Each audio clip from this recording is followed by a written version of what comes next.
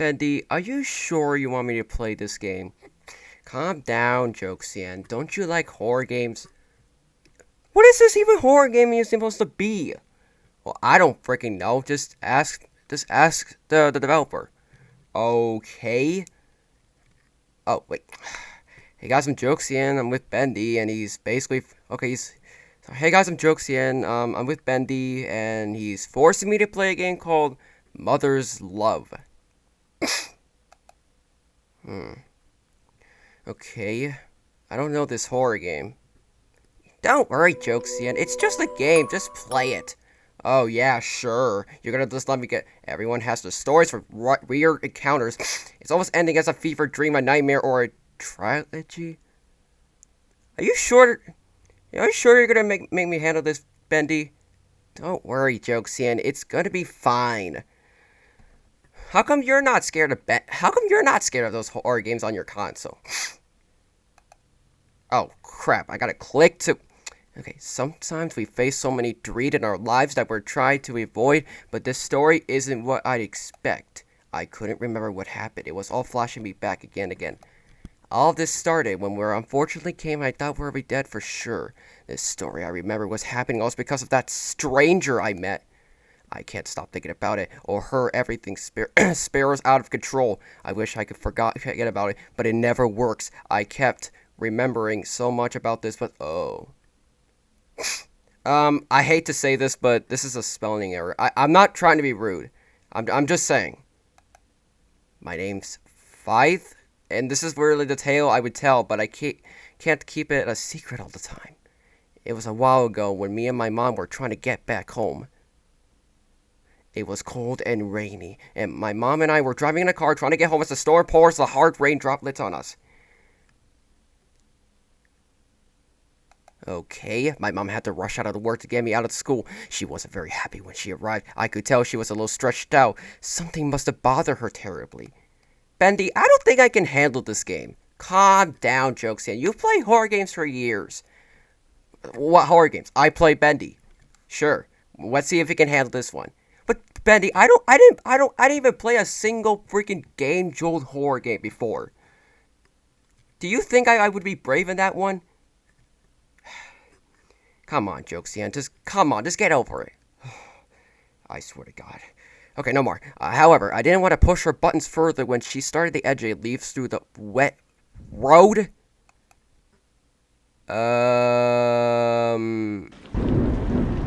Oh my God, the storm was getting... Oh, I could only stare out the car window as my mom growled. She turned the car to the other way around the street, leading into the middle of nowhere. Oh my God, this road wasn't where I was familiar with. It was a road I never drove with to do that. Oh, this is getting creepy. Are you sure I'm going to handle this, Bendy? Come on, Joexian, just calm down. Mom, I'll be there. The store's getting bad outside. My mom let me frustrated sigh, her grip on the wheel tightened. No, we're not. I wish there were only a damn storm hadn't started. I stayed silent for a couple of minutes. Bro, that's creepy.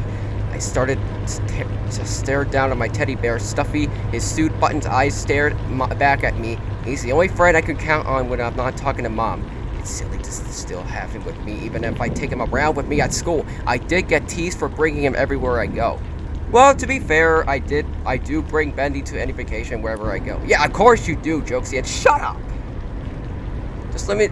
Well, okay, I'm sorry to say you to shut up, but just let me focus on this game since you're freaking forcing me to play this. But I didn't bother to listen what others say. He's been with me since I was 5, and even before Dad wasn't in the picture anymore. I miss Dad. I wish he was still here with us. Oh, at least I can count with Stuffy to keep me out of troubles. Don't tell me you brought that to school again. Haven't I told you to stop bringing that thing with you? I gotta stop thinking about when I heard Mom mentioning Stuffy. She wasn't too pleased when she saw it in my hands. This is not even a... But Mom, I always bring him with me. He helps me a lot. Well, Bendy does... Well, I don't know. Never mind. You're getting older toys from me. You should stop bringing that every time. Then you won't have any problems with other kids making fun of you. I should have put that in the yard sale if I needed to. The yard sale? Really? Why would I put Bendy in the yard sale? Why would you even put me in the yard sale, Joexian?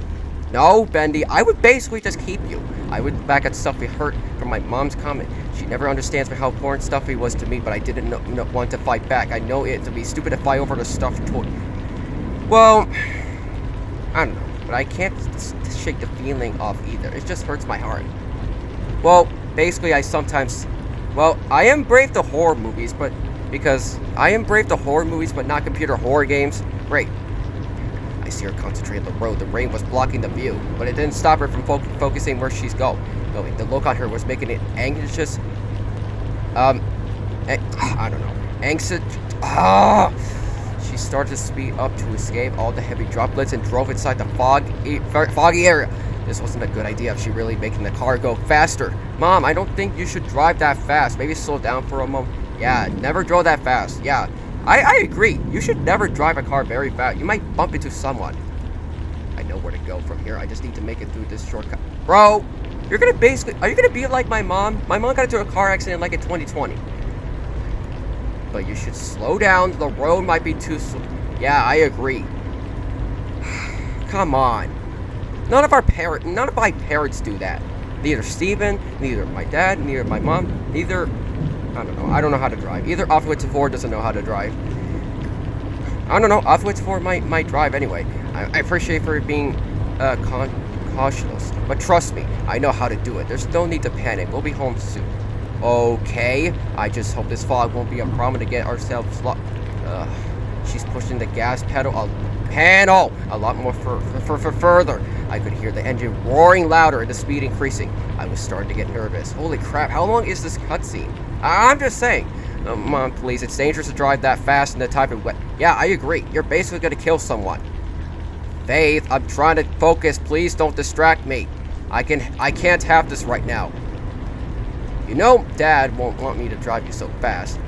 Oh my God! Don't you dare bring that cheating bastard into this conversation. I would have listened to it if I haven't done. She stopped talking to me in long breaths, sat there, horrified by her outburst. I even tried to fight back as holy crap. What is Okay, this is getting scary. Oh my God, her tense face slowly changes more for the gloom. She exhausts herself. She was trying to calm herself down. Her grip looses from the steering wheel, and so just her foot on the panel. The car was slowing down. Wow, this is creepy. I try not to cry. We both didn't say anything back. I clutched out to the Stuffy as Mom stares out to the road in silence. She could hear me trying so hard not to whimper and make me let out another exhausted sigh. I'm so sorry. I shouldn't have yelled like that. I've tried my best, even though it's not what you think. Things are getting too easy for me. Easy for me, even for you. Well, yeah, you're driving in the middle of the freaking rain. Well, heavy rain. Please understand, I'm only mad at everything besides you. I know you miss him, but he's gone now. Oh, that's sad. I love you and I care about you, but please let me drive and we can talk him when we get back. I promise not to get us killed. We'll see about that, because basically, I don't know. I didn't respond. I was still afraid to speak up. Her voice really scared me. Come on. Wow, Joexian, you're getting brave. No, I'm not getting brave, Bendy. Shut up. While I was looking, I could still sense Mom's gaze. I gave it a sorrowful look. Bendy, I'm not trying to be mean, but it's just... Okay, just continue the game. I'm trying to force you to play this. How long is this cutscene, man? We still drove through the storm until they made it to the destination to the forest. Really? You drove to the forest? There was a lot of big trees towering over the distance. Bushes and leaves were blown by the strong wind. Sorry. And the flowers were even drowned by the heavy droplets from the rain. It seems terrible outside. I can see the storm is getting worse. I could even hear a thunder arriving at this. Oh my God. As my fingers took a brief moment to interact with the car window, it was beginning to freeze up. I was starting to feel the cold sensation, and had to lower the AC from my side as we drove past the fog. Suddenly, oh no, that's not going to be good. I don't think I'm able to click. Just click it, Joexian. Just click. Oh shoot. Yep, I was right. Something stops our tracks, and soon they came into the hole. Bendy, why would you click the mouse for me? I wasn't even ready. Just continue playing the game. We had no idea what caused the cars to stop, but all we know is that we can't move anymore. Ooh. My mom lets me out a loud, frustrated groan when it happened. Oh boy, god damn it! At any time, now is the time! She shouted, very clear, upset that the car's urgent stopped from the loud noise, damaging a part of it.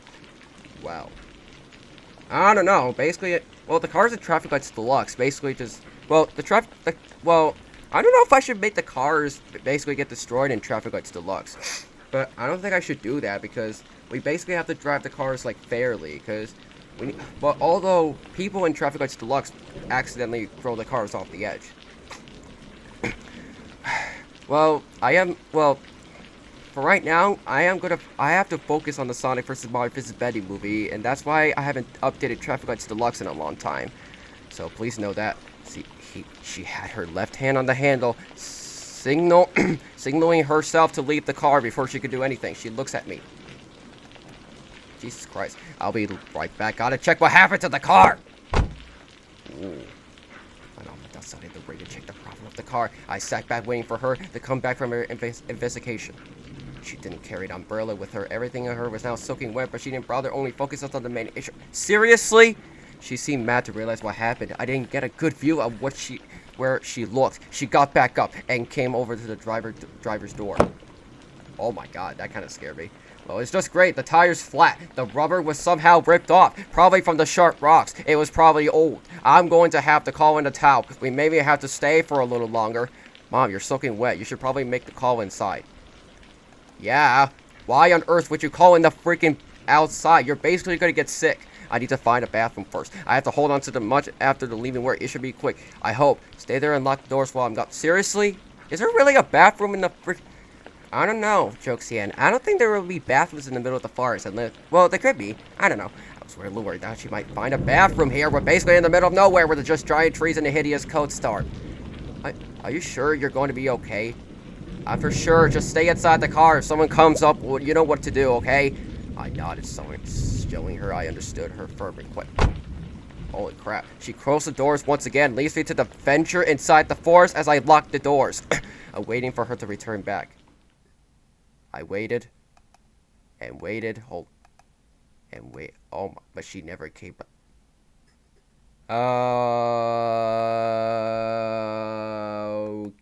It was starting to get cold. I was shivering. The longer sound of the rain was the only noise I could hear. The heater was broken, and I didn't have to do anything to help warm me up.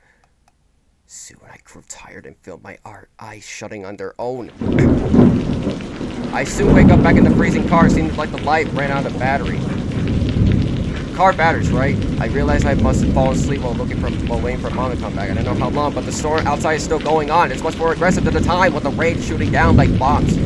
Bombs, huh? I knew the whole car was freezing. I helplessly shivered, wondering why my mom hasn't come back yet. You could at least just, like, bought a blanket or something. I'm just saying. I know she would abandon me. She wouldn't abandon me. I know she wouldn't abandon me here. Have she even found anything on her own? Did she get lost? But all I have to do is make sure she's okay. But wait. Mom told me to stay inside until she returns. I have to stay in until she really comes back. In the same time, what if something happens to me? Besides, really bothering me. What should I do? Oh no, this is giving me like Minecraft story mode vibes. Or I don't know. I played Minecraft story mode before on my Nintendo Switch. Although that game is shut down. Oh. Does this affect one of the endings? Well, yes, Joexian. This is basically, Bendy, you play those, like, oops, I failed my math test, right? And no more homework and need more heat, right? Okay. Wait, no, that's not right. Wait, I don't get it. Screw it. Joexian, don't be scared. Joexian, just don't be scared. I'll see what happens when I stay longer. No, I can't leave. I have to stay in case Mom comes back. I'm sure she'll come back. I just need to be a little longer. Joexian, your heart races very faster. But she never did. I waited, stayed watching just to look for a sign of her. I never saw her come out, but I still waited. The whole car was getting colder. I was freezing. Just hang in there. She'll come back. She'll come back. I don't think she is. Oh, no. That's one of the end. Oh, no. She froze to death, didn't she? She froze to death. Whoa. That's sad, man. See, Joexian? I told you there's not going to be any jump scares. You think? Bendy, if I see a jump scare in this game, I'm gonna try this game again. Okay, I'm just gonna just fast forward this. I'm gonna fast forward this because basically it was okay. Okay, I'm gonna see what happens. Okay, I don't know if this. Hold on. God damn it! Just go, go, go, go, go. Joexian, you need to click that fast. Just let me continue this. What is this horror game anyway? Why are you forcing me to play this game, Bendy? Come on, Joexian, you're brave to my game. You should, because you play on my game on the Nintendo Switch for so long. Yeah, sure. Well, I hate to be mean. Well, Bendy, just calm down. Wait, no, no, no. Why am I talking to myself? Let's forget it. Let's just skip all this text and what happens when we go look for Mom, because... Well, yeah, we do. Basically, when my mom is missing, I would basically just try to look for her. Well, I have to be brave, though. Yeah, Joexian. Well, although you're going to Puerto Rico soon. Yeah, right. Okay, let's see what happens when we go to look for Mom. I know I can't just stay here and do nothing at the cold car while she's out there lost in the woods. I have to find her myself. I decided to make a run through the rain. I tried to remember which way my mom last went when she entered inside. I was getting wet outside, but I still haven't had to keep my legs from falling. It seems scary to leave on my own. I hope there's not any dangerous animals lurking around. Mom, where are you? It's been a long time. I searched for Mom, but I couldn't find her. She's nowhere to be seen or heard. Yeah, see? You should never park in the woods. Well, why would you drive in the middle? Yeah, see, driving is a bad idea.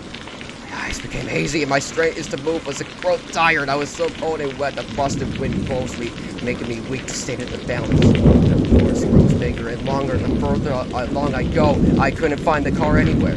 I'm lost. I just don't know where to go. Oh my God, this is turning dark. Mom, please come out. Where you could have gone off to? Yeah. Where could you have gone off to? Well, I'm not trying to be mean. It's just. Got more, and there was still no sign of her anywhere. It was hard to see when the rain endlessly falls everywhere here. Oh my God, this is getting creepy. I grew more colder, more weaker. I just couldn't take the weather any longer.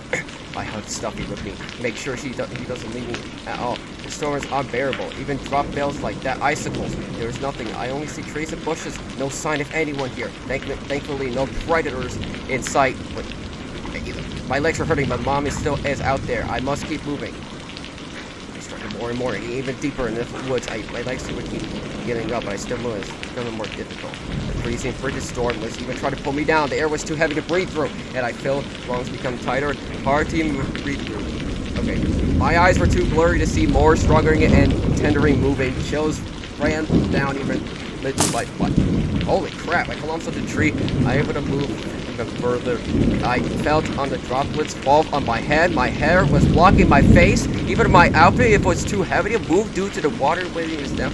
Joexian, where are you going? Bendy, let me hug you because I'm kind of afraid of this game. Calm down, Joexian. It's basically a developer. It's basically made for the developer. The impact of my bones were too much to handle. I couldn't keep going, no matter how much I tried. Joexian, why is your voice going very scared now? I don't know. I searched Mom everywhere, and I still can't find her. I'm lost in this place full of trees. My lungs struggled with the cold. I tried to see where I was going. Hopefully, I couldn't find something. After all the tourists walking in the circles, my hope was lost until something caught my attention. What the? Barnacles? I could see in the distance there was a giant house. It wasn't just a house, it was a manor. I was shocked when my eyes get more good to see this in front of me. Hold on, let me move the chair a little bit. Because my back is killing me. With something being in the middle of the forest, but this was my cue to ask for help. I hope I could find someone that can help me find my mom. Find my mom, sorry. I must make it in the same direction where the manor was running up close. It got bigger. I was blowing out how much a huge it was closer I got. Something living here must have been really rich. No, not time to disappearance. I must find out someone lives here and ask where Mom might be. Faced with the double doors. They were taller than me, but I didn't hesitate to knock on one of them. I don't know response, but I wait for someone to come. Oh, I heard a knock. I didn't hear anyone at first. The rain was interrupting the sounds and making it hard for me to hear anything. Well, why would you having to drive in the freaking rain? Where were you even going anyway? I don't know where they're going. Oh, come on, Bendy. Just let me focus on this game. I decided to not knock again, making sure someone hears me. Still no one came. I thought I lost hope for a moment. I was going to leave the manor, but then I heard the sound of something turning on the knob. I heard the door open and quickly turned my head around. Oh my god, who the hell? My eyes stared at the woman who was even taller as the door. She stood there with a confused look. Her tail moves a little and her eyes glow in a turquoise hue. She wears a black dress and has a crimson red necklace around her neck. She stared at me until she finally had a chance to speak. Oh, good, this evening. Oh, sorry, wrong voice. No, not wrong voice, wrong thing. Ah! Oh, good evening, dear child. May I help you with anything? Her voice was soft, but also unnerving in a quiet demeanor. I don't know why, but it wasn't what I expected. Her vibe was also not what I expected. Despite her appearance, however, I gave my cord to talk with her about my situation. Hi, I'm sorry to bother you, but I need help. I lost my mom in the forest, but I can't find her anywhere. Our car broke down, and my mom had to go somewhere, but she never returned. I was hoping if you see her, she asked me. The woman shook her head after looking around. Oh, I'm terribly sorry, darling. I'm afraid I've not seen your mother. Oh. See, I told you driving in a heavy rain was a bad idea. This game is, well, thanks for the, I never seen anyone here. No one usually comes here at all. Why the hell? I frowned. I knew it was going to be an answer. It was my only opinion. But of course, it wasn't what I wanted to hear. That was going to be. The woman stops me by speaking to me again. Oh, brother. Dearly, do you know you can't stay in the rain for too... Oh, no. In the rain for too long, that's what makes you sick. Here, why don't you come inside? I have towels to help you dry you up, sorry. She's inviting me to enter the room in manner. She seems like a generous offer. I mean, I could really just get it in myself warm while I figure out about mom. But something about this woman is unsettling me. I mean, she's nice to let me inside. I just can't help the way she's looking at me. Yeah. But what about the other choice do I have? I'm gonna die by the time I step foot back in the freezing cold. Wait, I didn't want to be rude. She does seem welcoming. Just her design gives me the creeps. I don't know if it does give me the creeps as well. It doesn't give me the creeps. I'm not talking about you. Don't worry. I can try calling for help. Step inside and we're gonna get you cleaned up. Oh, holy crap, that was loud. She gestures me inside and closed the door as I entered the manor. I was met with the very senses of warmth. It was relaxing. I felt myself for not feeling chilly. I then looked in front of me to see what was standing before me. Okay. The house was very vintage and some old portraits and top arrays on each side. I was surprised how welcoming this place is. It wasn't what I expected at all, as I even wanted one of the roses from the top array. It was very pretty and does look like it was taken care of really well. The Victorian as the, oh my gosh, was really keeping me out of reality until the voice of that woman comes back to me with a large pink towel. Oh, I'm back. Now hold still for a moment. Did you seriously just fade? She then wraps around the towel, begins to move it around everywhere, including my head. Oh, what a poor innocent child, sweet child, alone in the storm. How awful! I must have been a wanderer there. You must be so cold and scared. She said as her fingers were on the clothes. It feels like the pointing through and onto me. The tower was cleaning off the extra water in my hair and dress. She hums a tune as she finished drying me off. There we go, Goodness. Ooh. She removes the wet towel off my head and walks on to put a nearby shelf until she comes back to me. Oh crap, that's creepy. Okay, I do believe everything's good now. I think, well, at least now it won't be too soggy. Oh. Okay, that laugh is creepy. She laughs, clunching onto her chest. She seems to try to be a little humorous right there. So now inside. Are you comfortable enough to tell me your name, dear? Okay, I don't trust this woman. She asks. She stared down to her, waiting for my response. My name's Faith. The woman suddenly beams right after I just said my name. Holy crap. Oh, what a beautiful name. Such a wonderful gift to have a unique name like that. You should be blessed. A little unnerved by your reaction. Her reaction. But I tried to mind it and agree with her opinion. Thank you. What about yours? It's Miss Willow. Gwen Wins Willow. if we want to be suspicious. It's nice to meet you, Miss Willow. How about phoning the police and telling them about your mom? I reminded her of the situation we're still in. She commented, what? Don't freight.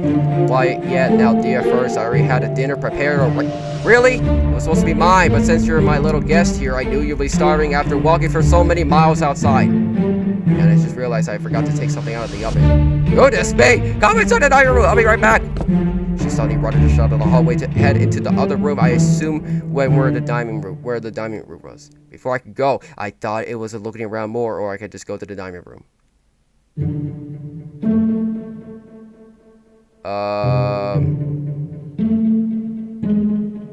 What do I do now? Joexian, what's going on? Did the game freeze or something? Oh, I don't know, Bendy. Wait, I don't get it.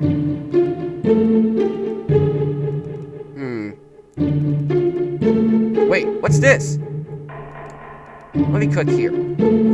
I enter inside to see a setup of chairs and a tall rectangle table decorated with a small vase. There was a huge on the side of the room, showcasing the forest. It was a strangely inviting with the chair almost resembling the hearts, and there was a small lining shining down on the table. I then take a seat at one of the chairs. The one in the far left was... Oh, crap! Wait, hold on. Let me save this. Oh, hold it. Wait, let me save this just in case, because... just in case I have to start all over again. I then take a seat at one of the chairs. The one in the far left was a good choice for me. I waited for Miss Willow to come back as I stared at the room for a good long minute. I soon hear footsteps coming out of the kitchen area. I looked over. Footsteps? Oh, it's her. I saw Miss Willow exiting out with something that caught on my nose. The smell of something delicious on both of your hands. What the articles? She had a plate of various food items. Steam was steaming out of all of them, creating a strangely tasting amalgam of cooked meat. Here you go, child. Eat while it's hot. Why would you eat while it's hot? You're basically gonna get your tongue burned. She places the plate in front of me. The meal contains a large slice of cooked steak, a brown crisp fillet, and adding the cherry on the top, which of mashed potatoes with sprinkled cheese. This dish was abnormal, but the smells was too irresistible to not eat. My curiosity was growing as I got a spare fork from her and slowly examining the dish. I took a piece of the steak and took a bite from it. The meat was cooked to perfection, had a sweet seasoned flavoring that goes well with the burnt textures of the surface. It might be the best I ever tasted. Same goes when I tried the fillet and the mashed potatoes. The flavors are unique, some that I never thought it would be perfect together. My taste buds just don't really resist it any longer. I began to feast the meal as I heard Miss Willow laugh when she saw me eat after taking a seat.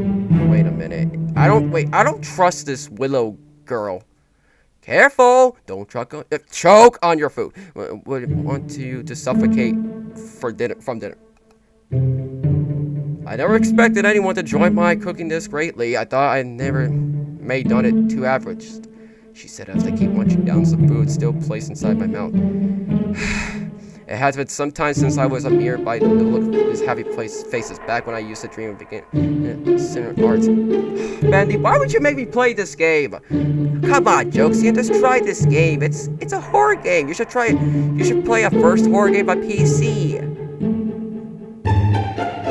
Come on, Bendy. Why would you force me to play this game? Never mind. I always loved to cook, and my passion for it was on the top of the roof. Did anyone like your dishes? Oh my god, my back is killing me more. I gotta move the chair a little bit, because oh my god. I asked for it, only she gave me a sad smile. No one has ever tried any of my dishes. My dishes. Unfortunately, it was difficult for a woman to enter a chef's position. I always dreamed to become a chef in Paris, but the time changes when I do home cooking instead. Oh, that's sad. It's okay. Life isn't always perfect, but it still makes some good alternates. She chuckles, but her tone wasn't all too happy. She was forcing to still smile, however. What an adorable bear you have! Mr. Willow points out Stuffy. I have with me on my lap. She's pretty admired by him. Is that your favorite? I do love its button eyes. Yes, this is Stuffy. I had him in almost my whole life. Oh, he It was a gift from my father. Oh, that's sweet. Almost remaining on my mind with my... Wait a minute. What the heck? Wait, is something gonna go bad because there's like a dash? Suddenly, she stops when she went quiet for a moment and lowers her fork, but letting go of it. I saw her expression change quickly. She seemed sad right after she interrupted what she was gonna say. Oh, are you okay, Miss Willow? What the frick? Yes, I'm perfectly fine. Just as she sighs to herself and her ears slightly fall back. It's just I haven't had talked to anyone to talk to for a long time. I've always been alone. I never thought I'd ever seen people in this treated plate. I was a little concerned of what she meant, but I committed what she must be there this slowly. If she doesn't want me to be alone, why is she still living here in the middle of nowhere in the woods? Before I could say anything, she raised a small smile again and glances over to me once more. Oh God, now enough time for me. Tell me about yourself besides the incident that you had earlier. I would love to know more from you. It seems like she wants me to start a new conversation. I didn't really want to talk a lot about myself with a stranger, but she's still kind enough to ask. Well, I live far from here, had a nice house, and I do love to do outside gardening was my favorite. Gardening? That's also one of my own interests. Roses are my personal favorite flower. She's feeling better once she describes her gardening experience. I listen to what she says in her daily routines. She seems to be a huge fan of not only cooking, but gardening. Your mother must have mirrored what you do. Does she love what you love to do? When she asked that, I then let a small bitter sigh. Oh, I've always been busy. She was never see what I do. Enjoy of what I like. She's not all of her outdoor activities, mostly had to do the work. She thought it was a waste of time. I was on my own to admire all the things I do. It began after my dad left, and that made her grew bitter and hard to deal with. I remember how she was every day when she picked me up from school, and when I looked at her at home, she's a different person. Okay, I'm gonna save this because how long is this, man? I'm just saying. Joexian, just calm down. It's just a game. I know, but she did not try to get mad, but it hurts that she still doesn't. I don't know what happened to her. She was never likes this. I also started to cry after thinking about the harsh words my mom used to say, even the ones that were on accident, and even the ones she didn't mean to say. Speaking personally, wasn't what I had in mind, but I just can't contain them. My dear, it's okay to cry. I understand how you feel. It's unfortunate to hate a mother like that. A mother should never make a sweet child much negligent. I deeply apologize for what you went through. I wouldn't ever allow this to happen even with someone like her, just that to whom she raised. Her way of speaking was weird, but I get to try to say I felt lighting up her by general yet strange words. I am worried about my mom. I just hope she's okay. I could hope there's a mystery, but let's just think positive. Your mother might still be alive. She just trapped. She'll come looking for you in no time. Wait a minute. I started to feel better, but Miss Willow's way of trying to help me in my situation. At first, I thought I was leaving from the moment I came, but she didn't seem too bad at all. Just a little more pre-turn at... Oh my gosh. She was a good listener from my problems I had before. For some reason, I was feeling pleased for her to give her time for me to explain. We talked while eating. I enjoyed every bite for the food. Man, my cheeks were stuffed and my stomach was full. It was the best meal I've ever had in a long time. Way better than Mom's microwave meatloaf last week. Oh. I don't know if she's... So grabs the silverware and place to bring them back to the kitchen. She comes back to me and I got up from my seat. Well, that was a fine meal we've had, wasn't it? I nodded in appreciation. She seemed happy by my answer. Yes, it was. Thank you for the meal, but we still need to call the police, remember? I reminded her she didn't say that much, but still grinned at me. Okay, I don't trust her. Of course, could I not forget? It was I was so caught up at how delicious the food was. I have a word with the police about your case, but first we need to let you rest. You seem awfully tired. Tired? No. I'm okay. I'm not really. I suddenly made a giant yawn and my eyes become heavy. Miss Wilson knows me that and chuckles. As a matter of fact, maybe a little. Oh, man, we should go upstairs to tuck you in. There's a room perfect for sleeping. Oh, Miss Willow, that's very kind of you, but I do feel I overstayed my welcome. She then shushes at me. What is this, the quiet place? Now, I insist. It's the least I could do to make you feel as you're at home. Well, not exactly a quiet place. We soon left the dining room. Oh no, the music stopped. She led me over to the stairs. The stairs were tall, and I could see more portraits hung on walls. She led me up to the steps. We're down to the second floor. The endless long hallways for displays with the rows of doors. They were all the same. I didn't know which one. Oh. Miss Willow stares at me down as to go to the door on the right. She definitely turns the knob, opens to the reveal one of the rooms. I proceed to go inside. It was a bedroom. It was a small but cozy. It was almost resembles a little girl's room. It was a huge window showcasing outside. There was even a bed that both big and small, aims with pillows and a huge blanket. The room was warm and stylish in its settle, as thick of spring colors. Then Miss Willow came up to me with a light Here, this is for you to sleep in. We don't want you to sleep in wet clothes. I'll clear them off for tomorrow morning, she said as she advised me to change into the gown. Good tight thing she has me somewhere else to wear. Something else to wear. I was getting tired of walking into my dressing dress. She tucks me in, but I was seeing also close to me. I was in the gown she gave me. I feel warmer than that before. Sorry. I had Stuffy lay beside me as Miss Willow finished setting me to the bed with the same smile she had glued onto her face. There, all snugged and tucked. Good night. Sleep tight. Just don't let the bed's bug bite, she said with a chuckle. I felt a hand pat on the head. I was unhinged by her coming close. Even her eyes stared down to me. I'm sorry. Those giant tear eyes. Tear eyes? Sorry. You are going to call the cops, right? She only stares at me, not making another expression on my face. Rest in peace. See you in the morning, dear. Okay, I'm gonna save. Because goddamn, this is long. I'm not trying to be rude. She let me all know when I was in my room. I didn't know what to say about Miss Willow. Something about her was off, but my tire just won't stay open for long. I was getting more sleepy. I lay beside Stuffy and covered myself in this huge warm blanket. It's only for one night. I so Miss Willow will call someone to help me. I'll be home with Mom soon. But enough worrying. I eventually fall asleep, waiting for tomorrow morning. Huh? Wait, why do I hear footsteps? Uh-oh. Oh my God. I don't trust that woman.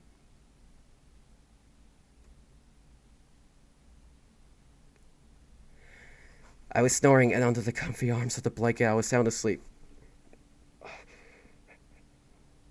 Joexian, come on, it's just a game. Bendy, you haven't spoken in like 15 minutes, and you're... Calm down, Joexian, it's just a game. I don't know, Bendy. I never played a PC horror game before, but the horror games I play on my Switch are not scary to me. Something warm touched on my face. It was a very sudden light rising up to the sky. The window shines from it down on me. I didn't really budge to get up. I still stayed on the spot to stay in the dream world, but the moment was interrupted by a soft, familiar voice. Good morning, Faye. Rise and shine, sweetheart. It's time to get up. It was Miss Willow. She was here with me. I groaned and covered myself in the blanket. Miss Willow chuckles by my attempts. Now, you don't want to miss today. I even made some breakfast for you. She said that I could smell something. The smell of something cooked entered my nostrils. It seems really amazing. Why does every time I basically make a joke, when I was a kid in kindergarten, that the nostrils are basically funny holes. Yeah, that used to be, well, I know, not exactly. It's just, I'm not trying to be rude. I just used to make that joke when I was in elementary school. I then revealed myself to perk out of the blanket. Ah, there's the adorable face. I knew you would get to fully boost your energy. She said while chuckling. She held a plate with both hands. Eat up now, you'll love this dish. I made sausages with eggs and spinach. She places the plate in front of me gently. I look down to see what's the result. What is this, a movie? I don't know. I don't know if I should... The Sonic vs. Mario vs. Bendy movie would not do like this. I was strong and honest about the dish. The food looks really good, but it was organized perfectly. There were hints of seasoning when I tried the sausage. It was spicy, but not too bad. Not bad. Sorry. Miss Will seems to be glad I tried another one of her dishes. I was really happy to try more of what cooked. I couldn't imagine how surprising that it was that she's really good in cooking. Wow, it's good. Thank you for the breakfast, Miss Willow. Oh, and you're very welcome, dear. It was last minute, but I didn't want to be sloppy with this. Anyway, enjoy your meal. After you're done, I need you to come outside with me in the backyard. Outside? For what exactly? Oh, well, I've explained what you're done for. Now eat up and I'll meet you out in the garden. I'm not sure why she wants me outside. It was only noon. I agree and finish my breakfast after she leaves. Well, don't keep yourself in the bed. I'll be waiting outside. Also, bring that plate to the sink afterwards, okay? She left me alone in the room. I stayed and finished my meal and got up out of bed. I got dressed into my clothes, but I saw they were on the drawer and they were clean as ever. I hurried myself and left the room to go outside where Miss Willow wants me at.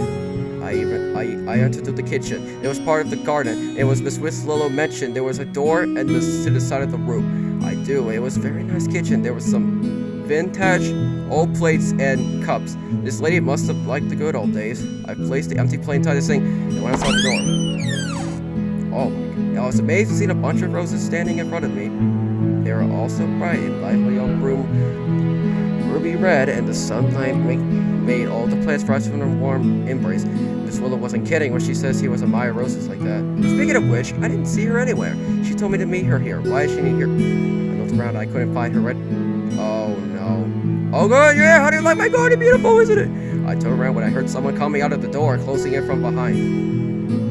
I was startled when I see her behind me. Wasn't expecting her to sneak up on me like that. That didn't scare me. I could see her now in a different outfit. She wore a green gardener dress with a huge hat that covered almost all of her head. She even made that sure of that. As I always come here before dawn, I must fix up the garden before the sun rises more. You do have quite a lot of rose bushes. They must really be your favorite flower to plant. Well, of course, everyone has a personal interest. You remember that, do you, silly? Yes, Miss Willow. I agree with you nervously. So what are we gonna do out here? Do you need something from me?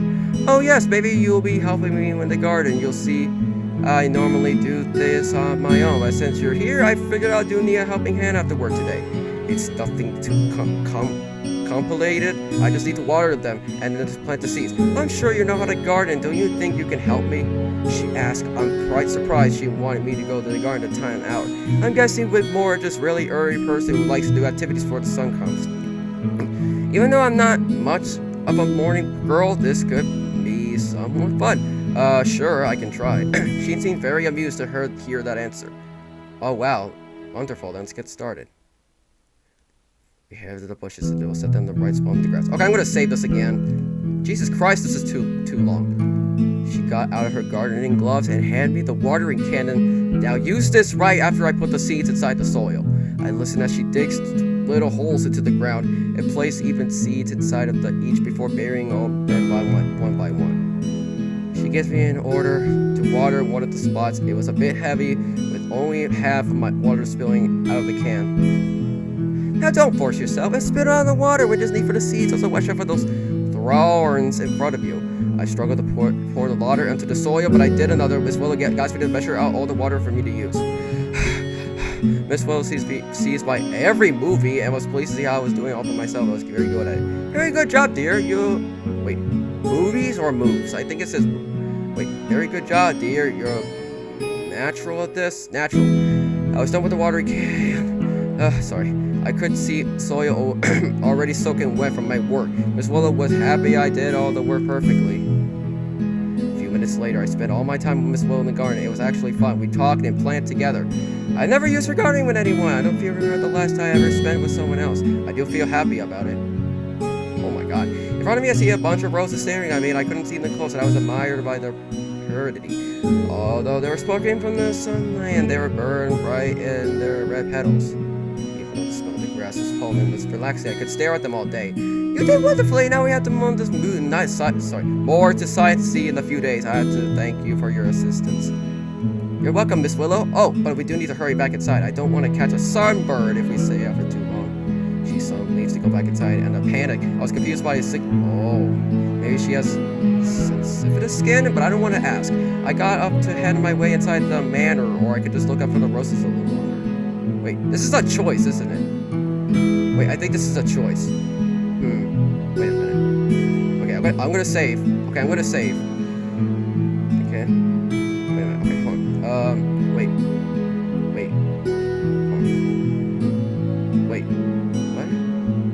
Let me try to click the bottom option. I head back inside the manor to follow Miss Willow. I was back inside where the air gets cooler, I felt retreat out the steps inside. Why did the music stop? I could see the sun coming out the further than before. I left the kitchen to find Miss Willow. Me when I was not raining anymore. Yesterday, this place does look like a little less frightening and more nicer in life. I could see the portraits and more clear as the sun shines them. Most are still cloudy, however. Miss Willow came out of nowhere to greet me back into her iconic black dress. Good to see you. Sorry if I must leave early. As I said, I can't stay out the sun for too long. That's fine, Miss Willow. I understand. Well, another thing I thought of after we'd done our gardening. I was going to make another one of my special dishes later for lunch. You'll love what I got in the menu. Menu, huh? Oh, I can't wait. I look in the forward to what you have to make. Amazing! She beams. See, Joexian, you're going to play this game nicely. I still don't trust this girl, Bendy. Now, why don't you go and wash off the dirt from your hands when I go get things ready? It'll take some time to cook, so it might just take a few minutes. Well, when I play, mostly when I play games, of course, but Miss Squirrel, let's talk about another time. Yes, darling? Well, about last night, did you happen to call the police? You promised to call them right away. Uh-oh. She stopped for a moment, and then frowned. Holy crap. Oh, dear. Yeah, I forgot to tell you, didn't I? My house phone is broken, and I have really old things here, and I don't know if I have alternate things to call. Bro, you could at least just... Well, if you had an iPhone... I don't think iPhones take place in this game, so... but she didn't... You would say, but... I'm pretty sure we'll figure out something after lunch, but go on.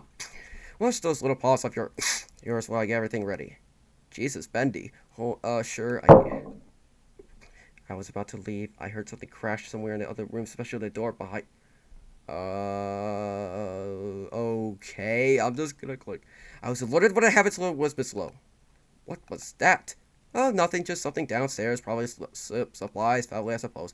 Now, if you excuse me, I must go check it out. Go wash your hands, please. She said this and smiles once again. I was very weirded by her changed expressions, but I did tell her to head upstairs. Well, that was strange. She seemed to be dismissing my question and told me to go upstairs. I don't know why, but something tells me she's doing something. Or maybe it was off timing. It just needs me to go by things. But I feeling strange. Something must be up. No, I don't. No, don't be rude. Maybe she'll just tell me the truth. And maybe the things she'll be really happening.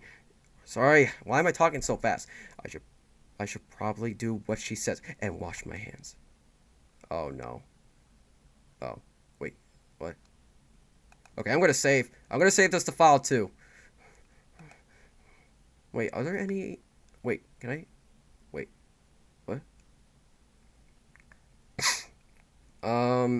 Are there any other choices? I don't think there are. I'm just gonna go. This must be the bathroom. Hopefully this will be the door. I don't know why the doors all look the same decor. Okay, that shocked me. I opened the door to the left to see this is where the bathroom was.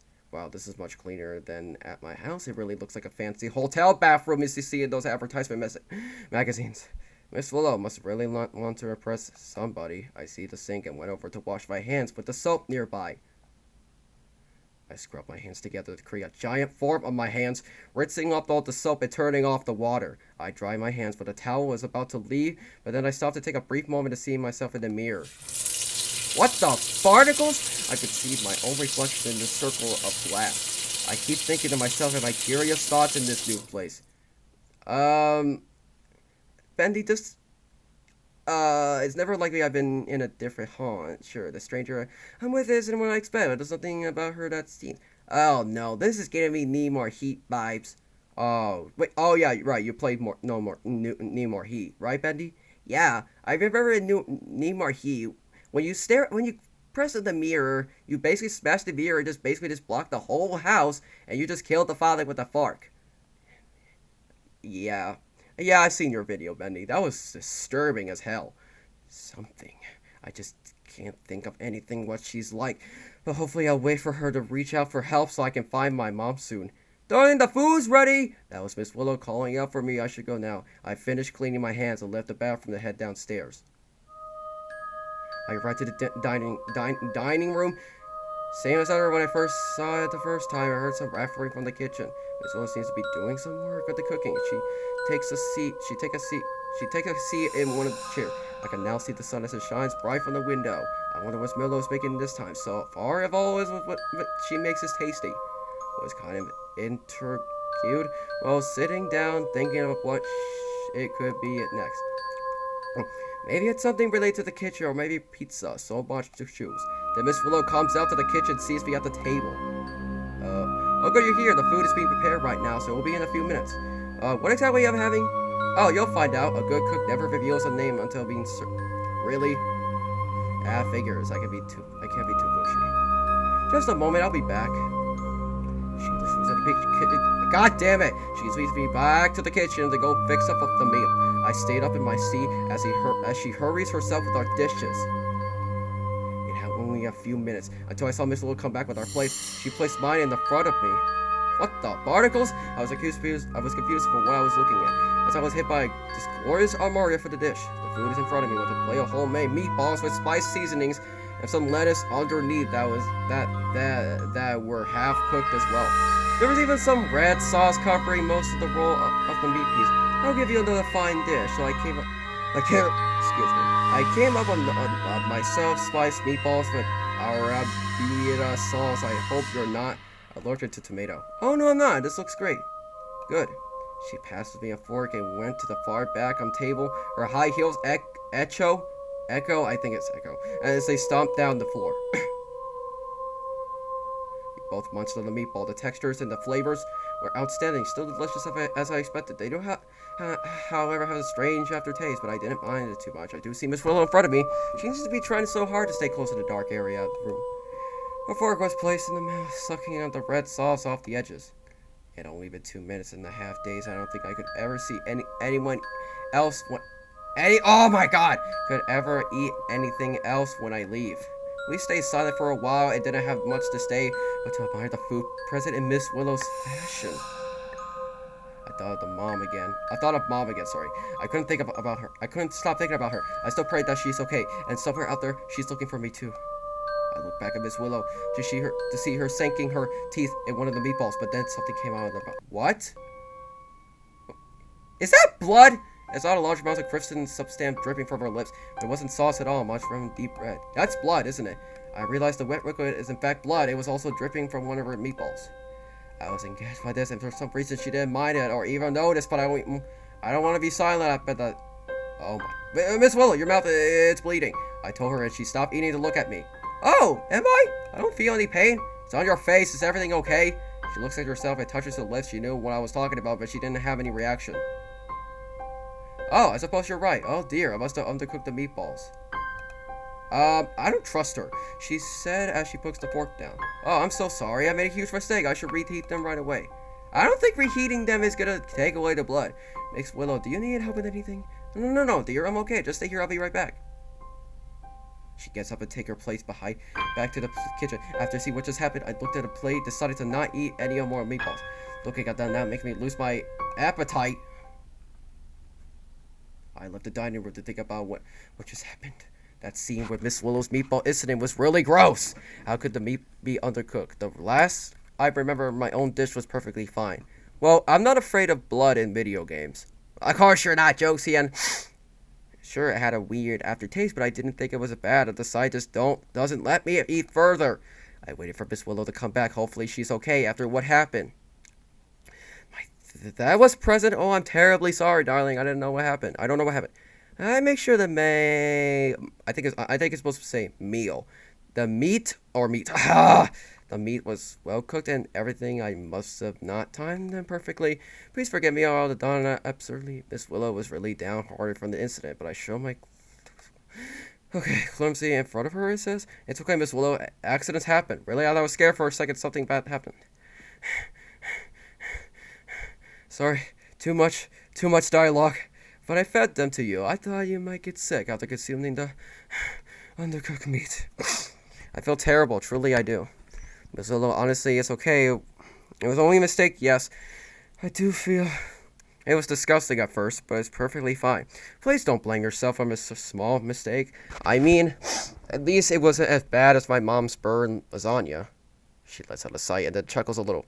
Darling, you really are this understandable. It does make my heart flutter to hear you be this appreciative.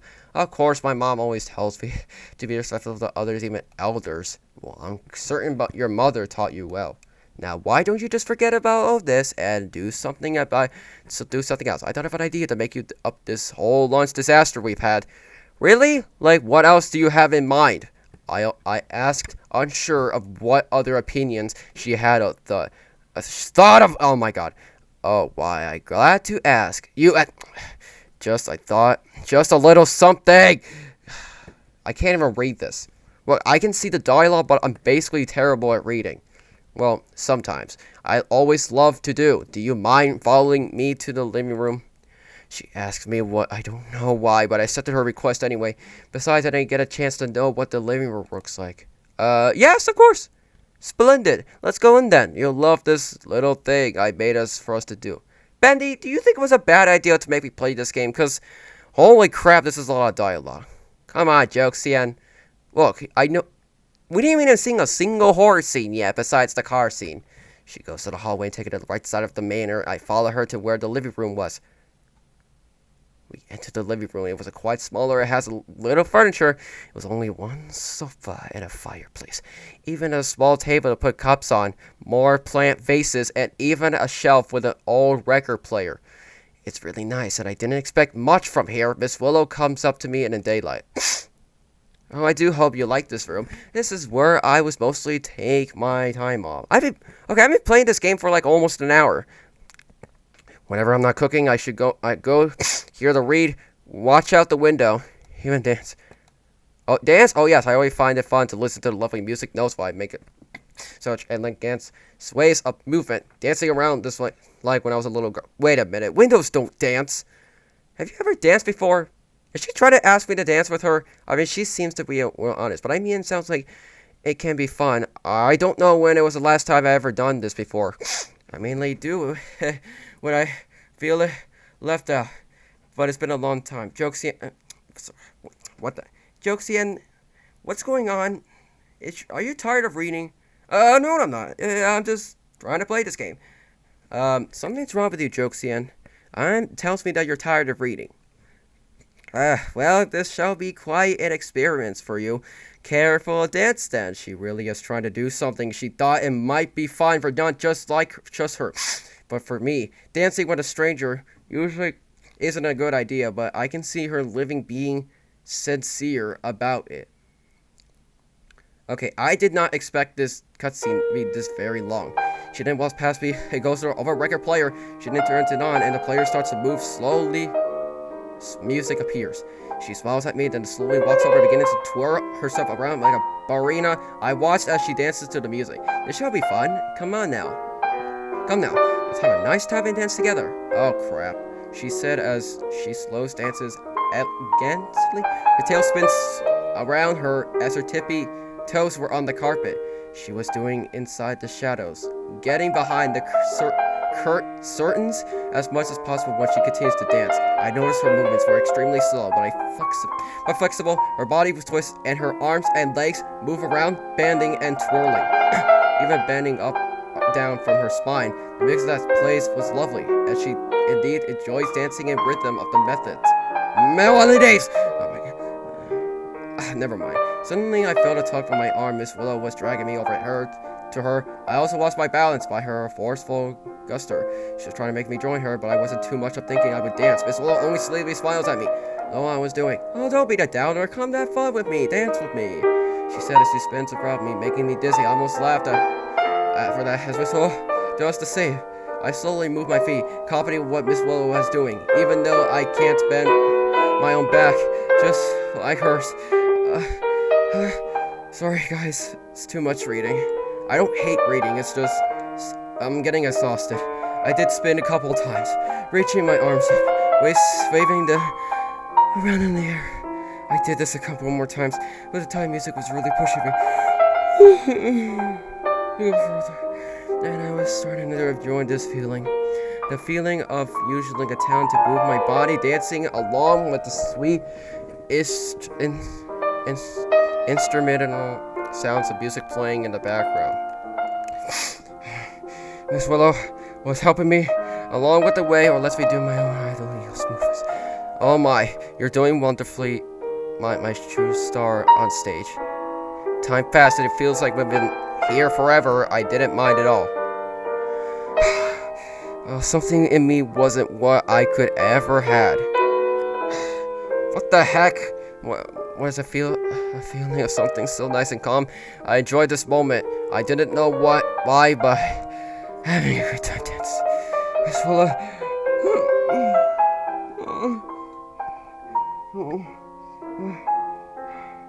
Sorry, guys.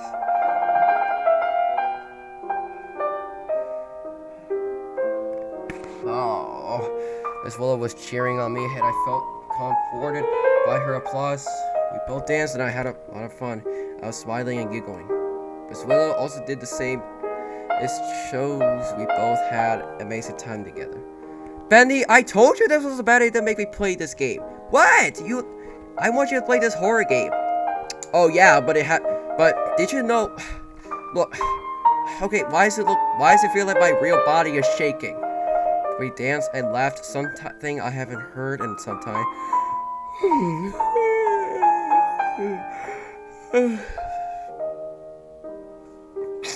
I don't remember the last time I ever laughed or had fun with anyone. It was actually rather nice to feel something so positive. After a while, feeling stretched, but all the negative. Miss Willow was a doll I thought of in the beginning. She seemed like a nice lady who just wants to lighten my mood. I feel generous by her attempts. It was surprising. I do admire them. Uh-oh, the music stopped. It's time to sleep. Make sure you put on your pajamas and go straight to bed. Yes, Miss Willow. Actually, Miss Willow? I just want to say thank you for today. It was rather nice. This is so tired. Sorry. It's been some time since I ever had that today. It certainly was really fun. Oh, I'm glad you enjoyed today. It was actually the first time I ever felt spending today. I've been thinking about it. It's been really something I never had. So really, I should be thanking you for this perfect day. Oh, well then, you're welcome. I'm sure tomorrow will be another good day, and we just make it to be. If there's anything you need, I'm right there. Just besides in the further right. She points over to the third floor in the hallway. Third floor? Wait, no, third door. God damn it, I'm blind. In the hallway, I nod and went inside my room. She stares as I close the door.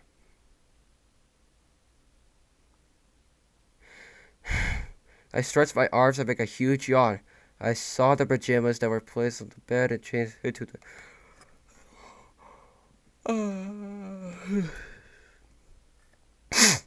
I felt tired after what happened today. We left to lay onto comfy bed. Stuffy was there too. He's been here all day.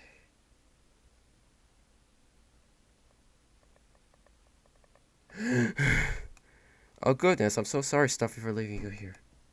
I'm sorry. I can be with him. Well, I stay for the night. I close my eyes and turn in the doors to dreamland until tomorrow morning comes.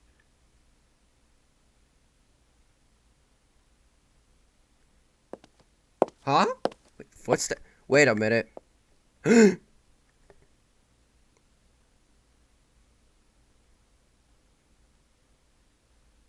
the? Someday we'll be back together again. Wait a minute. I promise. Okay, this is making my exhausting go away. Ration sign, sleepyhead, time to get up. I was awakened by the voice I knew all along. Miss Willow was patting me to get out of bed. I tried to resist it, but it was useless. I used to see her in front of me with that same calm smile of hers. Good morning, darling. Today's another day, so I made some breakfast to get ourselves ready. Oh, you will be blowing what I have in store for this wonderful choice I cooked up. Oh, I can't wait. I wonder what's for today's choice. Oh, it's to die for. You'll love... What? Well, I'll meet you downstairs, and also I'll have something to tell you after breakfast, if you don't mind. Oh, sure thing. I'll be down in a moment. Good to see you downstairs, darling. She leaves me alone, walks away out the door. Jesus, Bendy! I had to go change out of my gown and back to my usual clothes. I fixed up a few things and ran back to get some breakfast. Back to the dining room. I could smell something delicious once more. This time, Gwen awaits me here. She was setting off the table with the plates that were already prepared with the food on them. She turns around and sees me coming in. Ah, fate, right on time. The food's all waiting for you to dig in. Go on, have a seat. The meal won't eat by itself. I'll take a seat and see what she made. Amazed, I surely wasn't expecting this. Wow, French toast with grape jelly on it, even some bacon stripes. Why yes, the classic. Both of my favorite meals to eat together. Strawberry juice is nicely added as well. Okay, that sounds tasty. I did when I already had a piece of toast inside my mouth. Both ate together and was yet another amazing meal.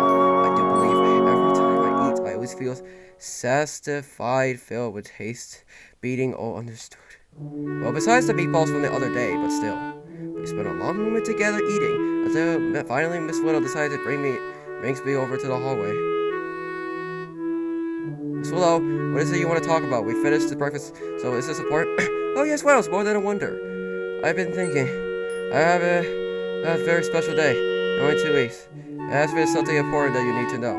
Oh really? What's going on? Is your birthday or something?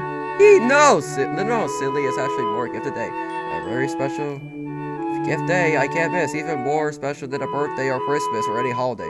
I don't understand. Well, I'm trying to say that I'm planning something on this occasion. I want it to be something that I can cherish forever. Since your arrival, you have to make me this day special. We can prepare ourselves with a party and make some sweet treats, even dance, sing, and go wild. Just the two of us. You mean spending 2 days with you? I've been here for 3 days straight. Exactly. Which is why it's perfect timing. I really don't want to spend time alone. I must have future. Excuse me. It'll be fine, I promise not to make it too boring. I'm just saying, into a group no time. But you just forget I'm still here because my mom's still being missing, and she had time to call the police. It seems like she forgot about it or something. That sounds great, but we still need to call the cops. I don't want to be mean, but we still haven't gotten that done yet. Mentioning that made Miss Will not too pleased. Her smile lowers down. Darling, I already mentioned that phone being broken. I can't call the cops right now or any moment.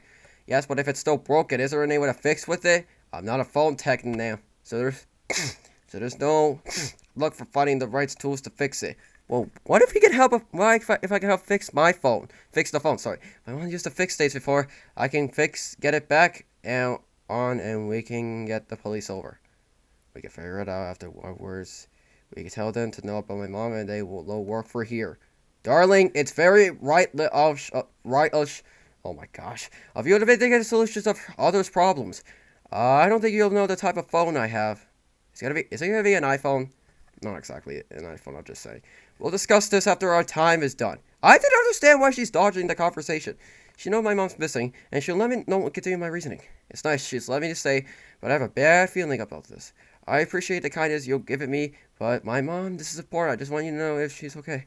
I have to find her, and I ask for your help. But after a few days, there seems to always be something going on, but our situation haven't traveled through yet. You said you will call when we first met, and now you're saying the phone is broken? Uh-oh. Please tell the truth. Is there something you're not telling me? Oh, I just want to know what I came here for. Oh, she's not angry. Not angry. She's not happy. Sorry. I just want to find her. Miss Willow's trying to fight back on where she's going to be next. I see her face distort into anger. She clutches her hands trying to prevent herself from doing something. Miss Willow, are you okay? Then she says, "I was stressed."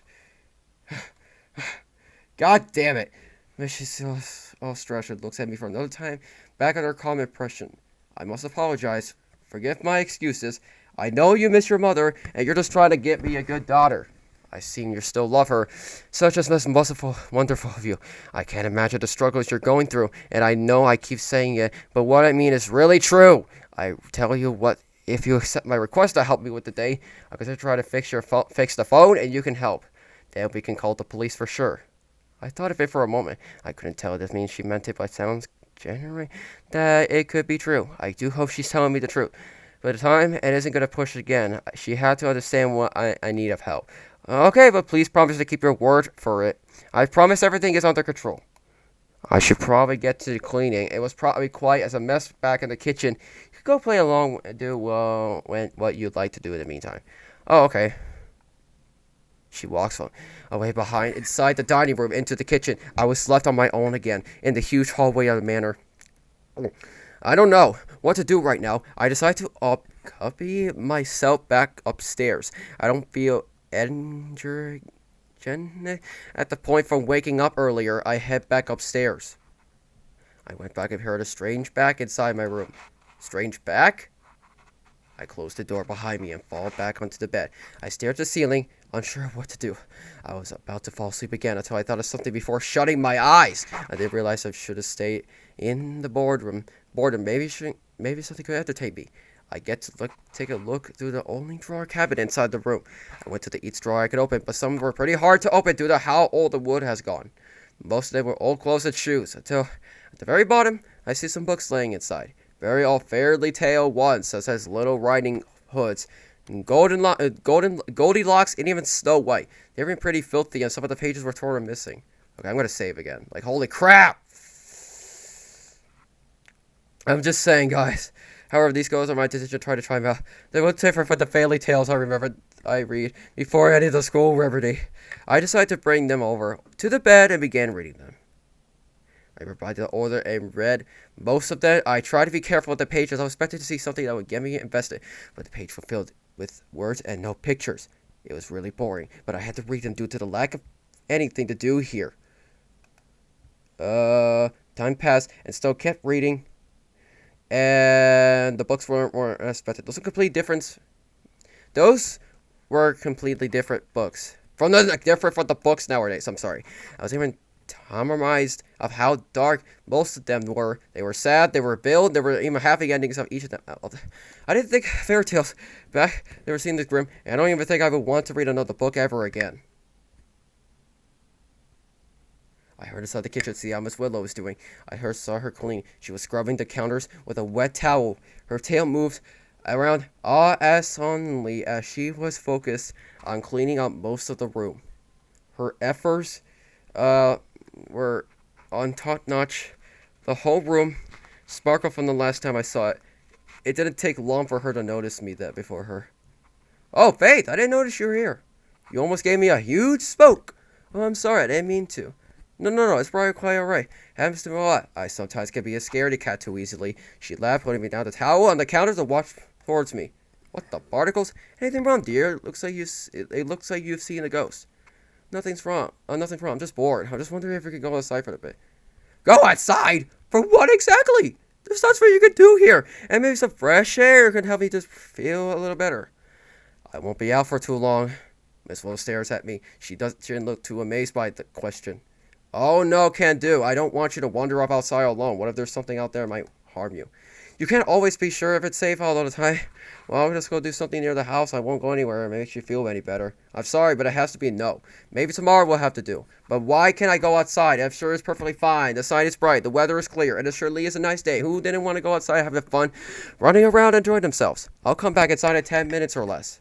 Darling, I said no, and that's final. It's just not safe to be outside, whether it's nice or not nice, clear or not, warm or cold. I still don't feel you should go outside today. I was a little down, but a little stressed that she's not letting me go outside. If I could recall, we were outside before the garden. Everything was fine. What's the sudden change now? Is there something out of this there she saw me that I didn't? Oh, I'm going to have to save this. Okay. Oh, no. This is going to affect one of the endings, isn't it? Okay, I'm gonna have to save. Okay, I'm gonna choose fight back and see what happens. Something's not settling with me. This whole bite she carries out wasn't so bad, but now she's restricting me to go anywhere? First with the whole phone thing, and now this? What does she think I am? I wasn't going to sit here and take whatever nonsense she's saying. She knows I'm in trouble, and just getting ridiculous. Miss Willow, I don't want to be mean, but that's really unfair. I've been in this place for a few days, and hasn't been outside for a while. I feel a little sick because of the dust lying around here. You want to let me use the phone because you said it's broken, and now you want me to have it fresh air. I'm not a prisoner, and you know why I'm here, because of my mom being missing and I have nowhere to go. See, this is why I shouldn't trust her. Well, Miss Willow. I'm talking about Miss Willow. Young lady, watch how you're speaking. I will not repeat this again. You are not going out, and that's final. Miss Willow, just tell me what's the matter. And I need to let know what I got to say here. Miss Willow didn't say anything. What the heck was that outside? She held her teeth out. I heard one escape through her teeth. What the heck am I hearing outside? Darling, you're pushing my lips. Don't make me say it again, or else. Or else what? I'm just trying to understand the situation. It's like you're hiding something, and if it's something, just tell me. I'm going to find my mom. And you're supposed to help me. Instead, you're sheltering me. Oh my God! I do not such thing! I'm trying to protect you from this cruel world, and you are being selfish to not listen when I told you otherwise. If you're not happy with what I provide you, then you go back upstairs and just stay here for the whole day. That's not fair. You can't do that to someone you don't know. I'm not yours to be told what you do. You're not my mother. Ah! Jesus Christ, that scared me so bad. I then was hit in the face by a force that caused my cheek to burn. The amount of stinging was printed onto my skin, and it was left a huge red mark onto it. Yep, I knew it. I was caught off the guard, and I held my cheek with on my hand, but I avoided charging it further. It hurt so much that my eyes started to water. I looked up to Miss Willow, who stared at me with the cold, darted eyes. Oh my God. This type of behavior is unacceptable, and I want you to talk with me with such filth. Now, go to your room. I need no moment alone. She turns around and goes back to her session to clean. I knew this was her finest straw. I feel glanced a giant hit onto my chest, and I never felt this much pain before. The first I was hit, and I just didn't know how to believe. I didn't understand why Miss Miller was acting like this, and I wanted to know why she was trying to hide, and I didn't know. I was becoming afraid of one of her persons right now. Hurt, I ran away back upstairs, hounding all my tears to lock myself out of the room. After what happened, I decided it's best to calm down. But I fuse, I've gone for her. Maybe I must have been too much for her, but I still made my point. I'm lost and my mom's missing, and she has been for days. I'm worried about her, and I don't know where she could be at this forest. I just wanted to find, but if I keep repeating that statement, it'll probably get worse. I should just leave Miss Willow alone and just stay in my room. It didn't even bother to leave it alone, even when Miss Willow wanted me to get something to eat, and I wasn't too hungry out of the day. The day was pretty fast. I didn't know how long it was going to be while staying inside my room. It was stuffy. Wasn't it light outside, and now it's going down? I don't know. I didn't pay too much attention to it. I just wanted today to be over. The only one I'm trusting right now is Stuffy. He helps me keep company. Well, Bendy. I keep Bendy in company as well. Slowly, I filled with a better and wipe away all the tears I spilled. I watched out for the window, seeing the bright sky with the sun shining down, but it wasn't such a bright day for me. I felt bored watching how it was a nice day, but I was forced to be isolated in my manner. What was Miss Willow's problem I keep thinking about? She was really angry. I noticed how I hurt for her, and each time she scares me, even today, that's the first time I've ever seen her this furious. Something's not right. Could this be my fault that I pushed too hard? Was it really in the right? Yeah, see, I told you I shouldn't trust her. That's why I shouldn't trust her. Holy crap. Not before I leave the window, I heard a small knock coming from my door. Did you seriously just... Did you just come out the window? Did you seriously come out the window? Darling, are you okay in there? It's me. May I come in for a bit? I walked over the door. I knew it was Miss Willow, but he was to open the door for her. But I was still upset for what she did, and something telling I should have opened the door for her. The feeling of my cheek may have healed itself over time, but I still can't forget what she did. Sweetheart, listen, I know you may seem upset about earlier. I just want to have a talk to you, please. She pleads for me. Fles, and see, still, I wasn't going to. However, she still stays. If she's not going to go in there and leave me alone, I have no choice but to allow her inside. I opened the door, saw Miss Willow wasn't there, and she proceeds to come in. Oh, darling, how are you doing? I frowned, showing my disapproval experience towards her, and it was in present sight. I can see you're still upset of what I did. Listen, darling, I don't like doing things that I should never, and I never been so angry at you. It's just you must understand I'm doing this out of love, and I see what this forest can do with innocence to you, and I shouldn't have let you go alone. I was just scared as all. I know it might not seem like it, but I want you to know how truly sorry I am. Please, darling, forgive me about my foolish. I looked at her and could see pleading for my forgiveness. She sounded generous about it, and by her rubbing both of her hands, she seems troubled. I rubbed my hands and lowered my head down, disapproval, grabbed something from behind and hands bent over. I looked up to see what she has. Her hand, I saw it was a small muffin. On her hand, I saw what it is. It was a small muffin, and the smell of both raspberry and lemon combined went through my nostrils. Here, I actually baked this some lemon raspberry. Stressful muffins won't finish in the kitchen. I figured out to reassure my apology. I made this for you to hopefully cheer you up. I hope you like it. You can have it if you like. She waits for me to take the muffin. I looked at it. I was really hungry at the moment, but the smell was somehow irresistible. I couldn't help but being curious about this flavor of the muffin. I give it, a thought and decided to try it. I took a bite of it. It was surprisingly sweet and sour. The mix was, excuse me, the mix of two fruit together in one muffin was making this delightful. This was the kind of muffin that really puts me a smile on my face. Wow, it's really good. So, thank you, Miss Willow. She raised a grin on me, amused by my result of muffin. Oh, I'm glad you liked it. I have a hard time figuring out what kind of flavor you like. So I went with this one of my favorites. And by the look on your face, I knew it was the right choice. Yeah, it's really good. Is that all you have? Well, I just want to know something to you. Since today hasn't been too bright, I thought about doing something gardening later, and then afterward we can do whatever you want. Is that good? She asked me with a smile. I couldn't help but almost smiling to me. I guess so. Yeah, that'll be okay. Excellent. I'm happy everything's okay about. Again, I'll let you know be again if you're ready to come downstairs. Miss Willow leaves my room and gently closes the door. In the crack, I could still see her staring at me with her smile still remaining. The door shuts. I have heard her leave down the hall, vanishing back downstairs. I finished my muffin that still stayed on my hand and gobbled it up in one bite. It was really toothsome, and I could have really tasted it much in the lemon. I still will never know the answer to why her food is so palatable. So Miss Willow said she'll be doing gardening. I mean, it can't be that bad. I guess that means I can do some outdoor activity. Though it's not what I have in mind, though. But it's better than nothing. Miss Willow must have thought about earlier and decided on that maybe. I should have probably do something than laying on this room all day. I grabbed my shoes and went out to go help with Miss Willow. Oh, that's a good job. Keep digging into the ground. You always got to put the room for the seeds. Miss Willow instructs me how should I make the hole is into the ground. I dug down deep into the soil, trying to make this so much space for the seeds to grow. Me and Miss Willow were planting some roses, but also different ones too. We're even planting some berry bushes. Sounds like a good choice to use. And strawberries were on the list too. Most of you might fit like day. Once you're done with the holes, pick up the seeds and put them in the right place. Make sure you don't mix them up. And then, when you're done burying them with the dirt, use the watering can, but don't spill too much. Otherwise, it'll be hard for them to grow. Too much water is inside the soil. She helps me balance up how I was holding the watering can.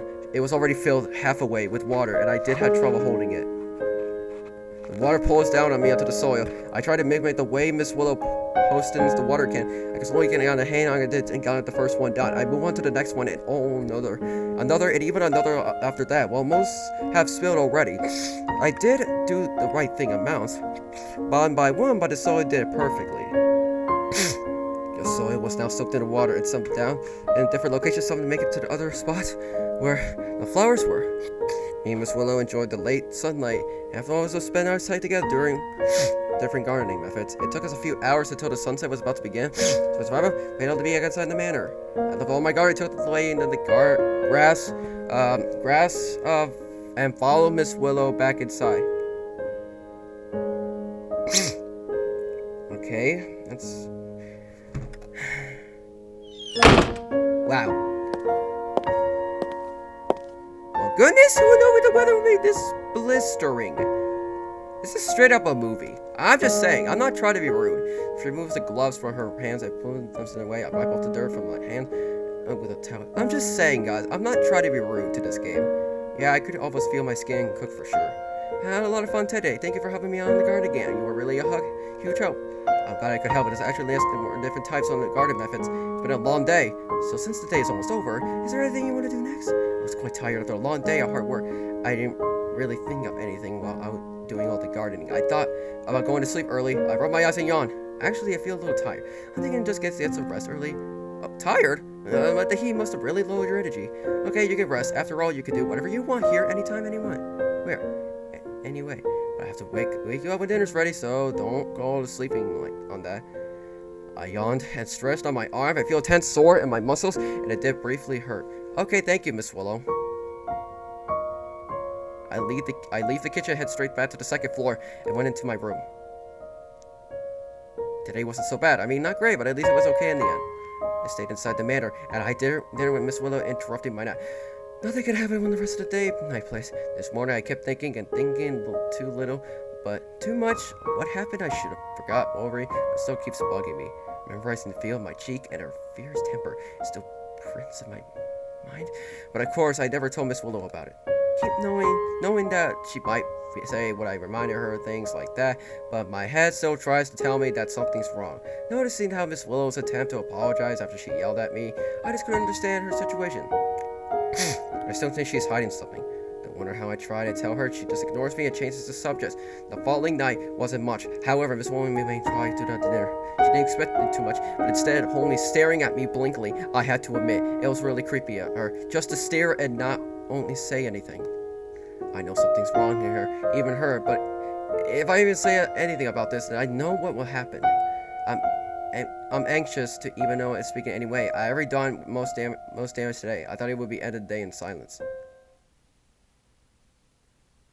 Already nightfall, but the heat outside still remained. I can't stand the extreme hot weathers for too long. Who knows why today still feels like it's still daytime. It wasn't until Miss Willow led me upstairs to my room for the night. What the particles? Anywhere for the bed, dear? You made sure everything's comfortable for the night.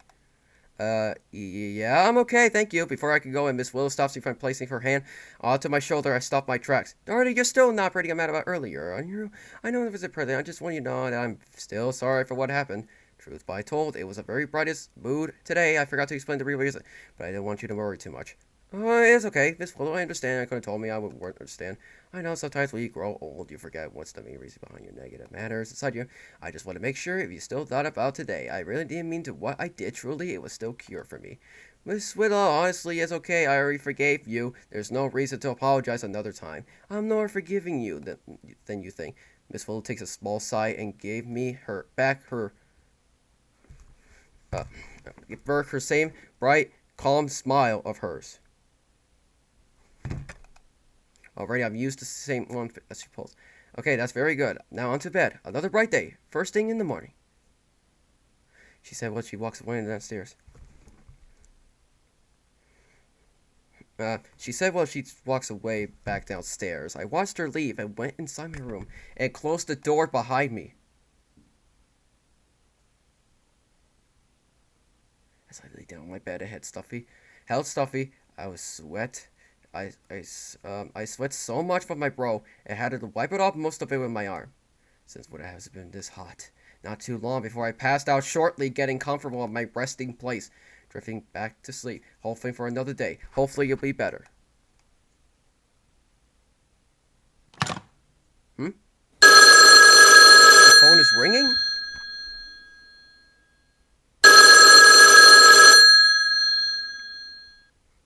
"911, please state your emergency." What the heck am I hearing? Hello? She's calling 911. Is anyone here? Hello? Hello, is there any... No! I won't let that ever happen to her. I must not let her go. Bro, Bro, she stays with me. Always. Always?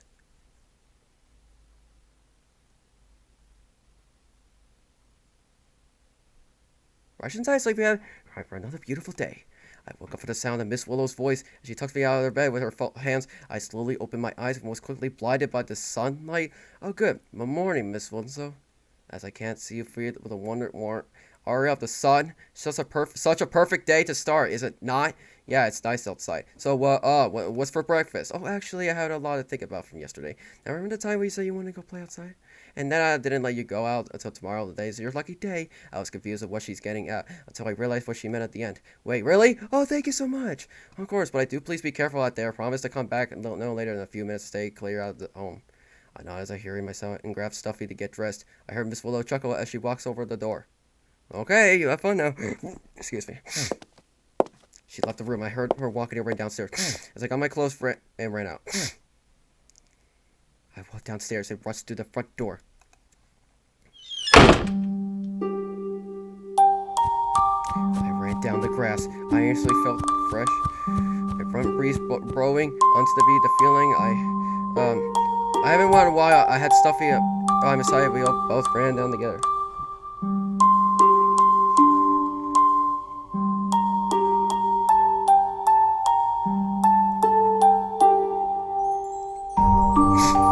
My shoes were on the clean grass as I galloped around the field, spinning around and jumping on the ground. I traveled down from the manor as I take out my energy as I head down for the forest. Today was a perfect day as I feel much bloom from the sun. I skipped ad dance around with Stuffy. I held the hand I was having the most ever had the last days of being in there.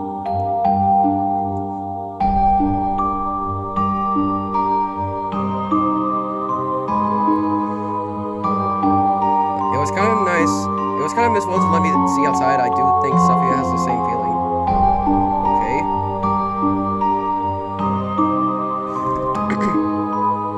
I had so much fun outside, free from the dust, and closed the doors. This time to enjoy the outdoors was a blissful matter. So I had a good time running around the trees and playing games around the bushes. I got distracted as I played a lot longer than I would intend. I never noticed how far I went. I come to realize that I was now lost inside the middle of the forest. There's no sign of the manor to be found anywhere. Oh, now you're lost again. Everyone sees the only time to see tall trees, the roof, and the ground and sky.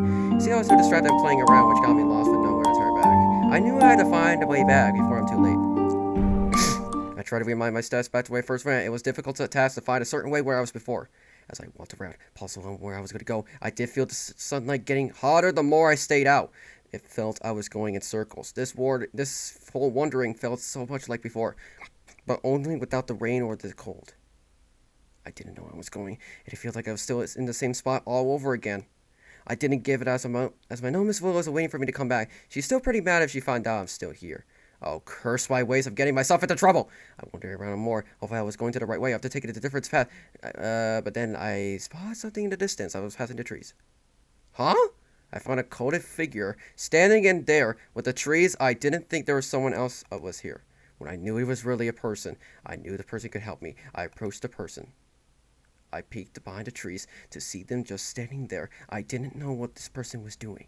Clutching onto Stuffy to watch as Cloak was blowing through the stuff wind. I was about to ask for help until I saw something on their hand. Oh Jesus Christ. Okay, I'm gonna save this. I'm gonna save this to file 3.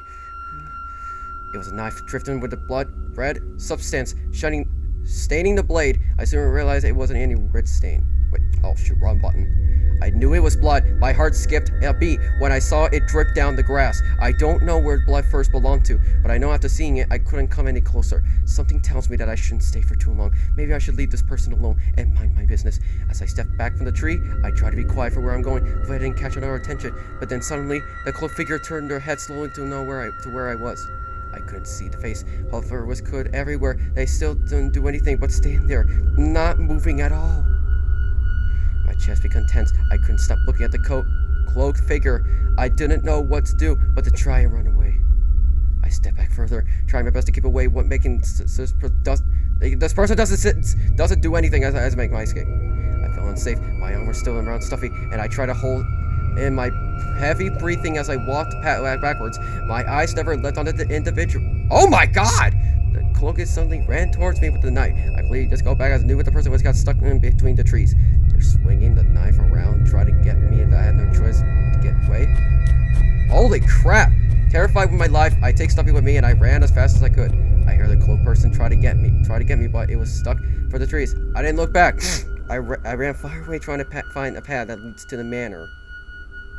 I felt beams of sweat dripping down on my face, and my chest was tighter than before. It was really hard to breathe through the heat. The warm air now turns hotter as the sun shines down with me, almost burning my skin. I still didn't stop. I know that clone maniac is still after me. I know. I didn't let go of Stuffy. I made this when passing through the trees and bushes.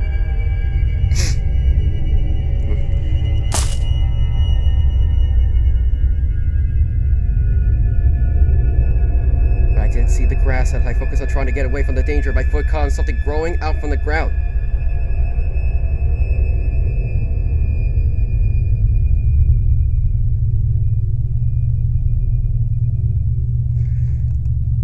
Before I knew it, I suddenly fell from my own feet.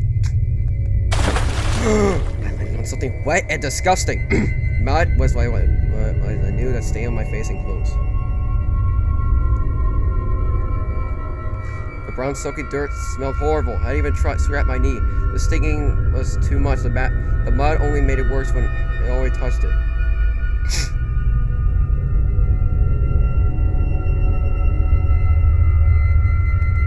No matter how much it hurts, I still managed to get it back up and find Stuffy inside the mud. Clicky tried to run away again. I ran so much that I couldn't decide if I should really check on that guy is still after me, but my brain never allowed me to look back. I was provided I didn't know where I was going. At the air searching, as I was soaked in the gross mud. My hair was a mess, and I got bruises on my legs from passing through the bushes and sticks. I ran down a small trail until I saw the small glimpse of what looks like a house. Right away, I knew this was Miss Willow's manor. I made my way towards the direction I was going, and manor grew bigger as I ran too close towards it. What? I could see the front doors. I knew I was close. I hurried and ran to the doors that await me. Oh my god. I slammed the door shut hyperventilantly while escaping the danger. I felt my heart beating fast as I froze on the spot. I also felt the floor. My legs were weak. I couldn't stand for much longer. I blocked the door, not letting anything inside hid from that psycho. I hugged Stuffy tightly. I slid down on the floor with my legs crossed. I was beyond scared, and I thought I was gonna die. I didn't know that person was trying to kill me, but I did nothing wrong. This claims to be never to be anyone else in this place. I don't know what was I just witnessed. I just couldn't help but to gear up and cry. Before I knew it, someone came to me. Oh my goodness, darling, what happened to you? You're so filthy. Did you make a mess out there? I saw Miss Willow in front of me and showing her my appearance. She stared at me, waiting for me to answer. Wait, did I just lock my headphones again? Hold on, okay, I didn't. Okay, waiting for me to answer, but due to my panic reaction for earlier, I couldn't answer. Instead, I slowly got up and then rushed towards her. Oh my god. I run my arms around her, sobbing uncontrollably. I didn't let go of her, leaving Miss Willow to stand there, unsure of what's happening. By her body language, she didn't expect this. Faint? She said, unable to do anything, as I still hugged her, tears falling from my face. I tried to speak, but only just whispers. Whimpers! I'm sorry, I didn't mean to go far. I didn't want to go out again. There's something dangerous outside, you're right, about bad things looking out there. I'll rest back here. I got safely. Please don't be mad at me. I promise I won't go out of the bar again. I still couldn't control my sobs. Miss Willow slowly wrapped her arms around her, and I heard calmly shushing all over my rippers. Shh, it's okay. Don't cry. You're safe now. Nothing's gonna hurt you. I'm glad you're safe. As long as I hear you're okay. Don't ever forget about it. If you don't want to go outside again, it's okay. Do what you desire the most. Now let's try not to forget this and get you into a nice bath. You really need one. Your clothes are dirty. Miss Willow gently lets me upstairs to help me clean up. She led me inside the bathroom and brought me some towels. She starts the water from the bathtub, adding in some soap for the bubbles to form. After she was done, she grabs my clothes and leaves in the front room alone to give me some privacy. I was on my own and got inside the tub, washed away all the mud that's still on me. I was staring down the bubbles, my hair flowing, already wet, red and droopy. I was sat on the end, and the sunlight illuminates through the window. I couldn't stop thinking about what happened earlier outside, thinking about how horrible it would be if that clothed person would have caught me. I can't even imagine what the afterlife was killing already. I would think it to be not so nice. That outside would really be a nasty place to stay for too long. I don't know how I would survive that if I couldn't even survive in a storm. Everything's in danger. I don't even know what the blood of the knife is from. Wait, could that blood be from? No, it can't be from her. I know she's tough. She fought well, so there's no way that person could have taught her. Oh, Mom, where are you? Oh, that was done. Miss Willow was kind enough to bring me something else to wear. She came in and found them while going through the laundry. It was a dress that those like mine, but mostly Victorian. Is pretty old. Sorry, I think it says odd or old. I don't know. I got dressed and exited out of the bathroom. The clothes aren't exactly what I normally wear, but it's okay for the colors and fabric. It wasn't gonna tell you when I tried it on, but it was I had to wear. Miss Willow really liked this kind of style. So after I left the bathroom, I make my way downstairs. I stepped foot in the kitchen. I heard some rambling going ahead with all the dishes in the sink going. running. I see Miss Willow once again doing work as she was almost dancing with her hips. As she spun around to face me, she already knew my presence. Ah, Faye, just in time. I got some dumb dishes. Now I have to do some baking and cooking. Jeez, really? It's a huge fan of cleaning. Don't you always clean a lot every day? She suddenly stops for a moment to take a long look at me. Her eyes stare at what I'm wearing. Oh no. You look absolutely beautiful. Oh, you currently look so much like... Suddenly, she stops, her face changes in a frown before she could fit. What the? She stood there, her hands filled to her head. She seems upset about something. Is there other... Not knowing what happened to her just now. She then chases her sad face. Sad look at her entire state when she sighs to herself. Anyway, you asked me why I clean, right? She changes the subject, concerned with her behavior. I didn't know what she stopped and looked so down. What did she mean with referring to me compared with something? Yeah, I was asking why you were cleaning so much. Oh, well, it's just that I wanted to have a nice home. You know, living in the forest can be hard work if you had to deal with the insects and wildlife coming inside when attempting to go outside.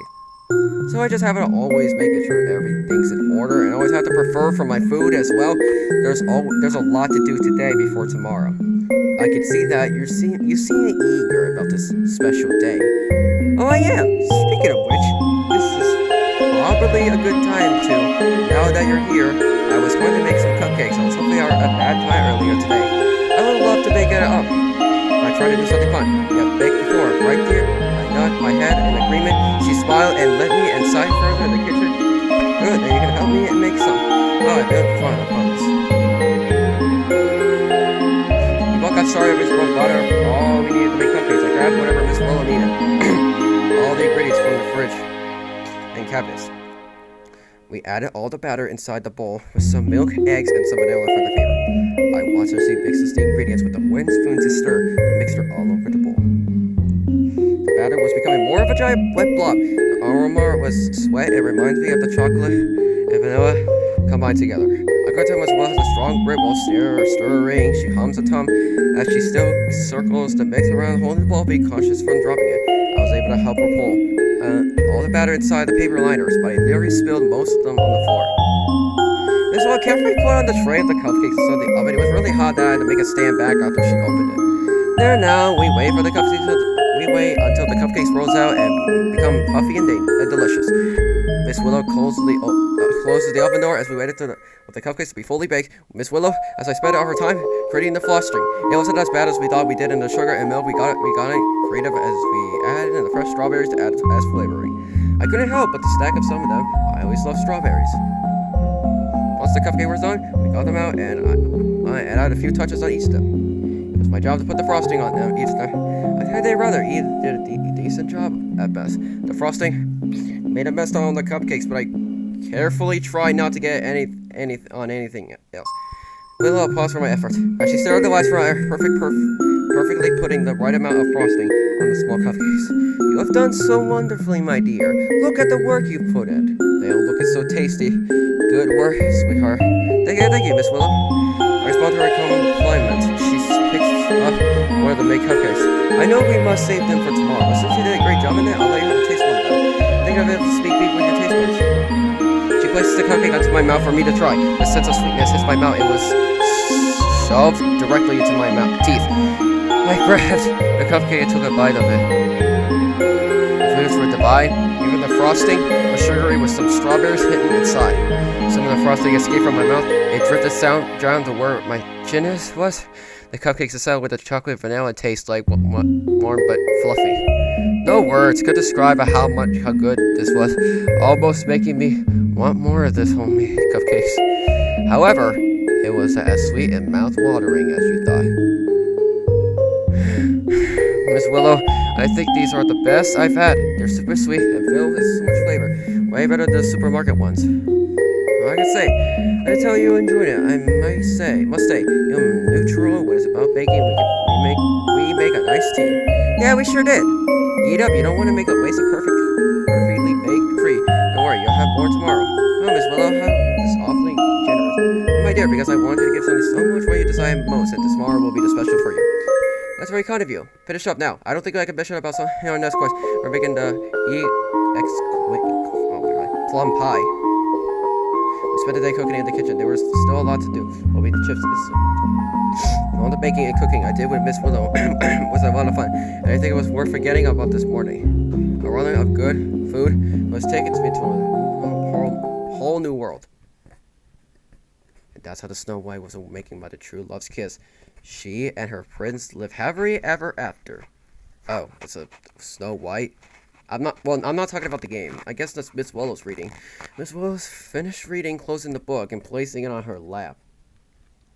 I smiled with tucking myself at the blanket. I was quite surprised, even how the happier ending gives me how much the books were that mostly darker. Snow White got saved. That was a really happy ending. I thought she would. This woodchuck is my comment. Nothing to say that all fairy tales have to be good conclusions, while others don't. It's a hard to play while reading through a tale. She puts the books all the way back to its rightful place and was about to leave. Alright, it's time for bed, dear. Get comfortable. I'll see you in the morning. She was about to leave. I couldn't think about something that's been in my mind to ask if I was kind of worried she might get offended. Knowing how today went, I decided to step up for her with a small question I always wanted to ask. Miss Willow, can I ask you something, a question? She comes back to me by the way she looks at me. She waits for me to ask. She didn't respond. I think it says respond. And only stares, so I go on with my question. Well, I couldn't help ask, but I don't find it a bit rude if I could ask me Grace to say something. Darling, you could tell me anything. I'm all ears, you know. I don't mind at all. There's no need to be scared or to ask anything to me. You might proceed on what you're going to say. Oh, well, okay. Okay. Okay. Okay. File 3. Okay, we took a... Alright, we're back. Wait, hold on. Alright, we're back. We just took a 6-hour break because it's too much dialogue and crap. Yeah, I let Joexian just rest for a while. I guess it was a bad idea for me to force him to play this game. Yeah, I told you about it, Bendy. Okay, so... Wait, is this saved? Oh, okay, it is saved. So, let's talk to her about tomorrow and see what happens. Miss Willow, after tomorrow, you promise about helping me with my situation, right? I know I shouldn't ask, but please do promise this time. Can't forget, right? Mr. Willow looks at me, frown a bit. If her not liking what I said, uh-oh. I try not to be anxious, but she had that look. Hopefully she won't do anything bad.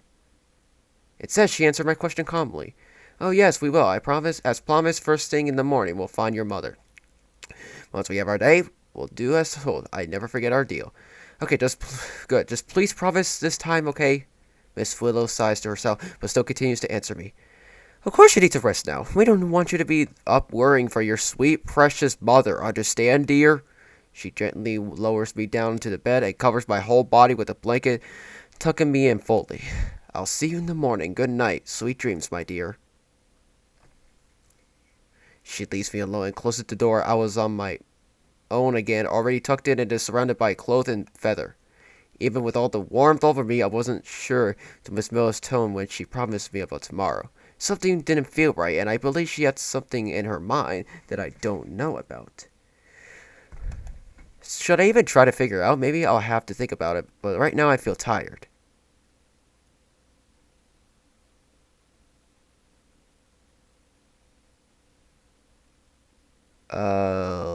Okay. I woke up in the middle of the night. I couldn't sleep. No matter how much I tried. I was thinking about the idea of calling the police. I know it's been days, but waiting wasn't enough to help me calm down.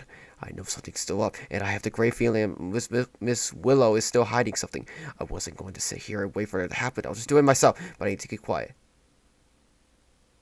I slowly got out of bed and waited for the covers. They were really warm, but not cozy or the right warm I always felt. No point in me walking in the pajamas now. I decided to change myself back in my clothes that were nicely put on the shelf. Clean and not covered in mud, just like I liked them. I exited my room and make my way downstairs, but I used my steps carefully, hoping to not wake up Miss Willow on the way. I made it down the hall successfully, and I tried for the house phone. It didn't take me too long to find the one in the middle hallway. However, before I was about to make a call, I noticed the line was broken.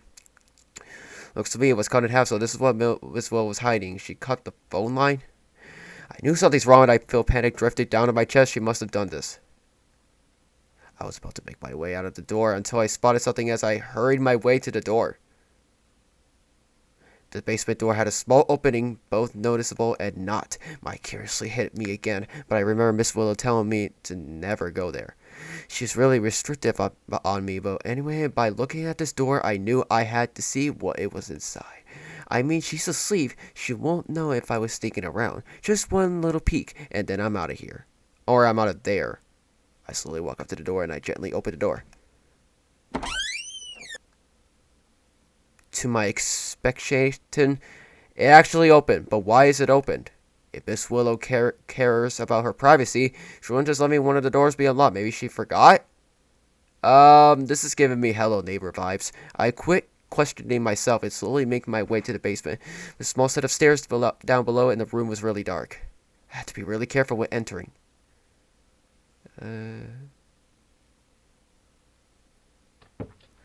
I head downstairs to the basement. It was extremely dark. I couldn't see anything. Well, I quietly take my steps, make sure I'm quiet as a mouse. I know I shouldn't do this, but I have to know what's down here. But Miss Willow was so tense about this area. I know I must find out more. Oh, brother. I walked around the dark room. As I got further inside, I could smell something rotten inside. The armor of something dead. I covered my nose from the hideous smell. Ugh, that's disgusting. What's inside here? I asked myself, but frankly, I don't really want to know. I just need to find something that can help me. See, I hear something come from the distance. I wasn't alone, as I heard something. Oh, what the heck was that? That kind of scared me. It sounded like violence, and so I went to investigate the sound. This noise got more louder and more faster as I took a few more steps to the exact location. As I walked closer, a dim light was revealing the scene. What? Oh my goodness, the light shows up. It housed up something or someone. I couldn't make it out, and it was in front of me. It was too far away. I slowly make it a little closer. That did help see more details of what was in front of me. It was Miss Willow. Oh, yep, see? You see? I told you in the... Yep, that's why I shouldn't trust her. I see her cutting up something. What is she doing? I curiously turned over to the fear as I dared to see closer at what she's doing. I found a flashlight laying into the mirror next to one of the bearers and grabbed it. I then turned on the flashlight. Holy crap, the Bendy jump scare. I faced something I didn't want to see. Well, that didn't scare me because I played Bendy for years, so...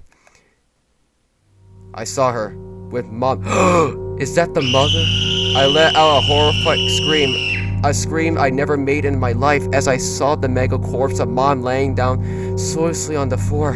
Faith, what are you doing here? You shouldn't be here. I didn't do anything. I was so scared after what I saw. I couldn't move. My skin crawled and I felt like I'm going to puke. The looks of Mom's eyes was making me uneasy and horrified. Miss Willow looked at me with a grin. Oh dear, you're supposed to be surprised. I didn't want to find out like this. What did you do to her? Oh, Yep, that's why I shouldn't trust her. Oh, nothing. I was gonna make her something special. She was on the menu tonight. Now you knew about it. I was so confused of what she meant, but I was too traumatized after what I witnessed. I did tell you to not come here until I fully finished, but I guess you were too stubborn to wait, silly girl. Oh, brother. Hold on, I'm gonna hug to Bendy. Yeah, I feel like this was a bad idea, Joexian. She was quite a fighter. I had to break her arms and legs for her to not move while I gathered her parts as ingredients. Her blood was a bit bitter, but nothing I could fix with some sugar. I didn't really think through this while the taste testing it, however, but I must say... oh crap, after getting too used to it, it was too...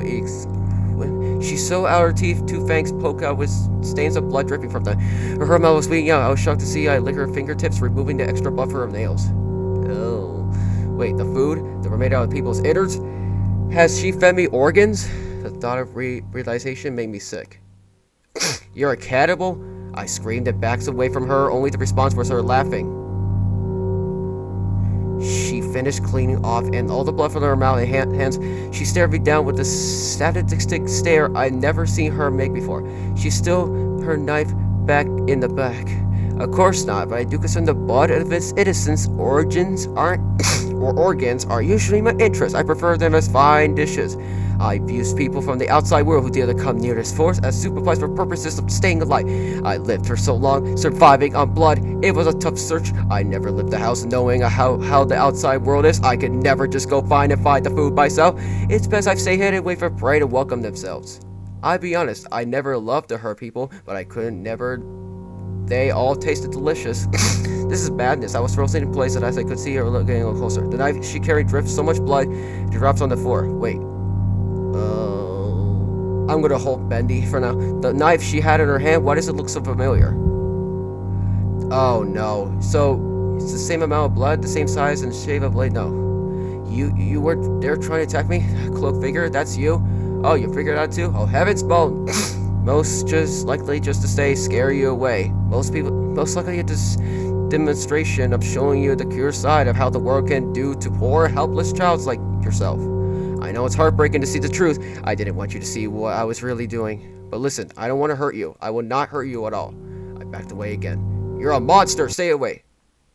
Her face distorted, her pupils shrinked. Monster, heavens no, I'm just a lonely woman in this huge house. I have no way incapable of being an awful creature. Don't you remember the things we've done together? We both knew how we love our company. No, I enjoy having you here. What is she talking about? She was starting to scare me even more. I was halfway in the stairs. Holy crap, she's getting closer. Excuse me. The way I looked at you, you made me realize what I never thought.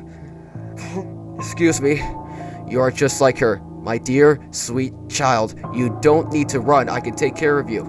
I can raise you as my own. I will keep you away from this horrible world this time, I promise. Get away from me! She was moving closer. Her laugh was slowly becoming psycholytic. She was losing her mind at this point. I have to leave, but what do I do?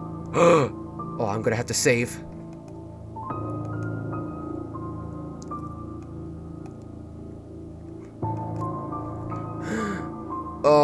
Let's run away and see what happens.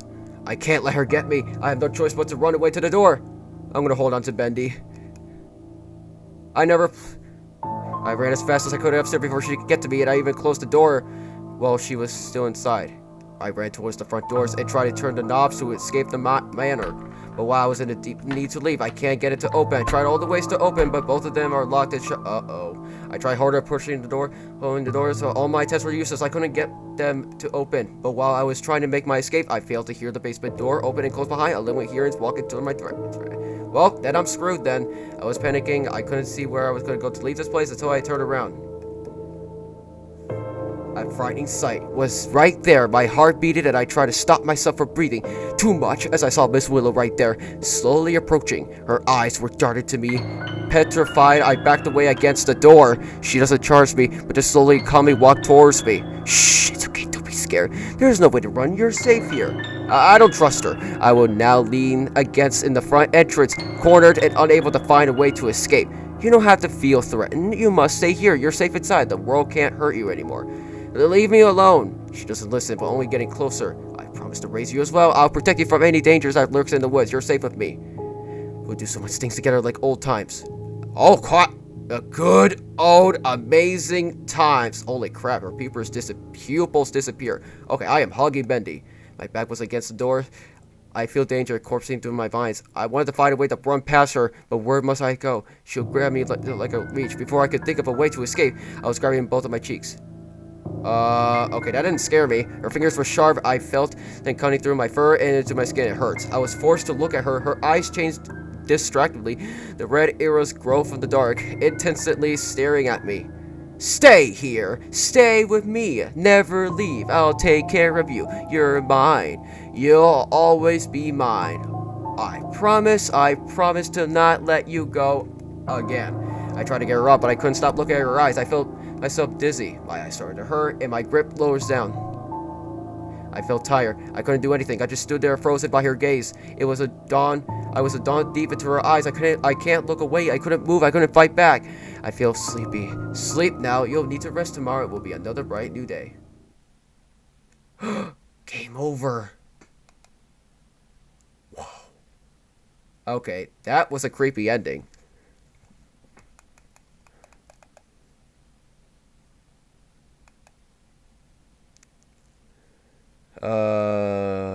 Okay, we're gonna have to get back to this.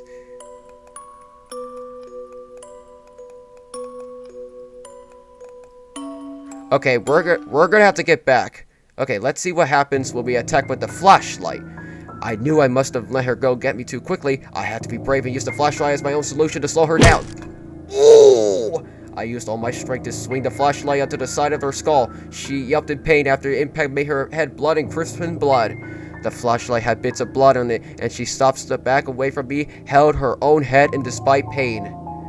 "Ah, why, darling? Why would you do that?" "Yeah, see, that's why I shouldn't trust you." "Yeah, that's right."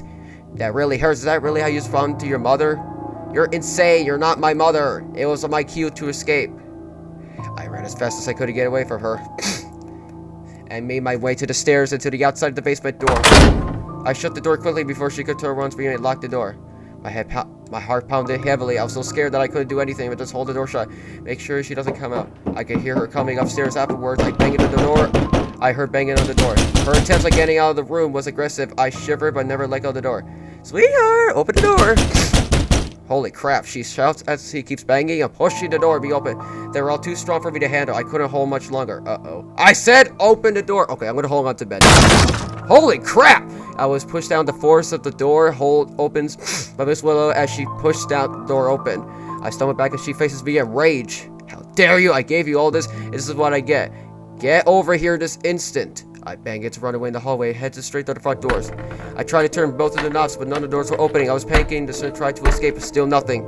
I don't know where to go. There's gotta be another way. I'm gonna save this. Wait, what? This was a quick time event, wasn't it? I was suddenly grabbed by the leg. I felt myself being pulled away from the doors. I felt myself being dragged on the floor. My leg was squeezed by the claws of a mad woman.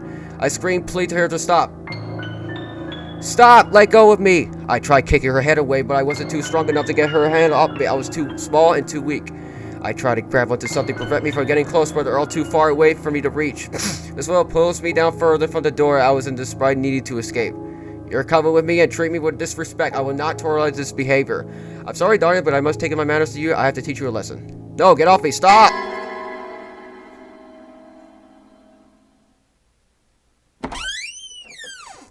"Good morning, sweetheart." "Oh, brother, I'm gonna..." "Joexian, hold on to me. I'll protect you." "I know it's a little early to wake up at this time of an hour, but early is better to start a new day." "Don't worry, Joexian. Calm down. Listen, I know it's been hard. I understand how you feel." "Yeah, Joexian, I guess I was wrong about this game. Sorry for making you force it. You were just scared. I understand dearly, but I had to do what I must. You were trying to run away, but I can't bear to let you go. Unfortunately, you're also being very rude towards me. I've forgiven you so much if you had choice to root. I'm sorry you couldn't get out of bed, but it's the best way to keep you safe. I hope your hands and feet are doing well. In order to let you stay, you may never try to hit me or kick me again like a good girl would. Anyway, enough of that. Let's start a new day together. I got so much stuff. What should we do? We could read, bake, and even have dinner together. I thought of a perfect dish for us to try. Something with a liver, with a bit of a soy sauce. What do you think, my dear? Would it be that good? Oh, should we do that for tonight? Here, I'll let you have a taste. It'd probably be who you'd use it for. And with all the bandages in the way. Hehehe. Oh, oh.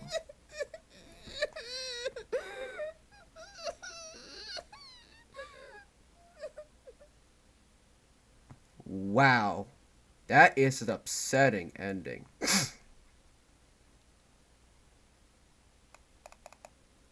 Okay, we're gonna continue playing this game, but I ain't stopping the video.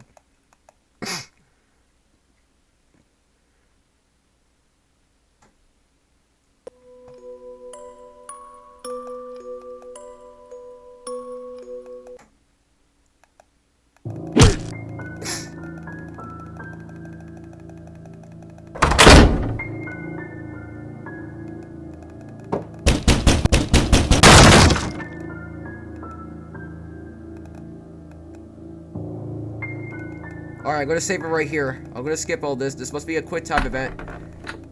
Escape through the front window. There's no other choice but to get out to the window. I tried to get in one of those front windows and open one for the right, but it won't open. I didn't have time to do all of them. She's still coming. I had to think fast. Until I remembered there were some rocks in one of the rose bushes faces of the hallway. I ran myself to the base and grabbed one of the rocks I could find. Whoa, I instantly threw it out the window. The glass broke with bits of shards falling onto the floor. I went over to the broken spot and smashed a few more pieces of glass with my hand to fit through the small square frame. It hurts as much as skin if I was scraped by this sharp glass. It was only going to get worse from here. Holy.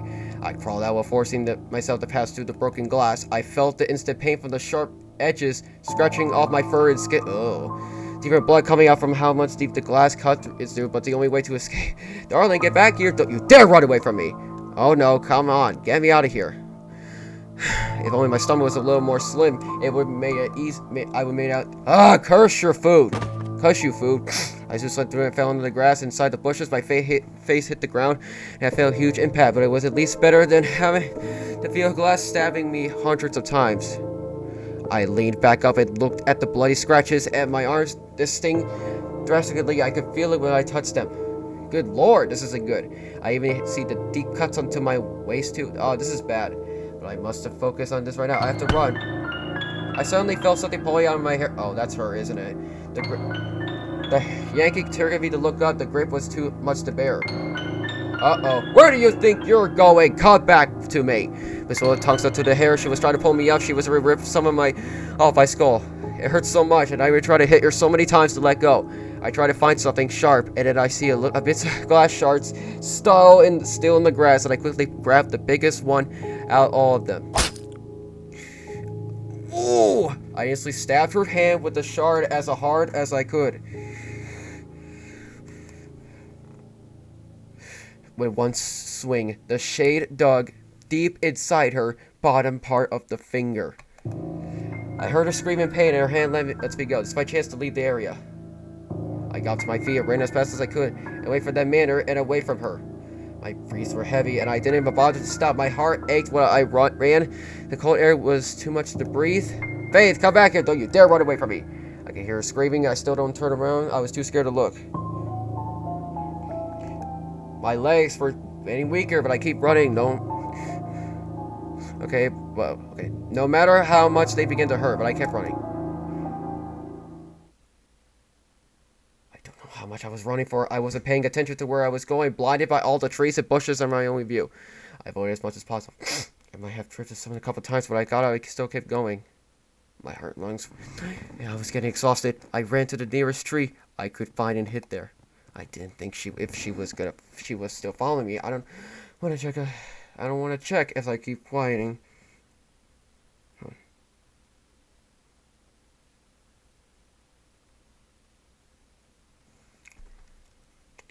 I don't want to check if I kept quiet while behind the tree. I didn't hear any more shouting or any running in the grass in the distance. I assumed I ran too far just to get away from her. While hearing nothing, it took me a full breeze to actually see if she's gone. So if you keep in a tree, I can only see trees towering the whole area. There's no sign of Miss Willow anywhere. My mind thinks I must have lost her. I saw her every feet. I was staying away from her. I stepped backwards to make a run for it. I was about to leave the head straight from the forest, away from the forest. I wasn't paying attention to what's behind me. My heavy breath were kissed, and my eyes were tired. I shouldn't stay for too long. I must flee. Uh-oh. Why are rolling fun, darling? Color me interest. But you must be awfully tired. Here, let's get you a look. Holy crap. Well, that's a failure.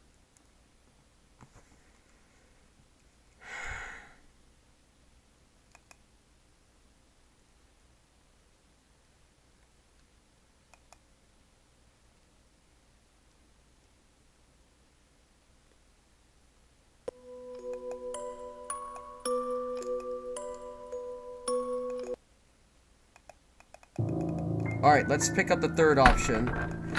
Hide in the kitchen. I can't let her get me. I have to hide somewhere in the kitchen.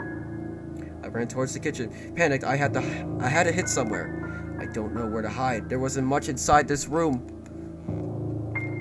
There's also one cabinet next to the oven. I knew I had no other choice but to get inside and hide. I crawled inside and closed both the cabinet doors, squeezing myself into the fully fit into the one tiny space. It hyperviolate. If I cover my mouth, I try to not make any noise. I was so scared even if she's there. I heard her come to the kitchen. Her heels tapped down the floor, sending down shivers and my heart racing. She's looking for me. I held my breath, not making any noise. My face was sweating at how warm it was getting. I can't resist, but I still didn't move. Faith, where are you? Come out, please. She's now calling for me. I refuse to get out. I still stay inside. It did my best to keep the doors closed. Faith, I know you're in here. You must have hid me. Be a good girl and come to me. She wouldn't stop. I was frozen in fear, and I was losing balance. It was hurting me of how cramped it was truly is. I accidentally leave my hand into one of the doors. Oh, brother. door slightly, opened slightly by my palm, really touching it. I tried to hurry myself and close it, but I heard Miss Willow coming in this direction. I quickly pulled my hand away. Oh, brother. Joexian, hug me. Okay, I'm trying to. Uh-oh. The cracked view shows her only her legs. She stood there maniacally, making her tail figure intimidates me. She started to hum while searching around the room. Young lady, I'm not going to say it again. Come out now. I won't tolerate this behavior. Covering my mouth and keeping my legs together. It was all because of the huge struggle. I just couldn't stay anymore like this. The atmosphere was unbearable for me, and it's getting hotter. I feel so uncomfortable. Close my eyes. I shut my eye while holding my breath. I had to wait for her to leave. I just couldn't take the pressure. I felt my lungs blowing up at any minute now. I weeped, held my breath and nose. I couldn't hear nothing. No voice, no sound. I feel the noise. Did Miss Willow leave already? It didn't hear her steps. I didn't hear her steps. I'd be ignoring the sounds to focus controlling my breath. I hear her. I felt a sigh of relief. My eyes were still shut, but I can feel my heart flow back to motion. Oh, what a nice spot. Uh-oh. She found her, didn't she? Huh? But I'm afraid you need to try harder than that. Let go. Let's get you out of here. Wow. Okay, let's try this again. Just pick the first one and see what happens. There has to be a good ending, and there has to be a good ending in this game. Well, I don't know.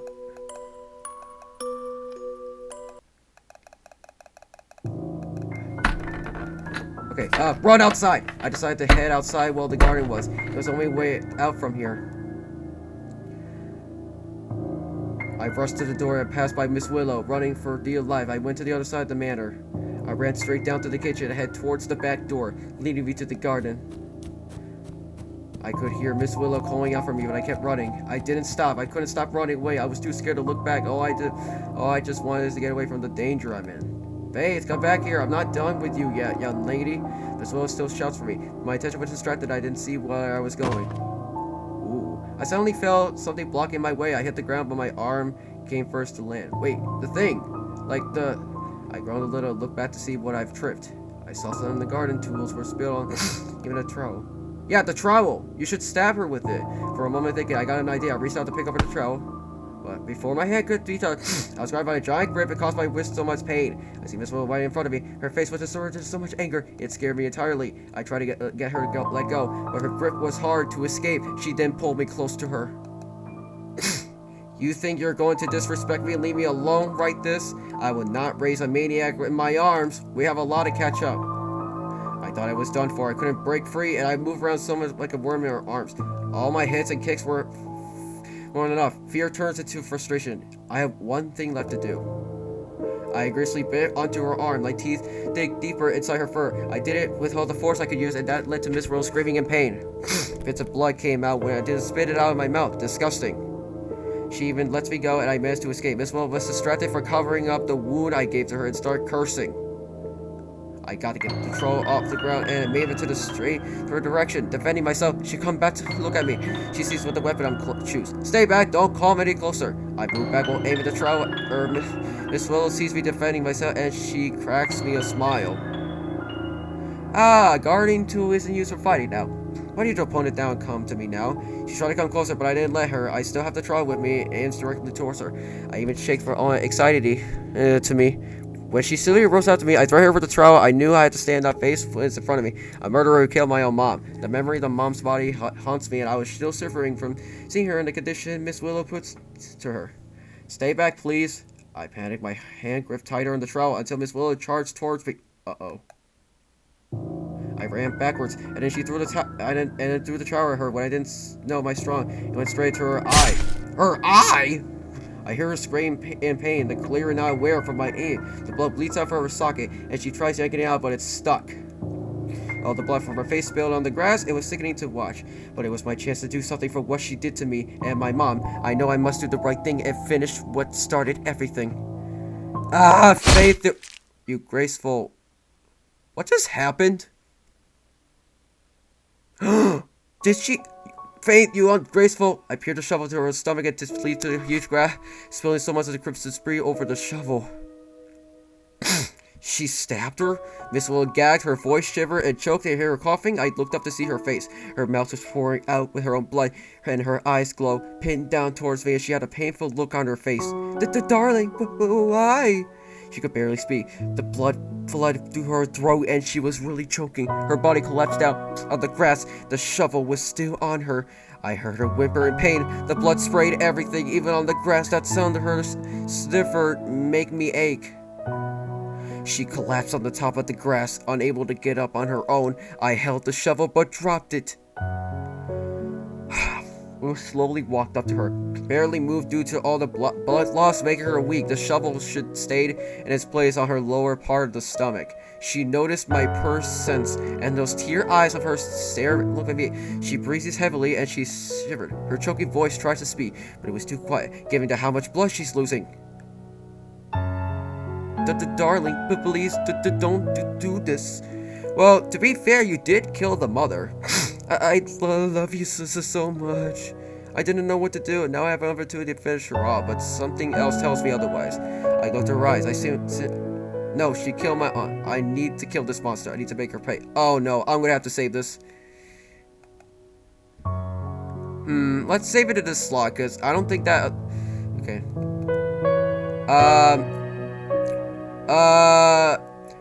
Okay.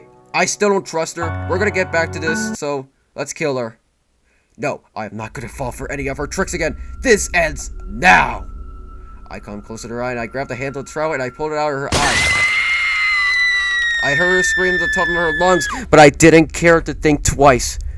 Okay, that didn't scare me. I used to try to stab her multiple times up to the chest, mostly when her heart was. I did it again too many times and I forgot to count. Miss Willow screamed, pleaded me to stop, but I just couldn't listen. My anger against her was personal, and I had to end everything. Blood was flying around and keep spilling even more than last time. Some even got onto me, but I didn't care. I wanted her to feel the pain that I felt that my mom felt when she took her sweet time killing her. I heard her slowly drain away every breath she had, and she has stopped moving. Holy crap! I finished stabbing so many times, and my final one was laying on her chest, now already destroyed with so many scars. I take a long look at Miss Willow's mangled state. It's already lifeless, and the grass was covered in all of her crimson lace. I breathe endlessly, hold onto the trowel, onto my hand, staring at what I've done. I throw the weapon, my weapon far away from here. I knew I've done it. I finally could get out of here. I ran away to escape the manor, leaving everything behind. I never looked back. Wait, what about Stuffy? Wait, are you holding? Hopefully my clothes and face were covered in Miss Willow's blood, but I didn't know washing it all. I just wanted to leave. I only wanted to escape from here. Yeah. I had to travel far from the forest. I couldn't see where I was going. I got lost a few time given how dark everything was. Even eventually, if I find my way back to the home, I waited for someone to drive by and help me get out of here. I got to the police station, explained everything about the manor and Miss Willow. The police tracked down the forest. They were able to uncover most of what's inside the manor, all the barriers, but the corpses stuff inside, even my own mom's body. The whistle wasn't discovered. The police claimed that she was never there. In fact, no one could hurt either. I was shocked, like, how could this happen? Can that happen? I remember stabbing her, ending her life quickly. There's no way she could have been still alive. I wouldn't say about this. I was even becoming most paranoid that Miss Willow must somehow survive my attempt to kill her. It got so badly after a few days went by. I have so many nightmares of my experience back at the forest, back in the manor. I remember seeing my mom's decaying face and Miss Willow haunting eyes. It was driving me crazy. 2 months has passed. I have a difficult time, and the fear was getting worse that the police couldn't anything about the situation to find Miss Willow anywhere. I was in dread, and my paranoia worse over time. There was a time when the police tried to contact my dad, but they never got a response from me. It was a paranoid for the thought of Miss Willow still being alive, and I couldn't take the thoughts anymore. It got me so bad that I couldn't interact with anyone or even speak. I always hide and never leave, eat or sleep. My feelings of being captured keeps bugging me, won't stop. Been causing myself to be in danger to anyone, even finding to control myself, but I just couldn't anymore. Miss Willow forever haunts my head. Her blood strains with me, and I never spoke to anyone that I kill her out of rage. But it's too late. I fear take over, and it led me a solution. I was even put into treatment. Spending the most of my time in a mental hospital. The doctors put me up with some more medication to try to help me get better, but nothing worked. The blood was on my hands, stained with me, and the horrid memories I carried along with makes me feel so worse. Such worse. I wish I never gone to that forest. I wish my mom never died. I wish I could have gone to something to prevent all of this happening. But instead, I'm all alone, fearing for what's come and get me. I can't bear it anymore. Please leave me alone. Wait, what the heck? Wait, I'm gonna hold on to Bendy. Please? I don't want to go back. Leave me alone, please.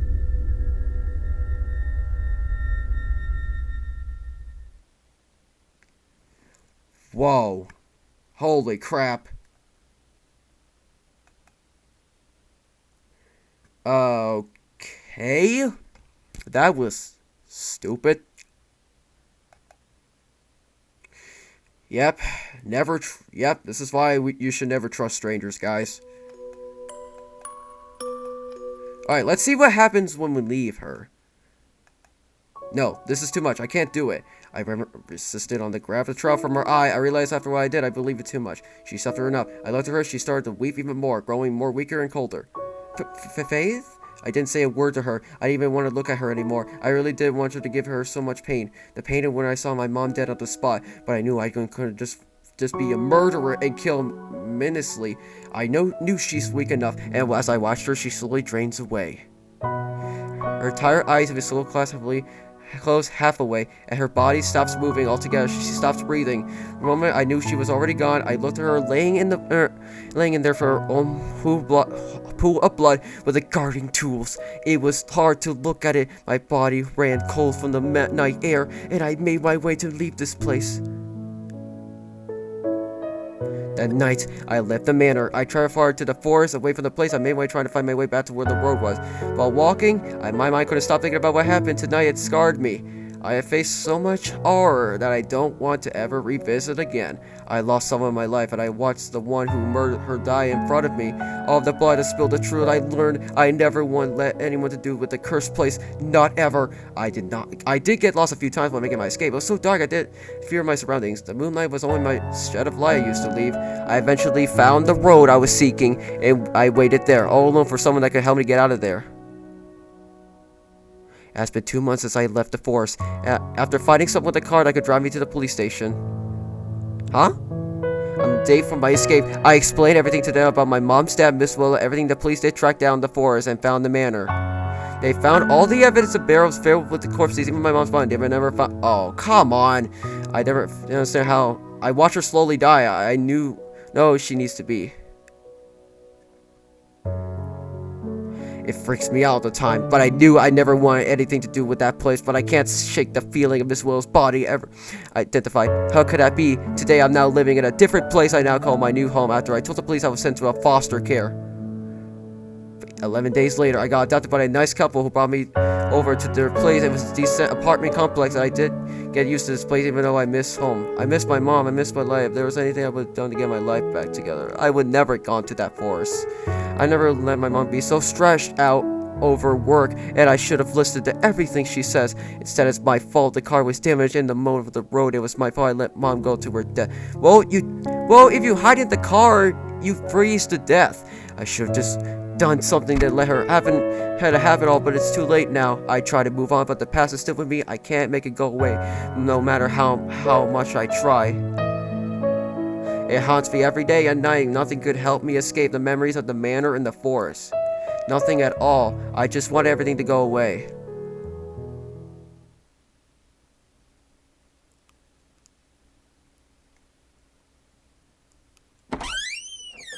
Wait, it's not over? Darling? Uh-oh.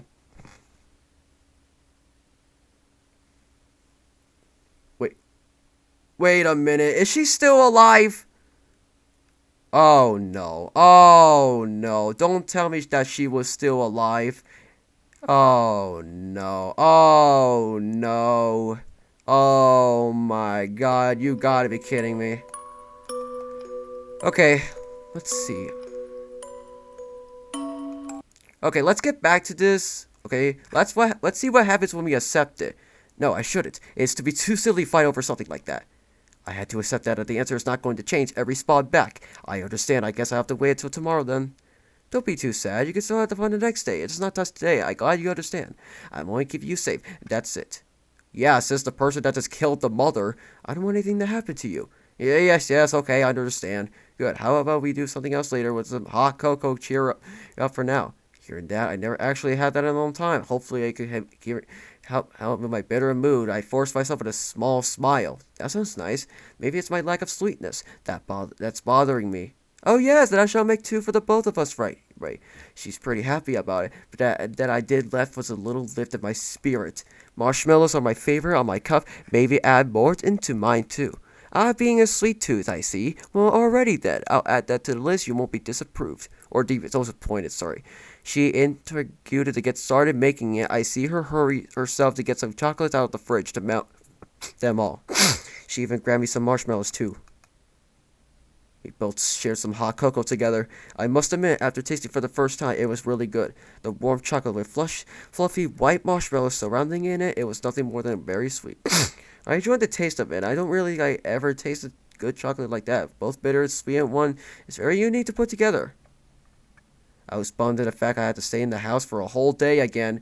I just couldn't understand why. Stood. It was a beautiful day, but Miss Smith told me to deliberately. I couldn't help but feel bothered by the fact of it. She never gave me a clear reason why, but I know asking her more wouldn't make her change her mind. The rest of the day I spent just staying in the minor. I looked out the windows to see the blue clear sky and the bright green grass. But decided that I want to go, but only for Miss Will to take me away elsewhere. Something tells me there's more what Miss Will had in mind. She's really starting to make me question so much of what's really going on. Whatever she's not telling me, I can't stand it. Hopefully tomorrow morning will at least be better today for me, and maybe Miss Will let me at least have some fresh air. I do feel this place really gives me a really stuffy feeling from all the dust. I started to hear a loud noise coming from the downstairs. Uh-oh. I jumped out of bed, wherever that was disturbed my sleep. I felt my heart racing from the awful loud noise. Worried something must have happened. I decided to go see what happened. I left my room to quickly head downstairs. Whatever that came from, it has to be in the main floor. I soon came downstairs and went to the main hall, but I didn't see anything that happened. Everything was spotless and clean. I could have sworn that something must have crashed down here until we looked over to see what appears in the basement door. I walked over. I knew it was coming from the basement. There wasn't any mess here, so it must be inside. There was a caused it. I wanted to check, see if there's anything inside. As I walked close to the door, I reached my hand over to the knob. I know it's a little bit hard to get my hand. I'm probably not exactly the most tallest, but I had to struggle. I almost got to grab the knob until I felt a turn. To my surprise, Miss Willow was in there, and she saw me, and I was about to go in the basement. Faith, well, what are you doing here? Miss Willow. I didn't expect you to be here, so I was lost in words. I didn't know I couldn't defend myself right after seeing her in front of my eyes. Miss Willow, I didn't know you were in the basement. I was about to go in. She looked at me with a stern glare. And why exactly are you trying to get in? I heard a noise and it woke me up. I knew it came from the basement. I was just trying to check if whatever's in there okay. I also didn't expect you to be in there. Are you okay, Mr. Will? She stares at me but eventually gave me a smile.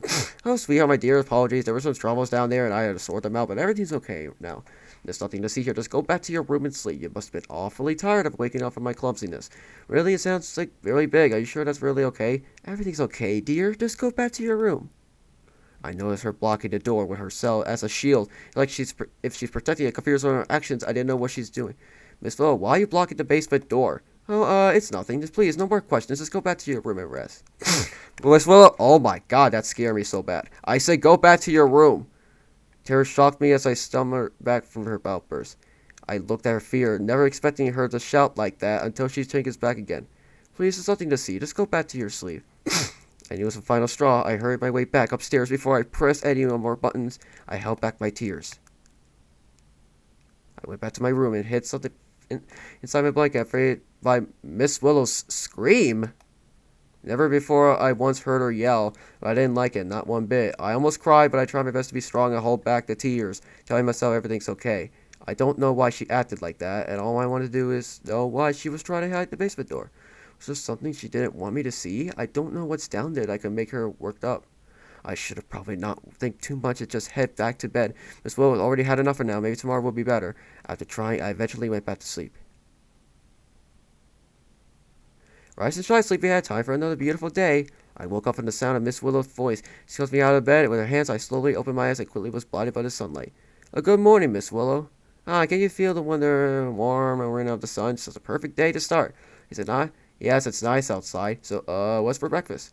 Oh, actually, I have a lot to think about from yesterday. I remember the time where you said you wanted to go play outside, and I didn't let you go out until tomorrow. Well, today's your lucky day.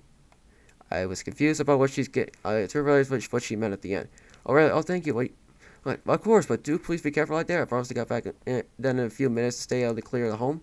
I nodded and I hurried myself up and grabbed Stuffy to get dressed. I heard Miss Willow chuckle as she walks over to the door. Okay, you have fun now and stay safe.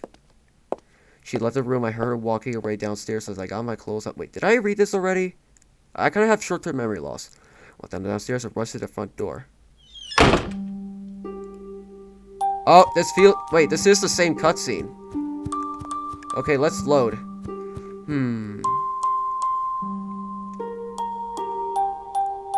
Okay, let's see what happens when... Okay, that was the same cutscene, right? Unless there's, like, a few changes. Well, I'm gonna see what happens when I just do, like, about her. Miss Willow, I couldn't help but think about how it was today. You were really patient and really kind. You seem to know a lot about... Well, what about anyone who has a good intentions of being a parental figure? I can't really describe how you're being so treating me. It's actually really nice. For what I've wondered, you made me such a great food. Oh, wait, you made such great food, sorry. Treating me more just a great host guest. Even listen to a lot I say. A stranger like you, it surprised me how nice you are. Miss Willow sighed as she was touched. I could see her rising another small smile. Oh, you're too much. I didn't think you should say these things to me. I'm only doing what's best for you. You really are a sweet girl. How could I ever meet someone like you? It's just what I do, make a child happy. She sounds quiet, almost her tune was making it think she's sad. Her smile hides in front of me. Then I knew I had to ask another question to her. Miss Willow, have you ever wanted kids? Uh-oh. Miss Willow shot. Her eyes darted at me with a flustered look. Oh, heavens, dear, what are you saying? Well, I've noticed you had a lot of little clothes and dresses, and you made me stay inside a room that's for a child. I just couldn't help to notice. I know you don't have relatives, but why do you have this stuff? Miss Willow was silent. She gave me a worried look. She clutches onto both of her hands together. Oh, that's a very personal question, darling. I'm sorry, I was just wondering up to see if I could have seen this room. I could assume you did have a kid or something. Wait, did you? It's getting late. You should rest. I'll see you in the morning. She hurried right out of the door and didn't fully close the door. I heard her walking around the other side of the hall. I couldn't help but feel my guilt travel down in my stomach. I must have really made her upset. I knew it was a bad idea to ask, but I couldn't help to think about the things she had and how she treats me. There's something she's hiding. I shouldn't invade on someone's business like that, but it would make sense for her to have all this stuff if she lives alone. I know Miss Willow might be ditching the answer for a reason, but I know she's not going to answer it. I lay back on my pillow and held Stuffy by my side and drifted to sleep as the moonlight was shining down to me.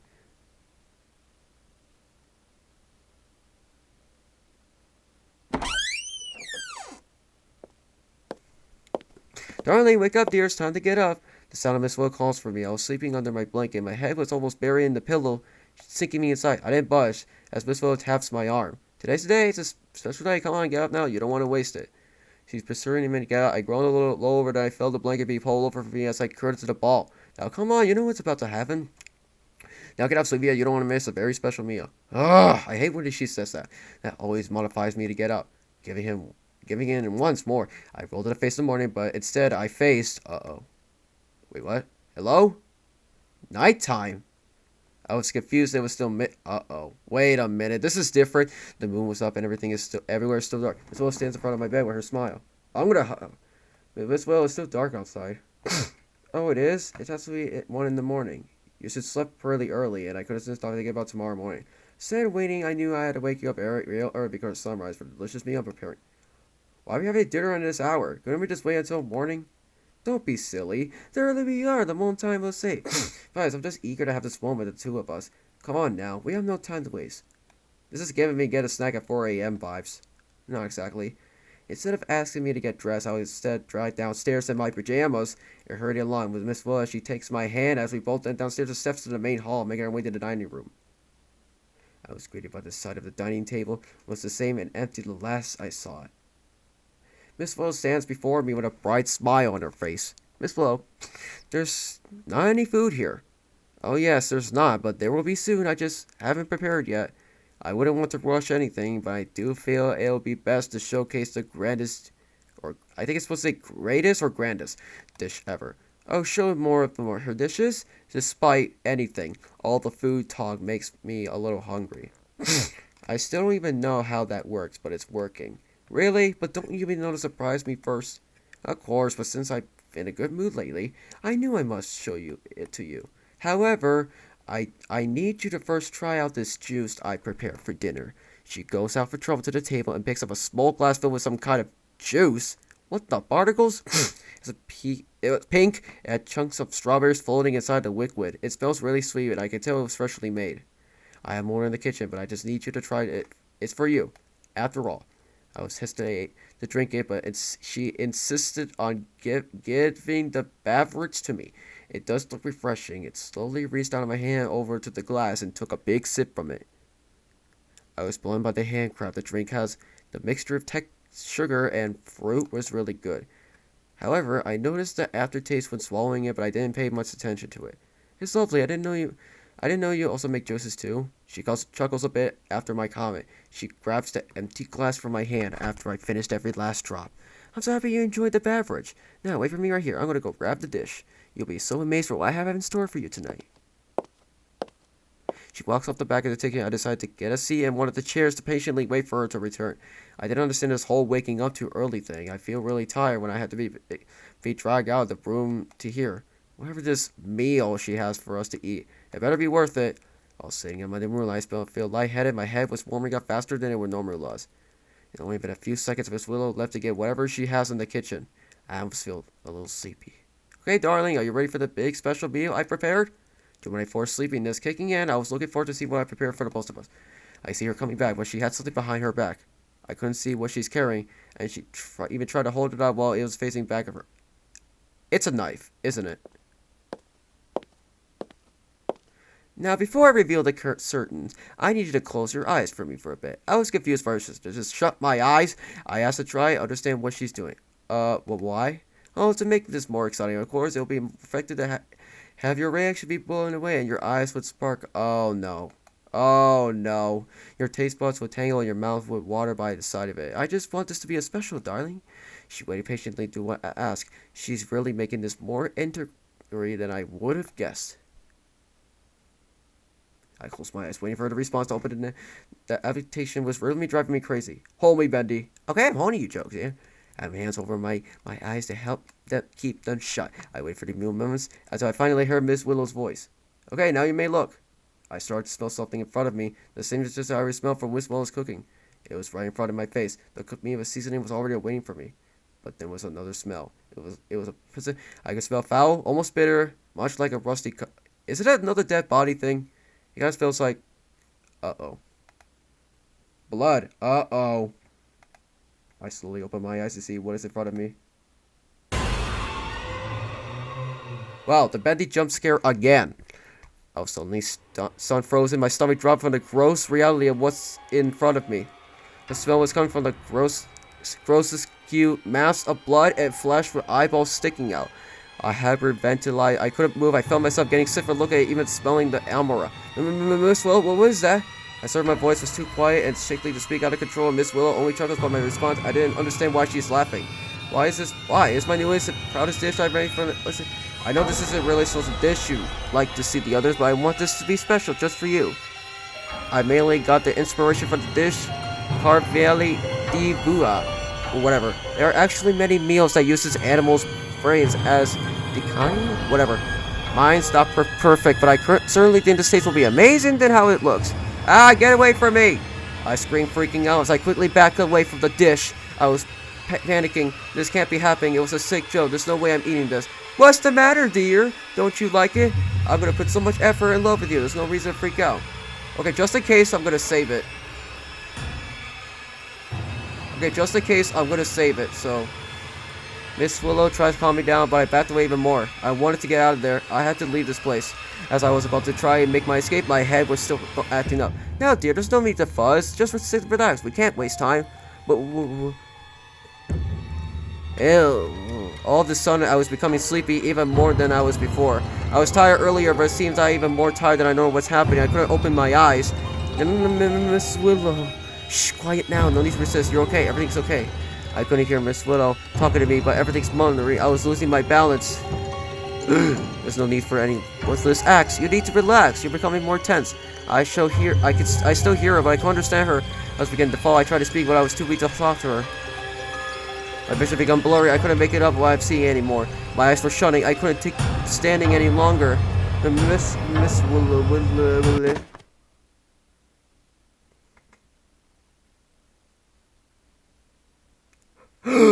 Oh no, she's tied up. This is gonna be end bad. Huh? Well, where am I? Huh? What's going on? I can't move. Help! Somebody, help! I can't see anything. Oh, good. You're awake, darling. Oh, brother. Quite a lone sleeper, weren't you? Were you? That's okay. You actually woke up in the right time. You'll see I had to take my measures to let you sleep.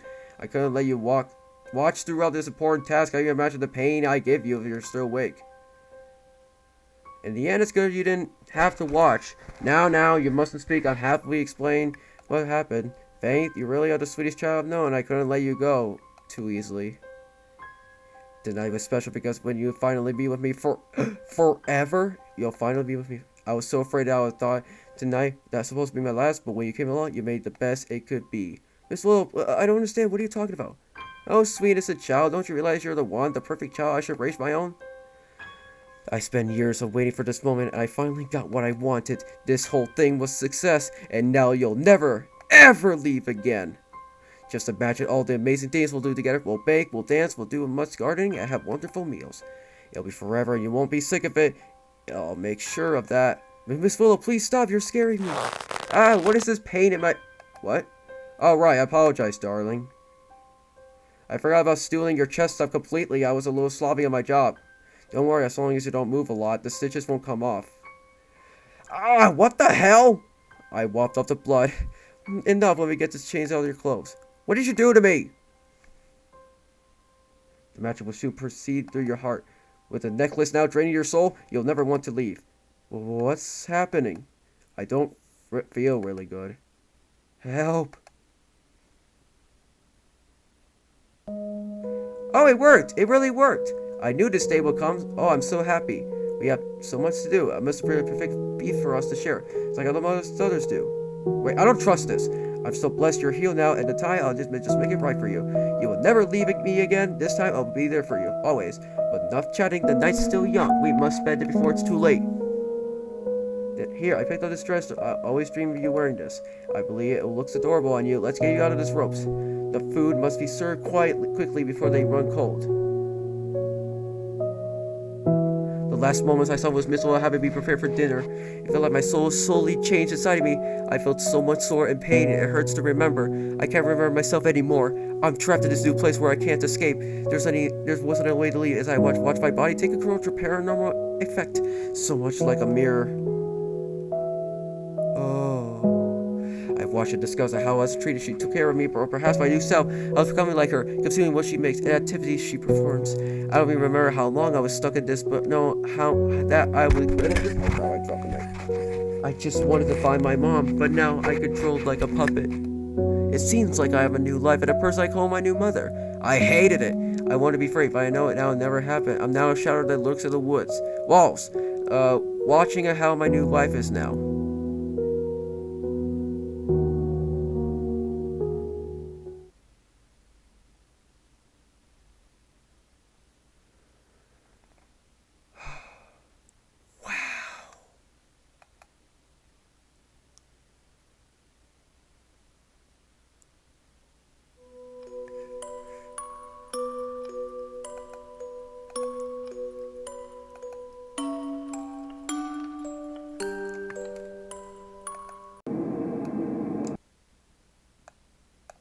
Okay guys, so I'm back here because I realized I got really stupid.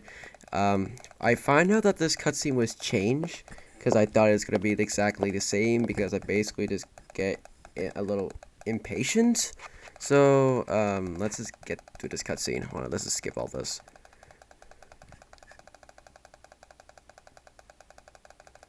Okay, let's just skip all this because I already read all this because I guess I got really stupid because I thought it was going to be the same cutscene. But no.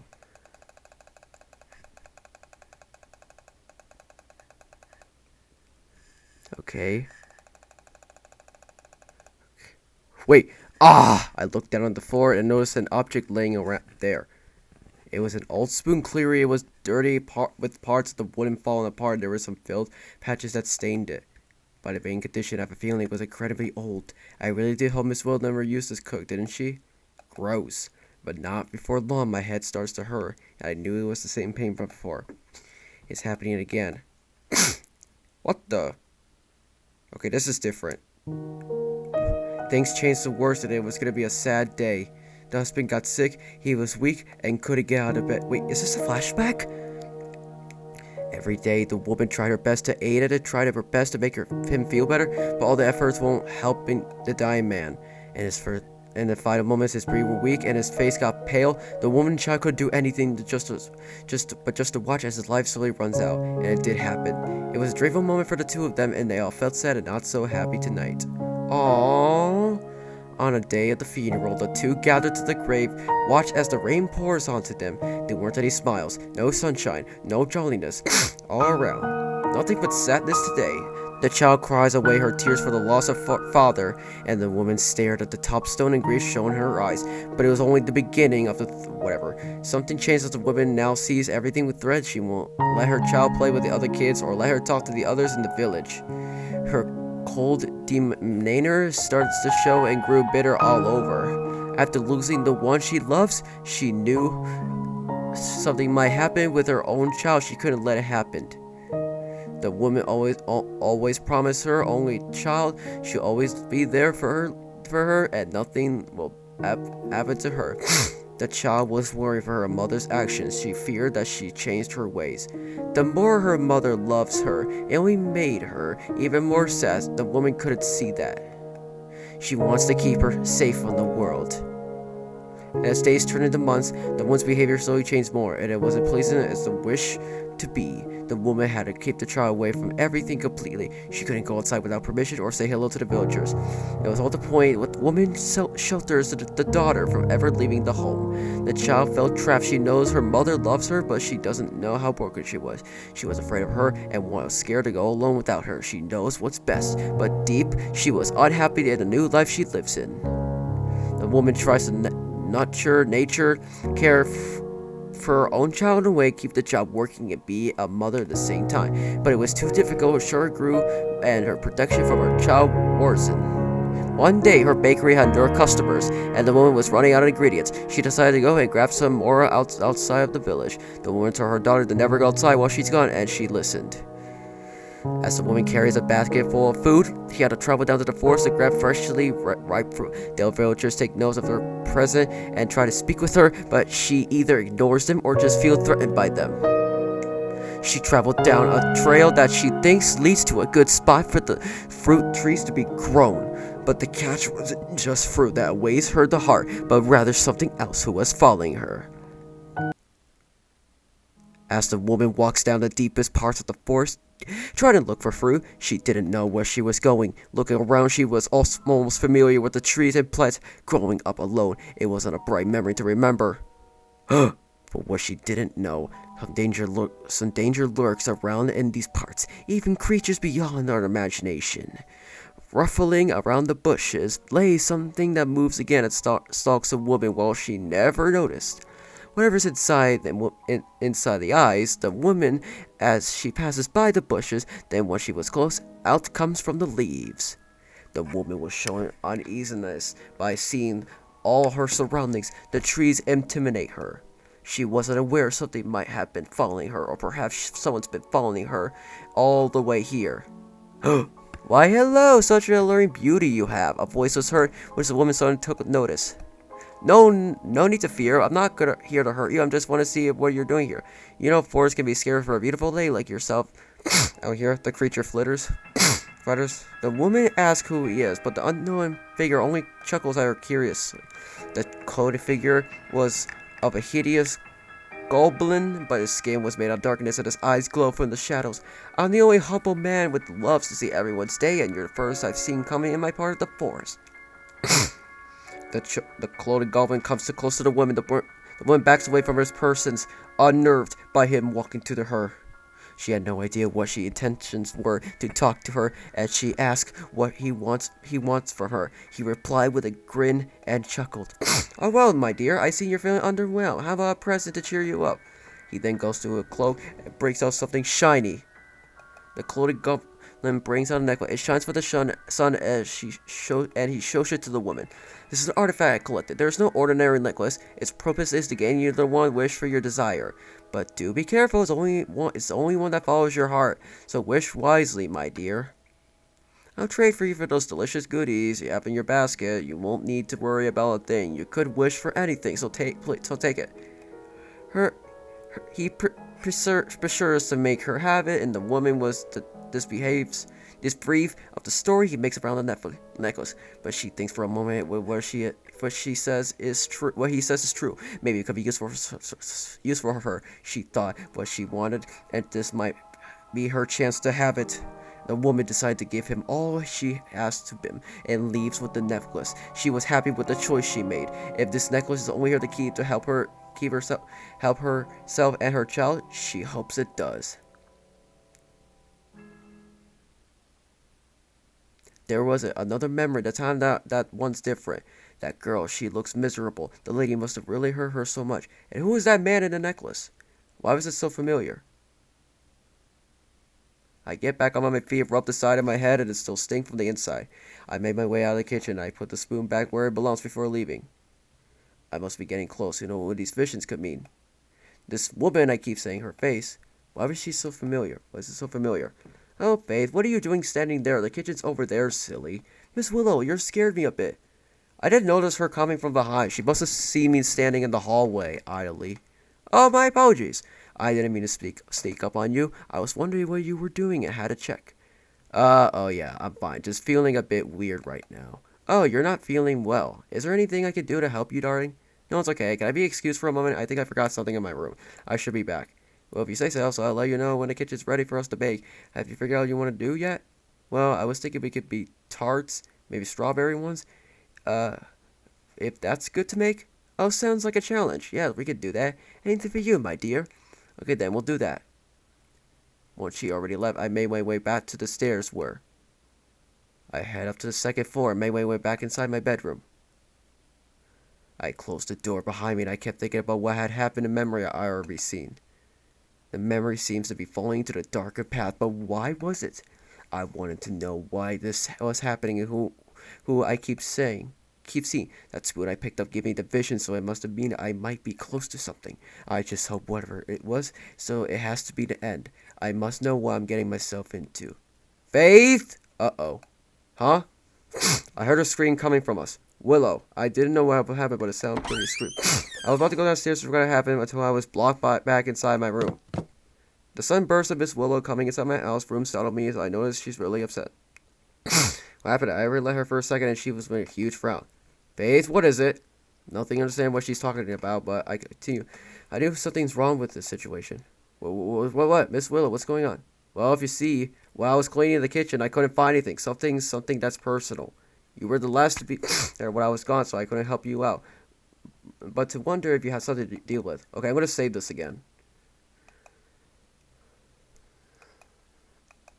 I don't know what to say if I could recall my last visit. I remember not taking anything. All I could remember was finding things to use for baking and found a wooden spoon that eventually fell on the floor and I put it back. Well, I didn't do anything. I was just trying to find things to use around the kitchen, so I don't understand what thing you're trying to look for. This wasn't the only one spoon. It's always in the place where no used to be touched or anything, and today I saw it was gone. So I must ask again, did you know what happened where my spoon was? Gone. I don't know. Uh-oh. You have it, don't you? Her cold tone almost made me a little nervous. She's pretty serious about this. The old spoon, wasn't it one I found earlier? Did I put it back where it belongs? I didn't take it at all. Why would she assume that? Miss Willow, I think there's a little misunderstanding. I didn't take anything from you. Oh, boy. I did notice the spoon fell on the floor, but I did have it belong where I think it belongs. Why I would steal it for you. Faith, I'm not going to ask you again. A spoon can't move on its own. Now stop playing around. Just tell me the truth. Miss Willow, I didn't steal it. I did it, and I don't know how it disappeared, I swear. Uh-oh. Miss Willow started to get even more frustrated. Frustrated? Her face changed briskly. I didn't like the look she has right now. Darling, I don't take kindly for lying. I won't stand for this anymore. Now tell me, where's the spoon? I didn't say anything. I was starting to get scared by her anger towards me when her growl becomes more noticeable. Still playing a game of hiding something from me. How rude. Oh, brother. She can say anything. She exhales and lifts her up for fear for a second and tries her best to stay calm. Soon after, she takes a moment to walk around my room. Okay, I really didn't want to do this, not you, but you leave me no choice. She goes over to the bed and I saw her pick up something out of the blanket. Now, this is the last I'm gonna ask. Where's my spoon? Stuffy! She grinned Stuffy, threatening me to answer her when I know I didn't take it. I know I never took it, but why she wouldn't listen to me? Why she's acting like this? Miss Law, why are you doing this with Stuffy? If you don't want to know, you will tell me the truth. This instant, young lady. I'm telling the truth. I didn't steal it. Please don't do anything. She stared at me for a moment and sighs. If this is how we must go, it must be done. She didn't take Stuffy by the head, and her other hand was on the torso. By the position she handling him, she was trying to pull with her both hands. My curiosity turns to panic. What are you doing? Just stop it. The grip got stronger, and I even heard ripping come from Stuffy. I knew she was ripping her apart. Miss Willow, stop it, please. Oh, no. I hope... She pulled Stuffy's head out of her body. White stuffing spilled out of him. The strings were loose. Every other last drop of the stuffing fell on the floor. My heart sank down, seeing Stuffy break up out of her hands. I couldn't speak. I felt her when she threw Stuffy on the floor. Stuffy lays there with all the stuffing escaping out of him. I dropped to my knees to see him broken in two. I felt a painful ache out of my stomach, seeing something I cared destroyed and thrown on the floor like trash. Now we understand each other. If you never speak honestly, there's consequences that we must make. I'm truly sorry, but you forced me to do it. I had to teach you a lesson. Oh, it pains me how you couldn't be honest. Just give me something that's mine back to me. Maybe this will mind you next time when you try to disrespect me. If you're not going to be polite with me, I have to make you stay inside your room until further notice. I never like to be around so many lies. I do forgive you. From now on, you need to be punished. But as a good girl, and once I come back, I better seem improvement for your behavior. She turned around and walked away, leaving me inside the room. She closed the door after making her way to the exit. I heard the doorknob locked. I ran towards the door and tried to open it myself. I turned the knob, but it couldn't turn. The door will open. I just tried to call for her, begging her to let me out, but she never came back. I was alone. I used my hands to bang on the door, still calling out to Miss Willow. I screamed at the top of my lungs while crying at the same time, felt my body shudder and my chest hurting. Even after all of my attempts, nothing worked, and she still never come back. I knew she really locked me in. The only sounds I heard was only silence. I looked back at my room and looked remains of Stuffy. The only memory I had of Dad and the best friend I grew attached with. I couldn't believe for what she did to him. All for this refusal, thinking I did something I never did. I would never steal anything, even from not an old lady. Clearly I know I put it back and somehow disappeared. Did something happen to it after I left? Well, clearly I couldn't tell her any further, so I'm now stuck in a room with Stuffy, whose head is now ripped. I was so upset I looked down at the damaged Stuffy. My arms had his head and hugged him gently close to me. I slowly went to bed and cried myself while being hugged in the pillows and blankets. My hands never let go of Stuffy, and I cried until my eyes hurt so much. I just couldn't stop. The sunlight beamed down me. I never mirrored it. I curled away in the shade. Why would she hurt me like this? And why would she believe me? My mind was far gone from the sorrow I was in, losing one thing I care about. I didn't realize until everything went dark and my sobbing slowly stopped instantly. Huh? And that should do it. See, you're a natural at this. Wow, Mom, I'm really doing it. The plants are growing. Yeah, they are. See, I knew you have it in you. A flashback. Mom, you know so much about flowers. How do you know so much? Well, because flowers and plants are important for this world. They can help you with so much, like allowing us to breathe, create medicine, and of course, it's good for you to eat. They can also create tasty fruits to enjoy. For this example, your favorite, strawberries. Wow, plants are so cool. When I grow up, I want to learn more about plants and become a gardener like you. You're adorable. Yeah, it can happen as long as you work hard. I have so much experience that you can do is work on this. Mom, can I ask you something? Okay, I'm gonna save it again. Like, seriously, why was she being mean? Well, Miss Willow. Yes, anything what you want to say. Whatever happens, do you think we should do this forever? I always had a bad feeling one day something will get in the way, everything will be having changes. I don't want anything to change. I want to live like this forever, with you and Dad. Oh, Faith. things often change a lot, and I know you may seem scary at first, but one day you'll understand when you get older. But Mom, I don't want to get older. I want to stay the same forever. I don't want to grow up. I want to always stay like this, and always with you. You'll make it happen, right, Mom? Faith, you really are such a goofball. It's okay to feel like that. I was like you once. If you're afraid that someday I might stop loving you, don't think of like that. Of course I'm gonna love you, no wonder what gets in the way. If you ever feel down, if you want to say anything, always give me a heads up, okay? You have nothing to worry about. I love you, no matter what happens. Do you promise, Mom? Every bit of it, I promise nothing will stand in our way. Mom. I soon wake up and instantly I was back in my room. The sky already changed, and I could see the sun falling knowing it was already dusk.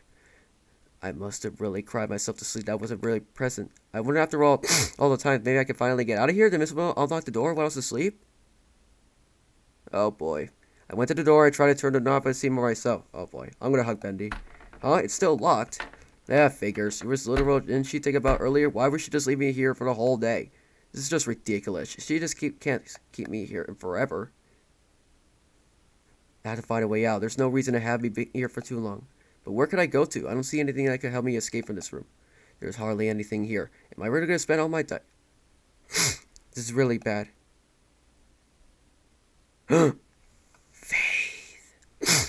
I quickly turned around hearing someone that was behind me. The matter of reflex got me to see who was there. Of all the sun. From that moment, I knew that face.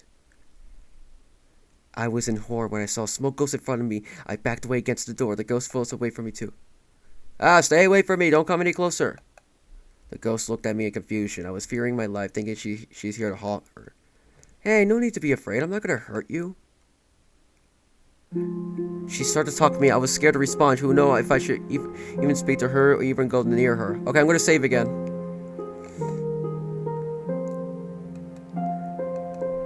Not after the last time I seen her. She stares at me, didn't do anything. I'll just stay here to where she's at. How should I believe you won't go any ghost stuff? And how am I seeing a ghost?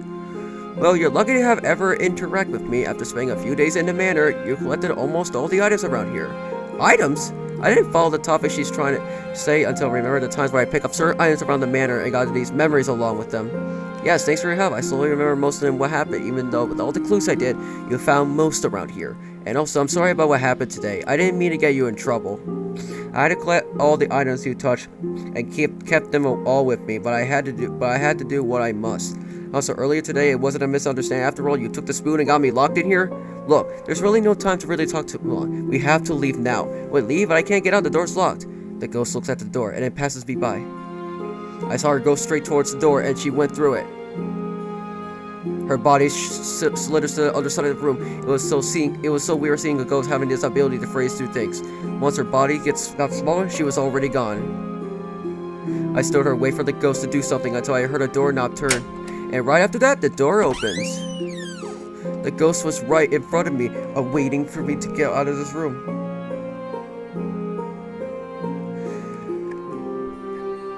She patiently stares at me and eyes I couldn't move. Leave. Come on, let's not wait. Leave the room. She tells me so I didn't leave the room. Oh good. Now we have you free. We must go. There's more that needs to be done. Wait, before we leave, mind if you tell why we're forcing me to come with you and who you are? Never explain why, and I have no idea what you're trying to do. Please tell me who you are. I waited for her to answer and didn't take long before she speaks again. Oh, you want answers? I understand you're confused. Okay, I'll tell you why. I must be quick. Okay, go ahead then. I gave her a chance to explain, not understanding why she was in a rush. Just tell me everything. I guess I could do this myself. My name's Aldelna? Aldelna? That's a nice name. And I'll take you to no mind? Of course, I know you're a guest here. I've seen you quite a lot of time. When you're asleep for a while, you can't see me. Normally, I can't be seen with anyone until all my eyes are closed. But how could I see you now? Listen, but I need to make this quick. She isn't here right now, so we must be careful by timing. I tried to pull over her to the direction she's going, but I stopped her. See? She? Who are you talking about? Don't you know who lives here? She asked, and then I knew she was referring to Miss Willow. In response, she nods her head. Yeah, this is why we must go. She left it while you were asleep. Who knows how long she'll come back. Now come, follow me. She floats away into the deep ends of the hall and took a left. I followed her as quickly as possible. It didn't take long before I met up with her again.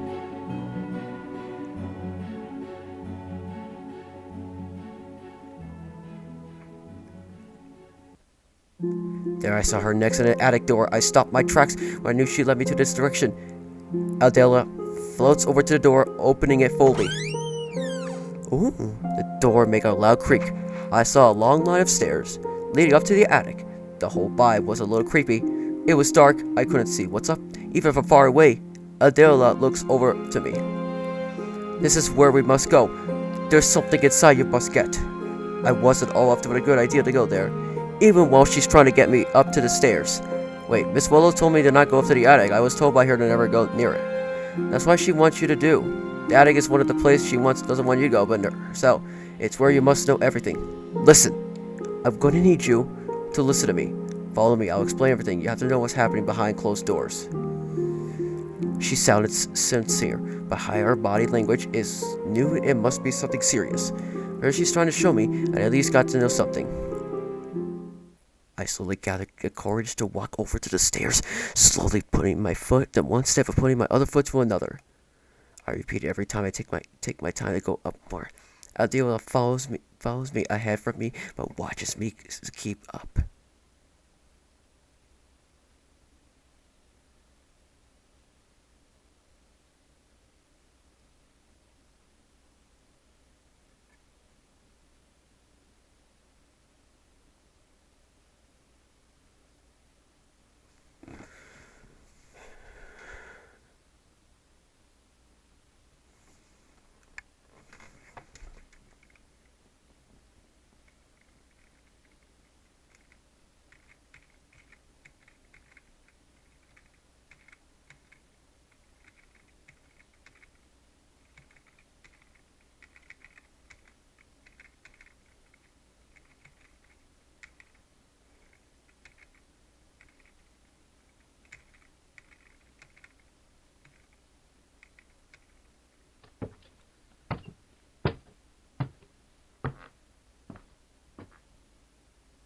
Steps made me so much creaking, you know how much fun this manor really is. Everything was pure darkness.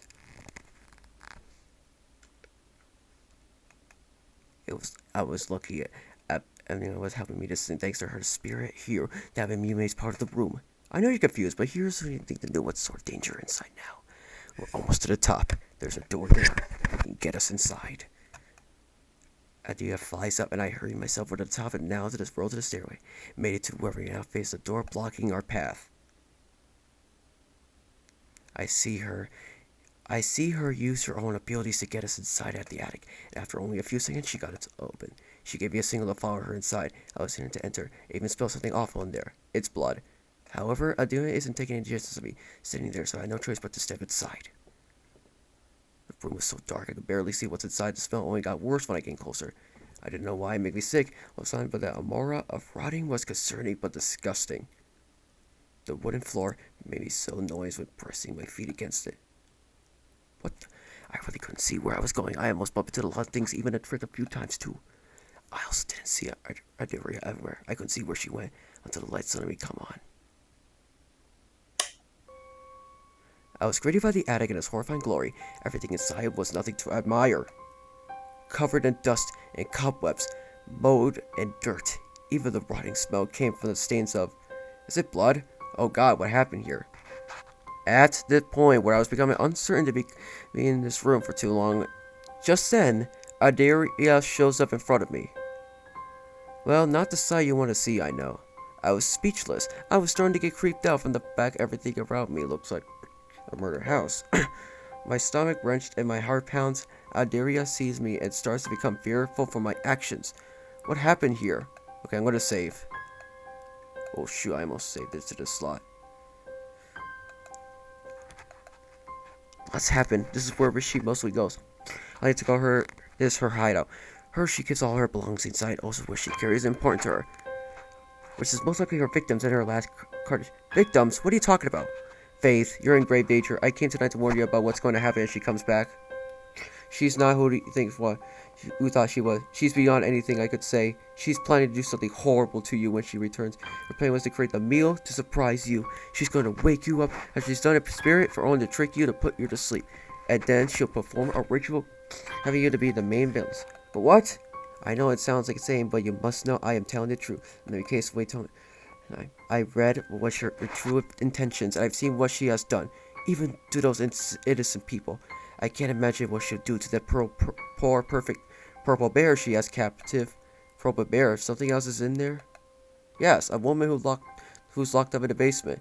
She was in the back stay when she was dragged here. She had her tied up after causing so much while she's down. No, that can't be who I thought it is. Why does she look like that? I want to know what she looks like. Can't you remember? Adia was puzzled by my question and proceeded to give me details. Well, the last time I saw her, she had blue eyes, brown hair, and I see the way she's dressed. Maybe in an office or something. Almost looks like you. My sense of relationship. Wait, the mother?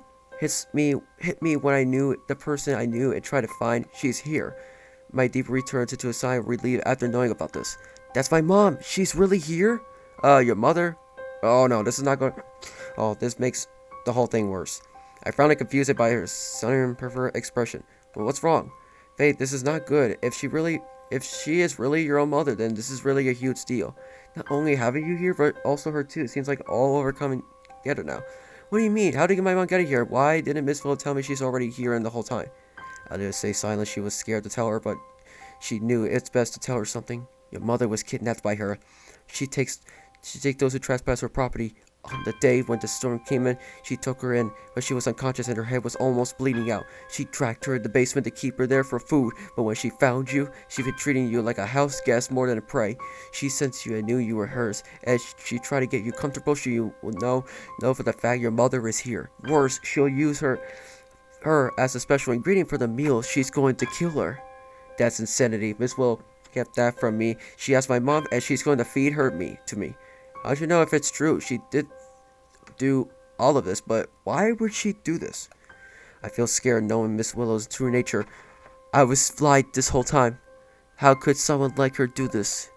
And the food, if Adudia says she's gonna cook my mother, have I been eating? My knees hit the floor. Realizing the dark truth, I almost gagged out, but I thought I was eating something else with deep wish I shouldn't have. The amount of people, meat, and orgies I should imagine get after. If this is true, I don't think I'll ever enjoy food again. How could she do this? Shoot all of this. I just don't get it. I'm disgusted all of this.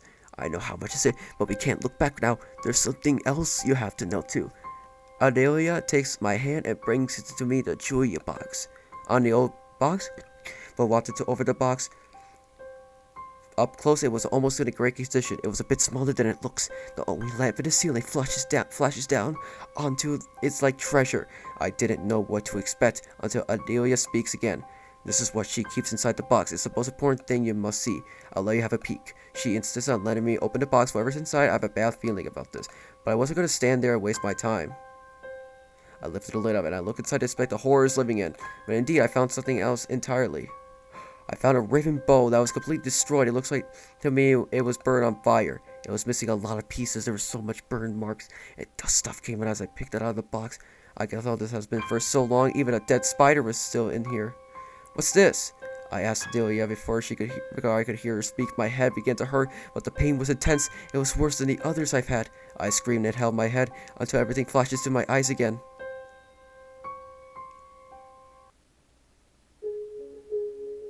The woman came back with her for the necklace.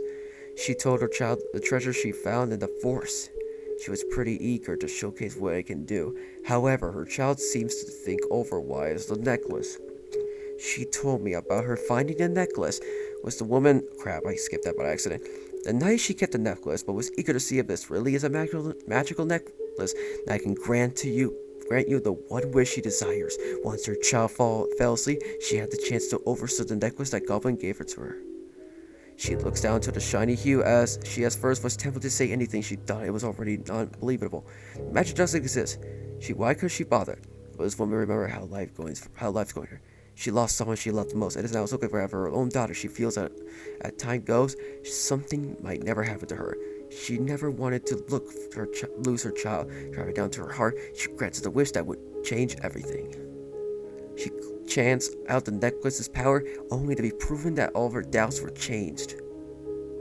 However, the magic wasn't giving her a blessing, as it doing is something horrific. The woman, extreme pain on her chest, she slowly changes, her ugly grew, and her teeth became sharper. It was unbearable to know what the power was given to her. She didn't cry or scream or even call for help. Instead, she felt amazing. Oh my god. The dark pallor from the necklace gave her something she'd never met before, and whatever it was, she loved it. She felt the magic strike down to her veins. It was hungry for blood. It was hungry for slaughter. Days have passed since the woman came back. The change were noticed. The woman became a woman everyone feared. She was aggressive and cured. She would let anyone come to her place or let go anyone near her. A cold version seeing what others were around her child. She became so mad when anyone even attempts to go near or talk to her, acting so much like a wolf protecting her young. The bakery soon became a place where everyone feared of going. Knowing how the woman is, if they're afraid to go near it all, causing problems of the establishment. The child felt trapped by her mother's ways. The protection, she felt hopeless, even worse than she could imagine. At the time her mother was overprotected, she was cleansed by her mother, making sure she was protected every day. Her attempts are making her feel lost. The child couldn't do anything besides to listen to her mother. The child notices slight changes. He started to notice not going outside and staying up at midnight. She refuses to eat anything at the bakery, and she saw her by open arm in desperation. She wanted to get her out, but the woman always refused to let her go out. She never lets her leave the place. Anytime she did, she has to do things she'd never do. But that all changed in the night. The daughter woke up late. She couldn't sleep or rest her eyes. She comes downstairs to grab a glass of water. When she walks down each step, the horrors await to know where she's going. Her child witnessed what her own mother did. She found her feasting onto something that left a huge scream come out of their throat. The woman eats on something big and mangled. It was the body of a young villager, most likely a farmer. The crimson blood drips down from the face and hands. She couldn't stop eating. She noticed the picture of her daughter standing still in fear, while she was covered in blood of the innocent person. The body was lifeless, bleeding everywhere, already halfway gone. It was a disgusting sight, and it made the child cry out the horror. The woman tries to stop and go comfort her about the mess she made. Coming closer to her child, the daughter was in fear of what she had seen. The woman tried to tell her never be scared, and that everything was okay, trying to get her to go outside and sleep. But the child was determined and had to escape. She dashed at the door and tried to call to help. The woman was faster than her and tried to grab her and bring her back. The child's cries were enough to grab everyone's attention. Everyone in the village sees what's happening and were horrified to see the woman in blood all over herself. They knew something had happened and found out about her secret. The village rampage and all the pitchfork torches were out, and they were about to murder the woman as she's been cursed. The woman was dragged away. She was trying to escape from the hands of the villagers, bringing her to her demise. She saw her tired taken away from the villagers, thinking they're going to kill her. The woman screams out at her despite to get her, but the villagers had her down. She was unable to move herself. While failing to move, something inside her grew, and her desperation turns into anger. She went berserk and attacks everyone, assaulting all of them that were trying to execute her. But her attacks led the fire to spread everyone in the village. Every flame was consuming all the houses and grasses. Whoa. Everywhere is a burning hazard. Everyone tried to run, but none survived. All their escapes either burned alive or the houses collapsed onto them. There was no escape anywhere, and all tried to run, all pursued everywhere. The woman who tried to last to stand, only survivor to ever walk out of the fire. The whole village was destroyed, and there was nobody but her left. She tries finding her child, but unfortunately she was one of the victims that she never made it. The woman was a divine need to take her daughter away with her. She was using the necklace to absorb the soul of her child, give her the sin in order to never lose her forever. When the fire was clear from the cold rain, she ran away from the village. It was no longer a place for people anymore. That night she lost everything, including her own child, keep her soul inside the necklace to protect her. The necklace not only gave her the wish she granted, but the power to possess within her. This uncontrollable curse, as she calls it her gift, the growing more hungry and dangerous wherever she walks. The woman stays in forest to never be seen ever again. Nobody even knows where she went. Some say she hides everywhere, hidden away in the darkness, but it's safe to know that nobody has ever figured where she's gone up to as the years go by.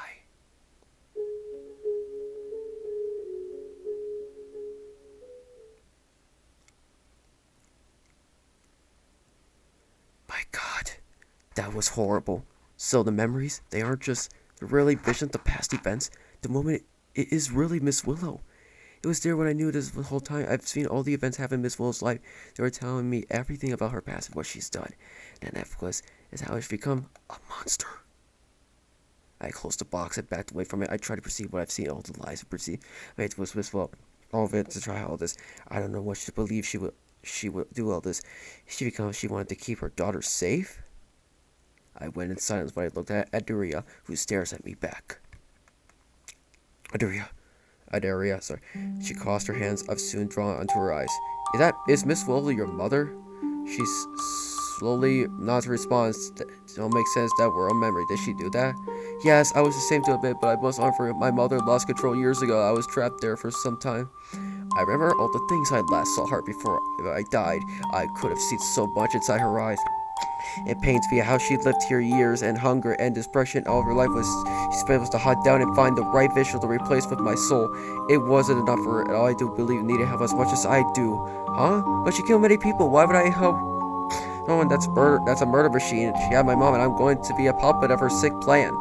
Don't you realize she's beyond helping after finding out what she did before? I didn't respond and give her a sad impression. The truth is, yes, I'm upset for what she did, but I still love her. But it wasn't entirely her fault she's like this. It happened when she got the necklace, and after that, everything changed. The necklace is the real source of our problem. You have to destroy it, otherwise I'll be trapped inside forever. Me? But how can I break the necklace? She was hard to break. How can I know if how to break it? You can't break it at all, but there's another way to do it. There's a river up in the hill my mother never goes to. The pure water was only sufficient to break in the curse. The necklace is crafted in dark magic. The water resumes to heaven. If you drop in the water, it'll set me free.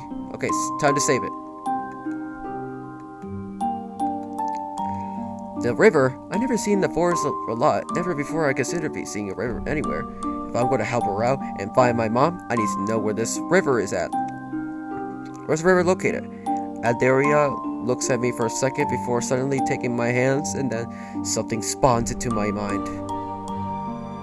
When everything went bright for a second, I then see a vision of a new part of the forest I'd never been to before, and there was a long river steaming down peacefully. There was a small trail that leads up to the hill and follows to this path, and you'll find it. But you can't do it if Mother's here. You need to put her to sleep and find the basement key that's inside her room. It's a small yellow key that's placed under the desk. Once you've found the key, get the necklace and find your mother inside the basement. Get the trail, throw the necklace in the river, and then me and my mother will be free. Get through before sunrise, and don't run out of time if you want to live. The whole thing changes back to reality, and I see it done once again.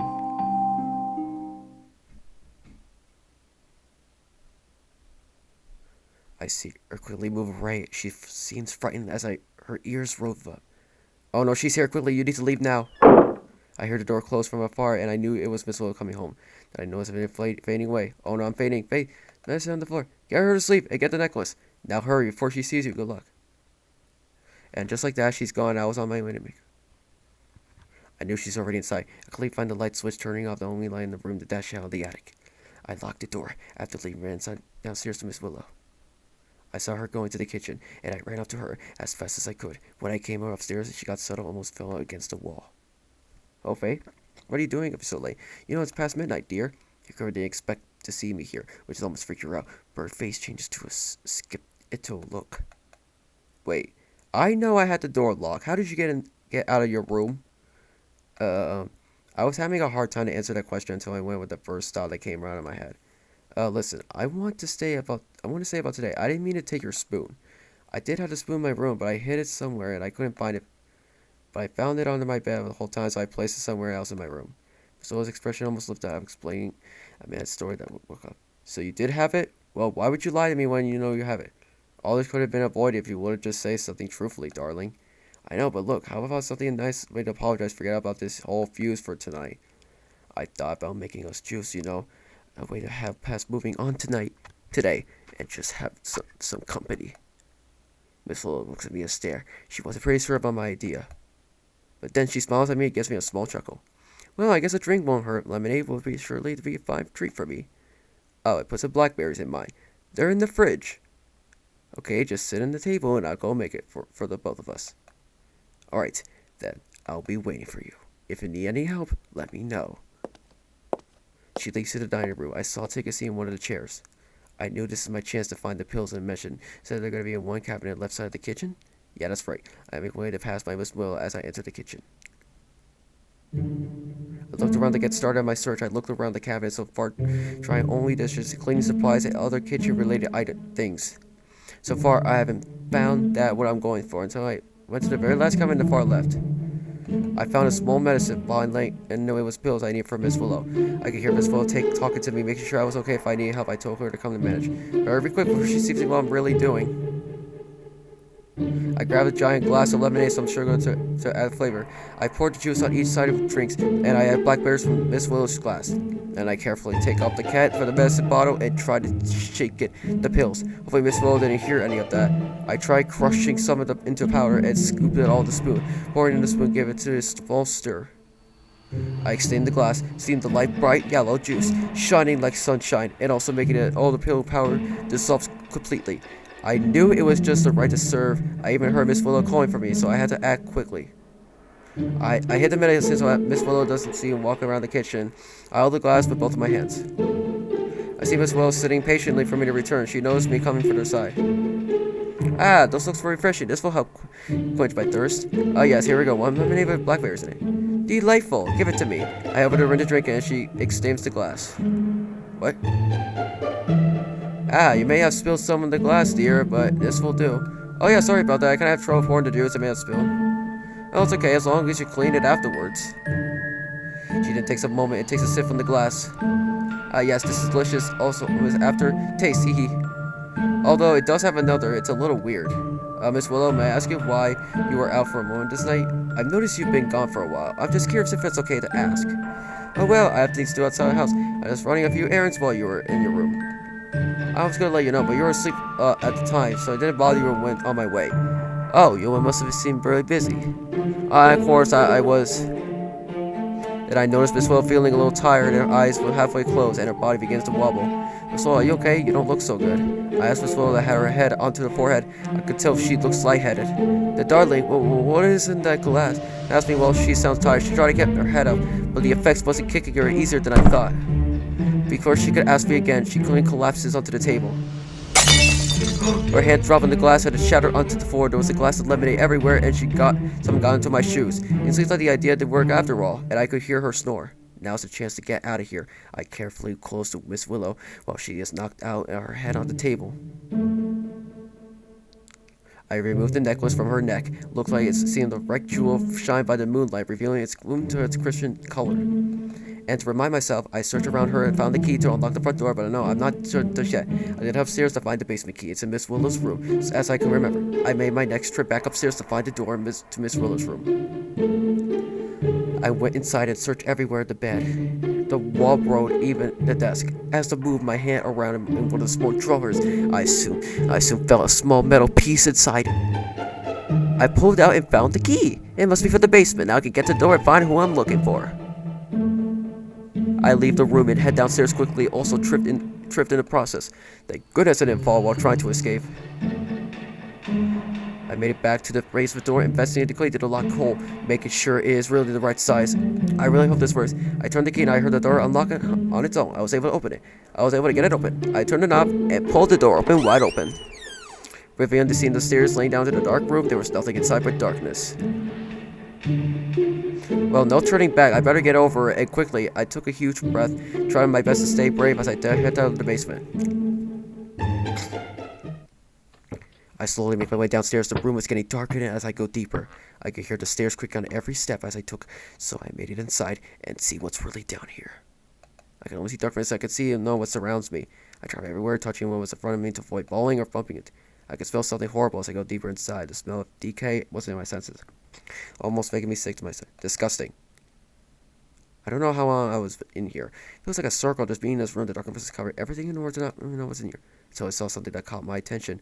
A faint light was across me, not too far where I stand. I saw a flash on the floor and picked it up. I used it to see more clear. Then I saw something I never really expected to see.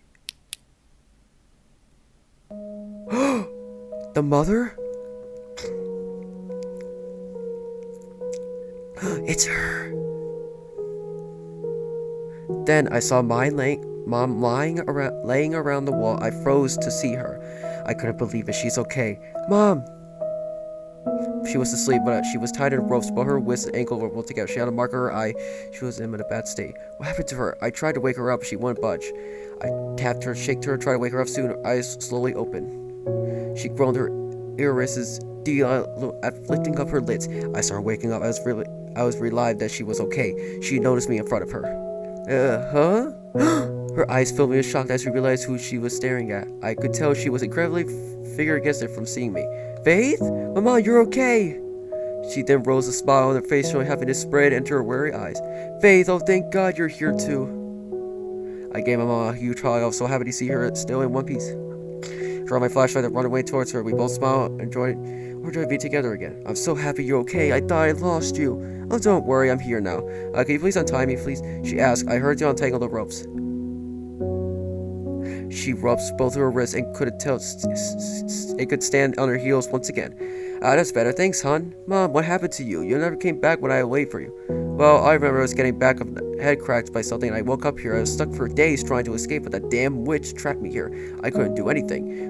From who's she describing, I knew exactly who she's talking about. Miss Willow? Huh? You know her name? Yeah, I've been looking for you in the forest on the day you went missing, but I found this place in the hopes of calling for help and finding you. But Miss Willow has been keeping me here. She hasn't called the police and held a hostage. She didn't want me to leave. Her face changes into stock. She didn't hurt you, didn't she? No, not at all. She never put a finger on me, but she has been very strange and somewhat creepy, but completely harmless.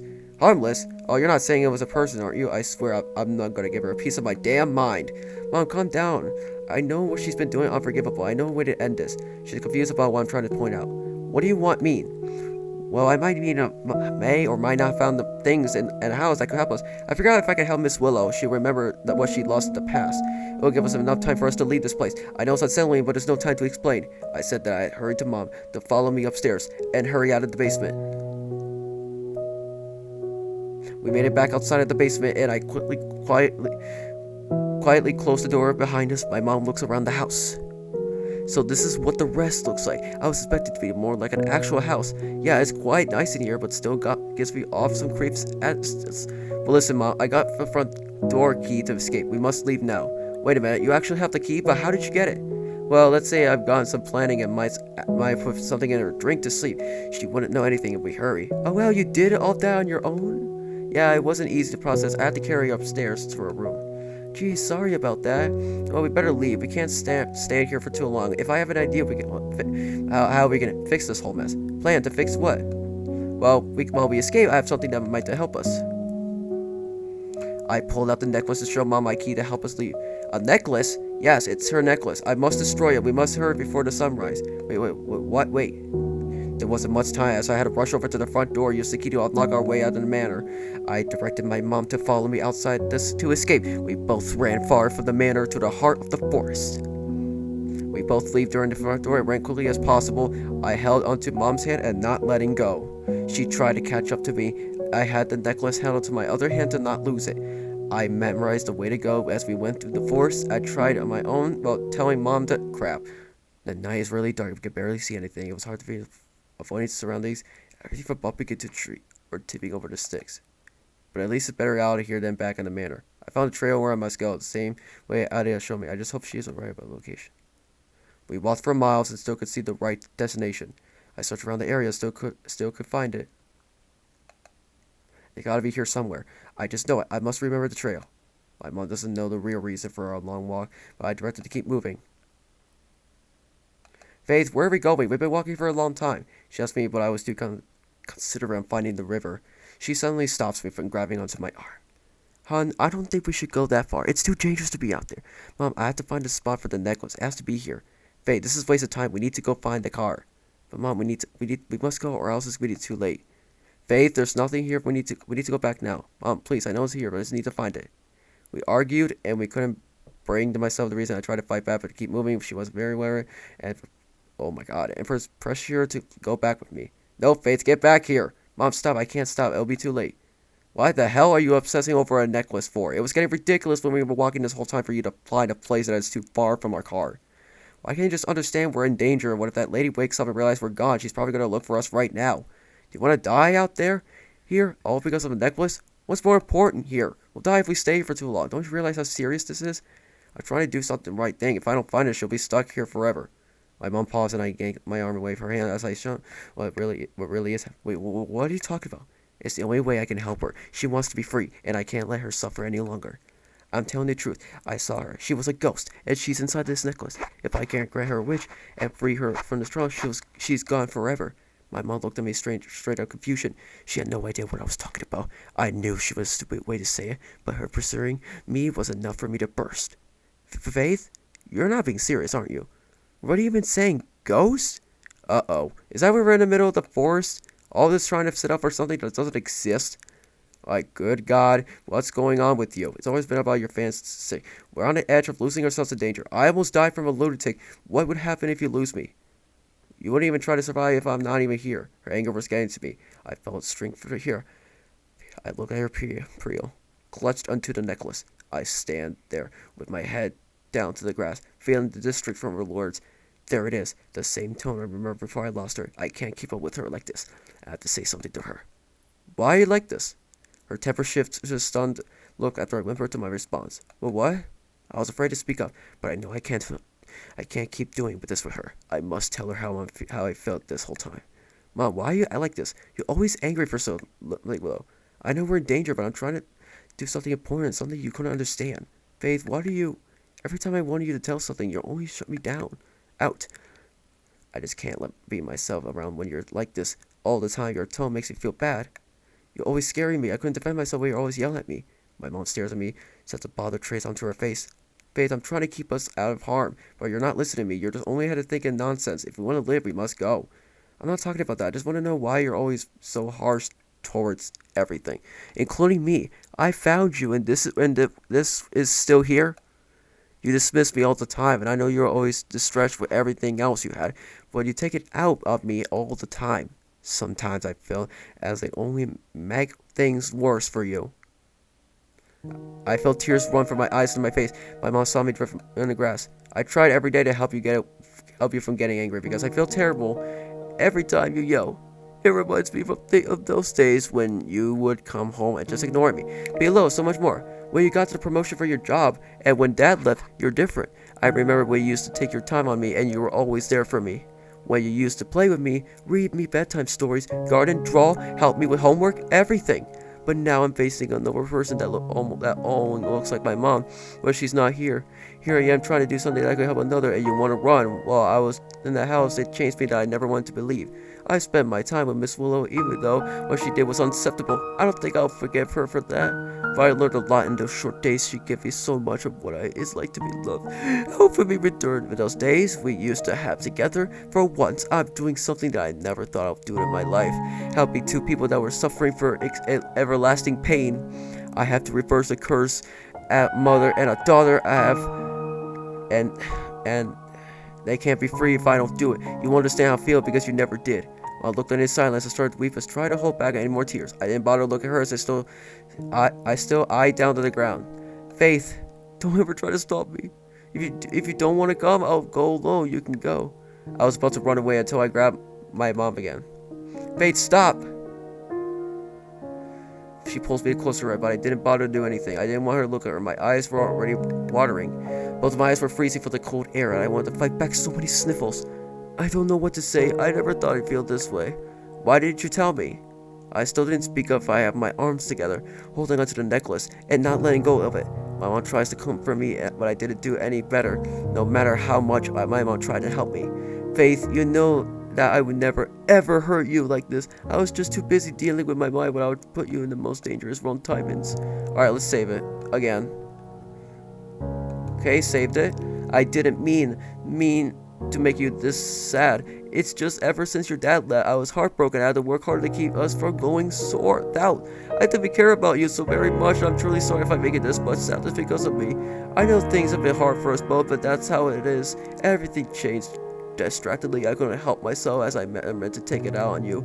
I should have been more aware that you were on something instead of ignoring it. You know how much I love you more than anything else in the world.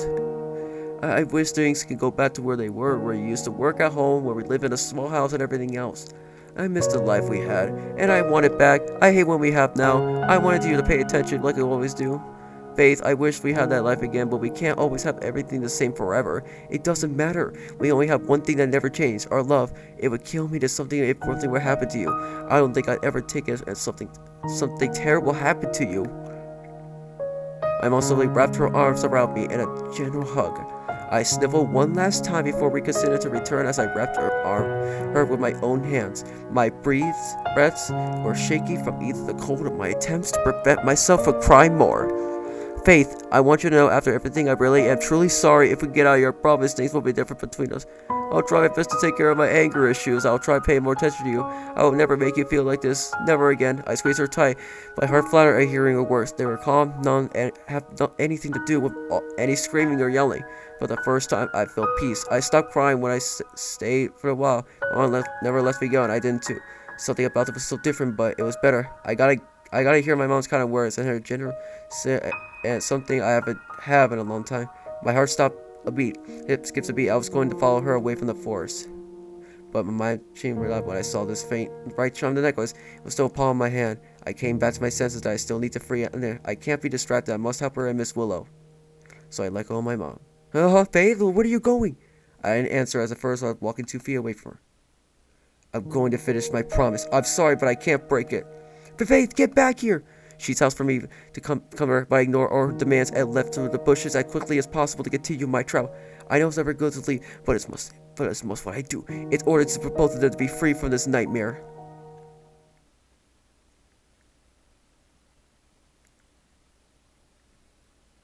Ah, god damn it. Okay, calm down. She just went to the bushes. It's not that far. Good evening, beautiful night, is it not? Uh-oh. Huh? What the hell? I traveled many miles through the forest. The wind was blowing on my face. I noticed the night was getting colder. It was hard for me to breathe after walking for so long.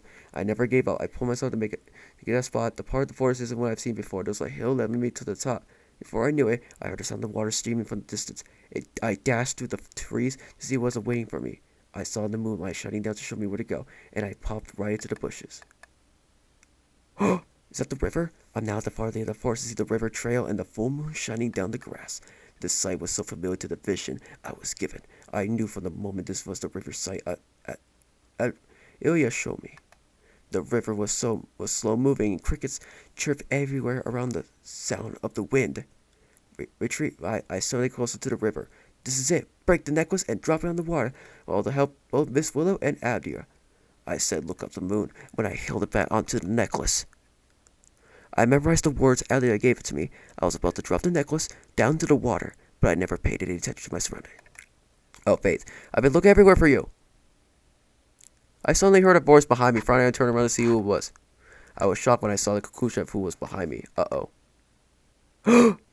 So this is where you were. I have a feeling you've traveled far, but never I thought I would launch you here. Miss Willow. What I saw was Miss Willow standing before me. Though she wasn't alone, she was with Mom, who had a knife against her neck. My mom was struggling to break free from her clutches. You know, I didn't think this would come to stricken me. It was a very naughty move, even forcing me to drink that tea. Hold me to sleep. You could steal from me? Okay, I'm gonna save.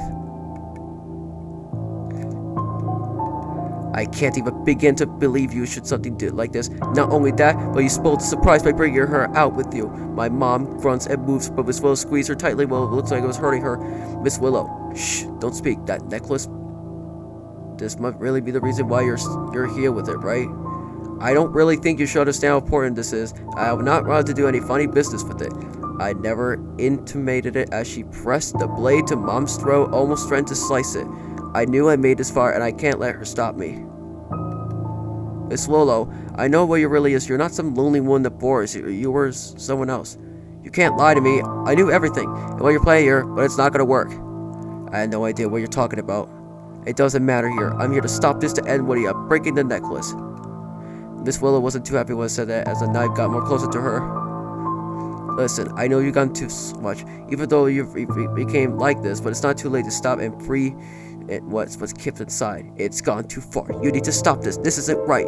I wouldn't stand for this. If what you're saying is completely nonsense, that necklace is much more than you could understand. Now hand it to me or else.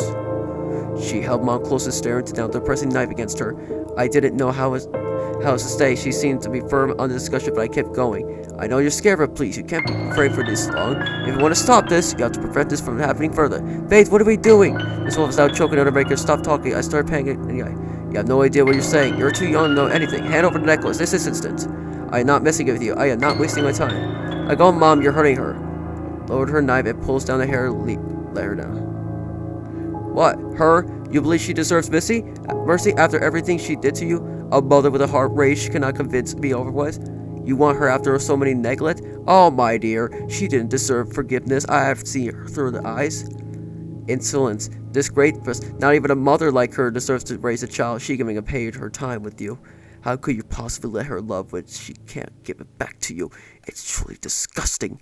Faith, just run, get out of here. Mom was trying to get me to leave, but Miss Willow growls. She further grips on her hair. I was pulling out some of it her head. She throws against a tree. Her force was strong that my mom's face was striking, leading to a huge bruise.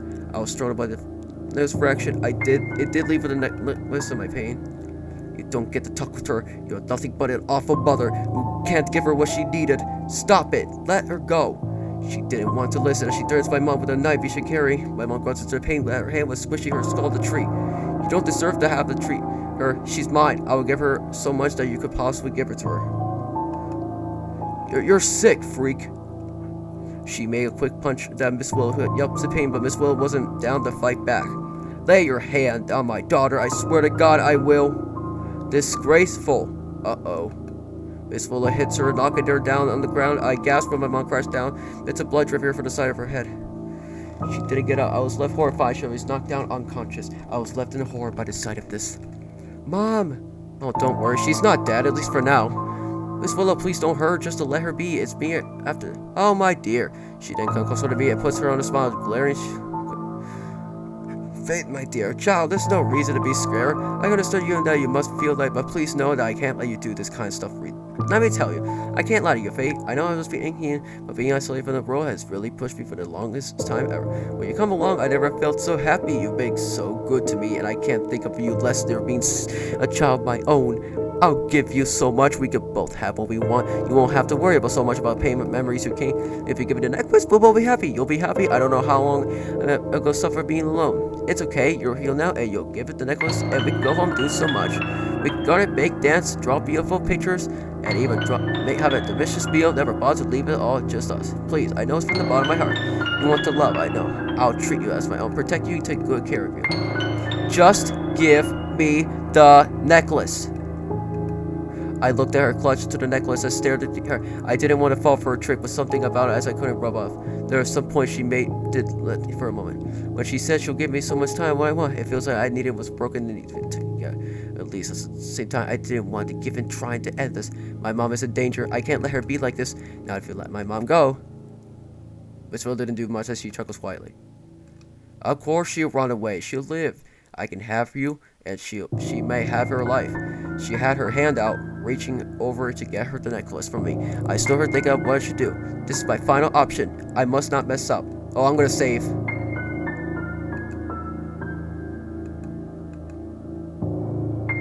I'm gonna prevent it.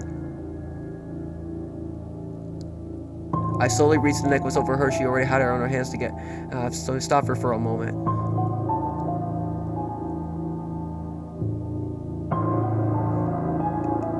No, this is a trick, and I know Ebony will want me to give you the necklace. I was struggling to choose my way and what I have to do. After a second thought, I pulled the necklace away from her. What are you doing? Miss Will asked me, puzzled by my attempt to hide the necklace away from me.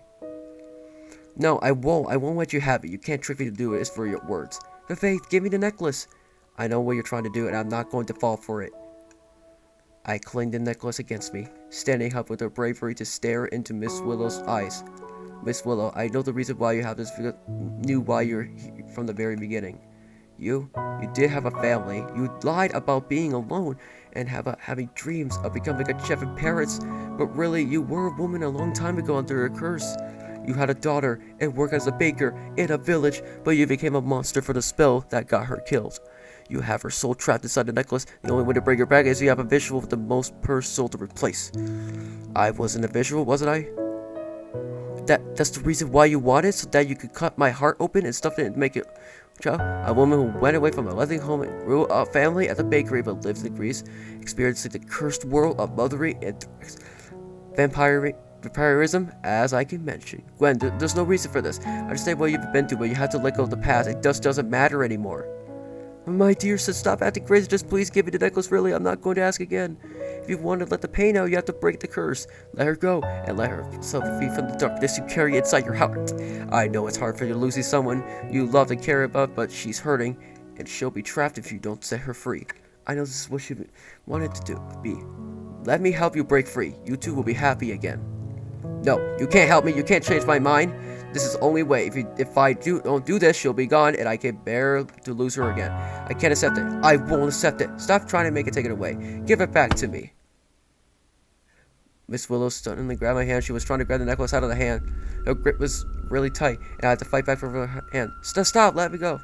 I shouted, fighting back to the run. Miss Willow was trying to remove my fingers to slip and to get it. Mine was getting squeezed, and it hurt so much. Pulling and tackling were working for me due to her strength being unbearable to escape. I couldn't stop this any longer. My arms were aching about how I used my legs to run away. She was screaming to give it back to her until something lights up in the palm of her hand. While struggling to free myself with the necklace, I realized the strange noise coming from it. The necklace glows in the crimson red hue, and the noises it made was like muffled, charmed bells, but it aren't really bells. I didn't understand what was going on. I still had to escape Miss Willow's grip. While I fight back my way to escape, I didn't realize that the necklace was getting brighter. I came back to my sense and found that everything went dark. There was nothing around. I don't see the forest anymore, and all I see was only abyss. I couldn't see or hear anything. I see sights of Miss Willow or my mom. I was the only one I could hear in this empty world. Hello? So I was trying to find sigh that I wasn't alone here, but nothing responded. There wasn't a voice that called me back. Is anyone here? Please answer. I said it again. Still, there was nothing. I felt cold while standing in the world of darkness. I didn't know what to do but to feel helpless. I was scared and confused by being different in a place all alone. I desperately tried to tried my best to find something, anything I could find, here and here. Faith. The suddenly sound of someone's voice. Aderia took me by surprise. Ah! Elliot floats back away from me. I assumed, like, oh, thank goodness. I thought you were sick and you'll be in a big trouble for sure. She smiled, but much didn't worry. Aderia, what happened? Everything in dark. I can't see anything. I truly apologize. The fight between you and mother got so bad. I didn't have a choice but to stop this before it got worse. It didn't have to think I made both of you pass out in the process. I'm really sorry. That was you? But where am I? Where's Miss Willow? Where's my mom? I actually don't know. I never have before. Seems after you and mother were unconscious, somehow you mind traveling inside the necklace by your effect. I'm in the necklace? But how? I don't know. I'm afraid I don't have to answer. It never happened. But this is bad. If you're with me, then you'll be trapped here forever too. Huh? But how do I get out of here? This is impossible. I was shocked to realize that my cushion is inside Miss Willow's necklace. That would mean that I've been trapped for the rest of my days. I was panicking to the thought I didn't know how this is possible, but I need to figure out how to escape before anything happens. Wait, if I'm here, then wouldn't this mean Miss Willow will also be here too? Is Miss Willow here too? Adela didn't answer, but she looked around in the darkness. She shook her head. I don't fear any person anymore. She's still stirring her own body. However, we aren't safe from her. Even when we're in here, she'll wake up any moment. If she does, then she'll likely kill your mother. We can't be trapped. Or let whatever my mom is planning to do is she opens her eyes again. Well, there's no time to lose. How do we get out of here? I believe I know how, but we must hurry ourselves. Follow me. She folds beside me, helps me up. We held back our hands, and we had to travel down to the darkness. As the first, I was scared. I couldn't see where I was going, even when I was holding out to Abero's hand. I always hated the feeling of feeling alone. It happens when I'm afraid something this might come out and get me. Abderia, noticed me begin to shiver as she tries to help me. It's okay, Faith. I'm here. Don't be scared. We're going in together. I promise to not let go. Hold still and try to be brave. Think of something that makes you happy. Abderia used her words of comfort to try to help me get over my fear. It wasn't working at first, until I tried to think of something on top of my head. I thought about the time when me and my mother used to go to this amazing bakery downtown. Was always getting my favorite strawberry chocolate cake for special occasions. We even chat about whatever comes to our minds. We always laugh. It was really big, one of my best days with her. I really do hope she's okay. We walked everywhere, and we still couldn't see anything I was getting, but now, but it's counting annoying to still being here. Just like I see something in far distance. A faint light was coming closer. We were always close to the one thing we could see. I was so glad to see something after all this. I remember I went out there to make it to the end where it leads to. What the? Finally, but only with the gradient of the room with doorways. All three each leading to the darkness. I looked everywhere and didn't understand where to go. Adia, where are we? Oh yes, we're in a maze room. Each door leading us to a way out. Unfortunately, Tennis escape isn't easy. I've done this many times, it always gets harder, but you can't leave, you don't have it hit when you leave. Okay, I'm gonna save. Oh, I screwed up. Well, what do you mean? The items, remember when you had those memories when you taught certain items about the manor, the magic took them away from you, and now they're scattered around in the maze. The way to get the bag is all five of them in the correct order of the rooms. Lord, you must find them. I was already tense about this. Is you trying to say I must go alone, or where should I go? But how would I do this? I don't even know where to go. I can help you, but I can't always be here. You must venture off your own with my hint. I'll give you a hint each time you successfully collect each item in your room. Just listen to my voice and look for your way in each room to travel to the correct doorway. But if you fall into the wrong one, you'll be consumed by the darkness. Use your way out, so please be careful. I was never nervous about this. I didn't really know where to start before I was slowly vanishing. Look, I don't have much time. Please listen to my voice and search for your way to find items. At the remaining of the last word, she disappears once more. I was alone once again. There's only 3 ways I could go, but I couldn't choose until a voice spoken out to me in my mind. It echoes. It was an Abdiar's voice speaking to me. Flipping through the pages, turning to the right, our story begins inside the tunnel. Straightforward, we travel. Okay. Through the forest we go, still the same direction. Incredible and magic, becoming part of the story. Always looking for it. Finally, our resolution at the end of the stage, far from a positive east, our journey through the book. What was that? Was that supposed to be a hint in poetry? Well, I never get it, but I gotta memorize it. This might be a hint that leads to the correct direction. Oh. Okay, so...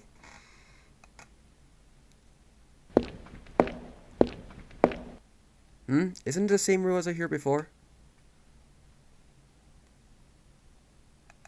Oh, it's a maze. Everything's going to be the same, aren't we? Well, I better get used to it. My life is going on the lane. Okay. Okay.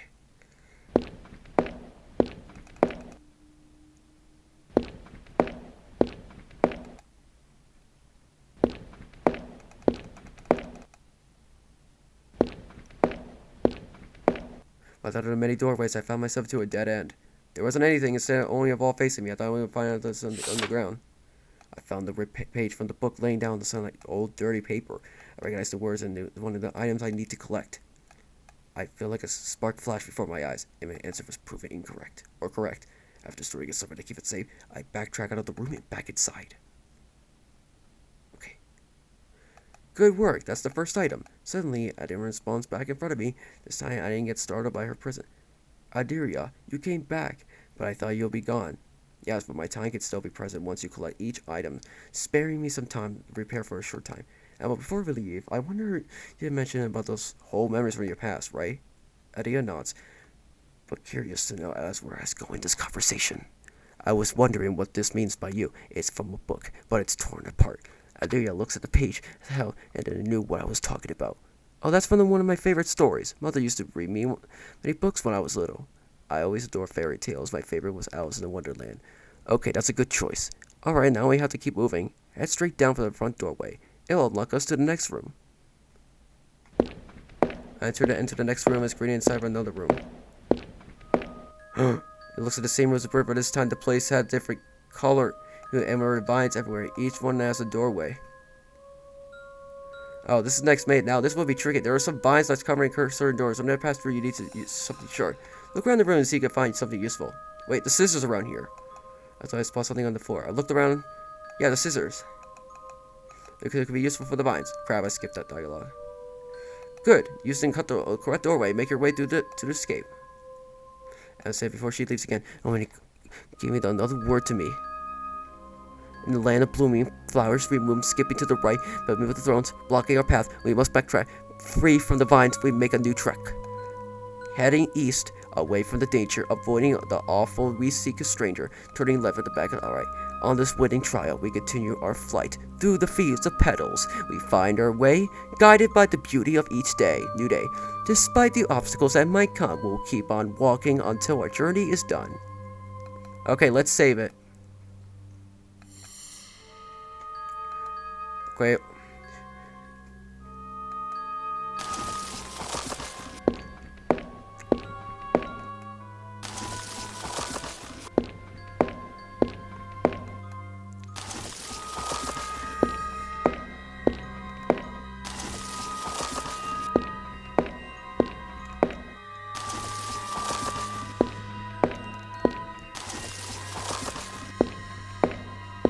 All this fine cutting has been paid off, and finally we get to another dead end. There I spot something so clear, bright. Instantly, I picked it up. A small red rose was laying on the floor. Its bright red petals still variant and colored with no hints of the withering. But the thorns of the stem, they poke my fingertips. Ow! That's the second item. The rose. Oh, it's me and my mother's favorite car. I remember when she and I gardened all the time. Everyone back at the village used to love her garden. She didn't chase it from a bit smile to a sad from in a split second. Before at least, let's continue. I heard myself out of the room and quickly went to the next room, following Adina inside. Now I'm in the same exact room with a bunch of frosting that's over the walls onto the floor. I accidentally stepped on the sticky icing with my shoe. It was already covered in it. Can you smell the delicious air in this room? Apart from the rotten smell mixing in too, I smelled the air and noticed it got a lot sweater than before. But I also had a smell of something rotting when I was clearly plucked my nose in disgust. Ugh, yeah, I can smell sugar and mold. Doesn't really have to go together in my book. Now this room will trick you. Despite before the sweet, the doorways will trick you into going to eat inside them. You must figure out the right one by finding the right drawing that matches the pattern you travel. Only the senses that will lead you to correct the doorway. Wait, huh? What are you? Before I could ask, she's gone again. So this room will trick me? I need to find the right drawings for each. What does this mean? In the kingdom and delights, our journey begins. Under the bright moonlight night, we search for the magic spoon. There's syrup ponds that shimmer and swoon. To the left, we get to the gummy trees. North way, we trek with a gentle breeze, and through marshmallows caverns, we roam until we reach the licorice mountain's dome. Those hidden from the shadow deeps, the magic spoon and our key promise to keep its with its power. We mend what's torn and return home when we were born. Circery, sweetness fills the air as we fix everything we'll care. Our adventure ends, but memories stay of the kingdom while this desserts all stay away. Well, this should be a piece of cake.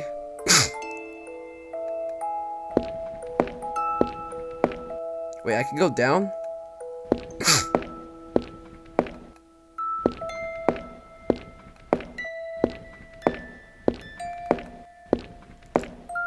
Whoa, glad I made it out of the sugar rush. Finally got to where I must go.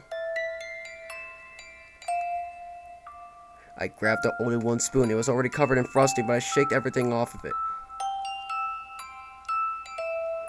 Oh, I remember this one. My mom used to bake all kinds of desserts with this. With our granite spoon, we used to stir and make a batter with it. My mother taught me to bake, and it was also my starting point. She was really a good mentor for me. Really, she was. Adelia? I see her becoming even more sadder than before. I was getting a little worried about her every time she talks about her mom. It must have been really let her down each time. We should go now. Yeah. And just like that, we leave once more. Wait, what the heck? After the two please went entered the door in the next room. Unlike the others, this was different. The whole room was withered, and there were some cobwebs and dust everywhere, and there was a hint of the filth in the air, way worse than the last room. Everywhere discovered abandoned. I felt unwelcome by the environment. I couldn't lie. This whole place gives me the creeps. I expected Elena to come and say something that helped me, but this time she never came back. I waited, but there's no sign of her anywhere. And so she speaks her hint to me instead. On a sad, lonely day, a fire crashed through the village, forcing us to run away to the safety of a forest but monsters lurk in the shadows, haunting me as we fled. We had no choice but to go, moving forward with fears and dread. Soon the rain began to pour. We changed directions to the east, but we meant to with a huge change and a huge sword. No way to escape. Our fate increased. Now we wait for our demise. No hope. Grab. I didn't skip that. Oh, that wasn't pre 2%. Why isn't it happy like the others? These tales were always too dark before. Her voice was bitter, and I knew I must keep going. There's no time for questioning. Oh, there's boards blocking the doorways. How am I supposed to get through any of them? I hope something doesn't block the right direction. I need to figure out something. I can't stop now. The axe from Bendy. Noticing right away, I saw something on the ground. Yeah, the axe. Ah, an axe. Now, I should know I use these. But what other options should I have? Okay, I'm gonna save this.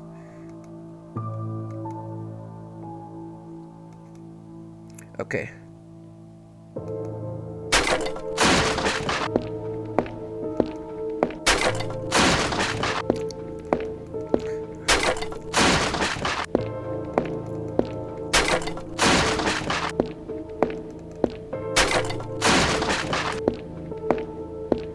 There it is, the fourth item to add for my collection.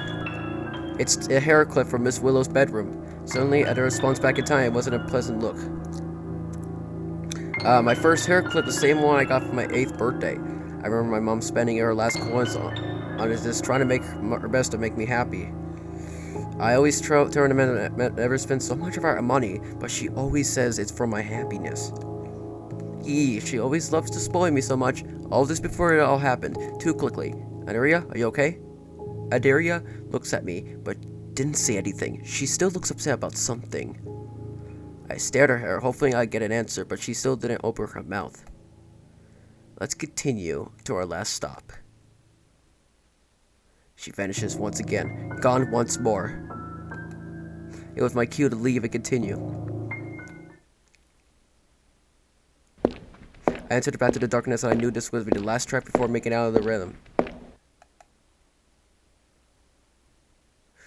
I couldn't help but try to gather up my courage to walk when I kept thinking about Adara, sorry. Though something wasn't right with her. I could tell she had something that she doesn't want to say. Adaria?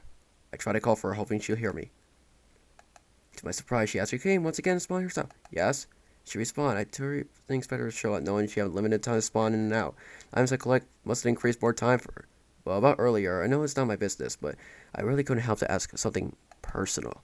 I hesitated to tell her any further, but I know she's upset. I'm curious about her opinions with her mother, other than all the trying to do bad things at all. I wonder if she still cares about her, even with all the dangers lurking around. You remember before when you said all the things about your mother. Do you still love your mother? Even after all the things she did? Uh-oh. Adelia looks everywhere. Distance for the question. I knew it wouldn't be a bright idea to ask, but then I heard a small sign and answered. Yes, what I was angry at her for all the things she did. I knew deep down it's not her. She's never always liked this before, not until she brought home a necklace. All I can remember for her were the only good and bad times we shared. I always remembered her being caring, kind, generous back at home. She always welcoming for everyone, and she never mean either. I know with everything she's done. I know it's still her, but I don't know if she's really is still here. I couldn't forgive her with everything she did. Even with her or without the necklace, she almost had shed a tear, knowing she'd get frustrated about this. I knew it wasn't going to be a present to talk about this. I don't know what to do in this situation, but I know I can't let her feel too bad about this. Adelia, I don't know a whole lot about you and your mom, but I know what happens. I hope she's still the same person as you loved.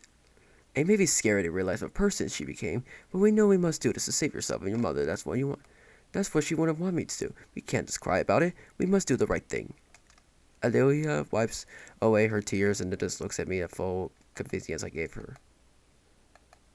Okay, we traveled far before we could reach any more. Adelia stops again. Faith, I just want to say thank you. Thank you for trying to help. If you haven't shown yourself back in the manor, it will be late. I know it's dangerous to do this, but I'm happy you're helping the both of us. I'll forever remember you call of aid. Oh, it's no trouble at all. I'm glad I can... Okay, that scared me so bad. I suddenly speak camera as I witnessed something in horror. Facing what I could see, Adelia in her chest, already stabbed in the chest. It turned so clear. It wasn't any shed of blood, but the painful action was soon enough. And it vanishes before my eyes, and the shadowy figure laughed in discord. Very touching, but I'm afraid this will not do. Too need to stay longer in the dark. The figure spoke when I realized she looked exactly like... Miss Willow, but something about her, she looks different. Her eyes, her empty with the only red dots control like pupils. I froze, shocked to see who was behind her. I see a woman behind her, with a glass inside her face. Oh, don't look too frightened now. You didn't think you'll make it too far. I'm quite surprised. Efforts, young one. But now, how are you gonna finish without help? Now, this won't be a problem. You killed her. Oh, don't fret. Just make her disappear. She won't be there to help you anymore. Oh. Enough talk. I would just stop here. I observe you. This was make it far as I were expecting you, but mostly impressed. How about we play a game you can survive to the correct maze 3 times? I'll let you, I'll let you, if leave. Well, you know what will happen, so don't mess up and pay attention, or do you need to? Okay, I'm gonna save this. This is getting creepy. Is that understandable for you? She asked me, but instead I'm frightened by the appearance of her. She might look like Miss Will, but I know she's not. She gives me so much fear if I just look at her. I knew nod my head to answer. She smiles greedily, revealing her face. Okay, wonderful. Let's begin. Remember, eyes open, dearly. She disappears into the darkness, probably signaling me to follow her to the end of the abyss. I had an unnerving feeling about her attempts on the game, but I really need to get out of here. Who is she? When did she start this terrible thing to Adelia? I know I couldn't fight back. Poor Adelia, I'm so sorry. I moved my legs again to follow her, make sure it was in the right direction. I finally made it to the last room and already knew the site. It was already uneasy for me to step in. It wasn't getting better. Instead, I feel like entering an abandoned house, even though it looks a little burned. Everywhere the walls and doorways were filled in smoke from fire and burned wood. Not going any further, I heard a voice calling for me. Now it was the advantage this time. This time, the itinerary speaks to me. Simple, child. Watch the doors and choose correct path. Each 3 rounds will get tough. Well, only one time. No retries. Oh no. She laughs, fainting away. Okay, I'm gonna save.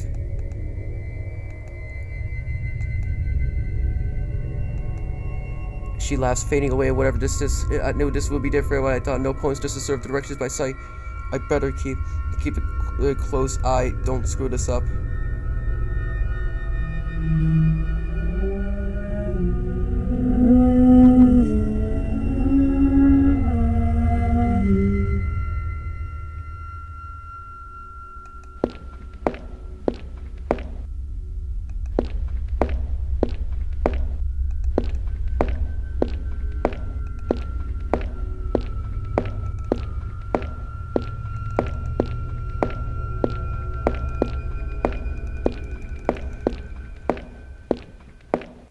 Splendid, you made it through the first round now. Continue forward with this next round. Be careful, get faster and longer.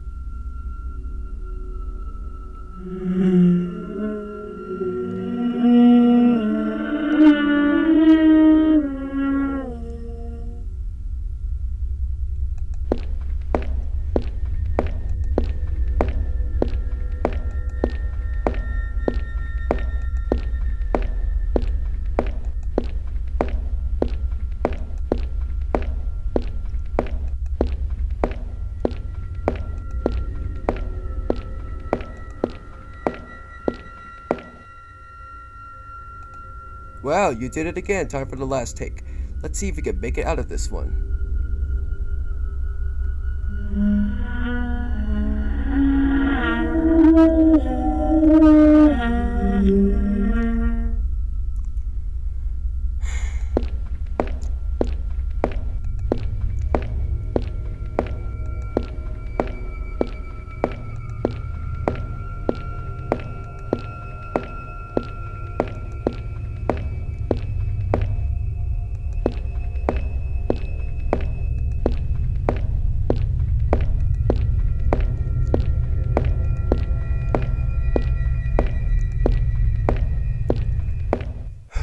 Hopefully I did it.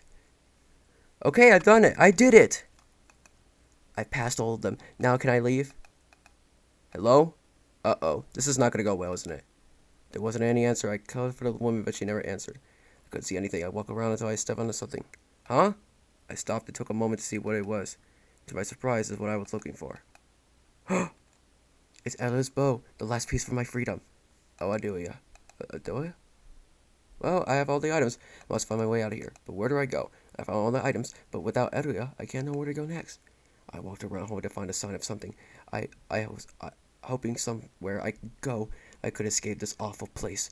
I thought I would never get out of here. I never saw where I was going to or where I was coming from.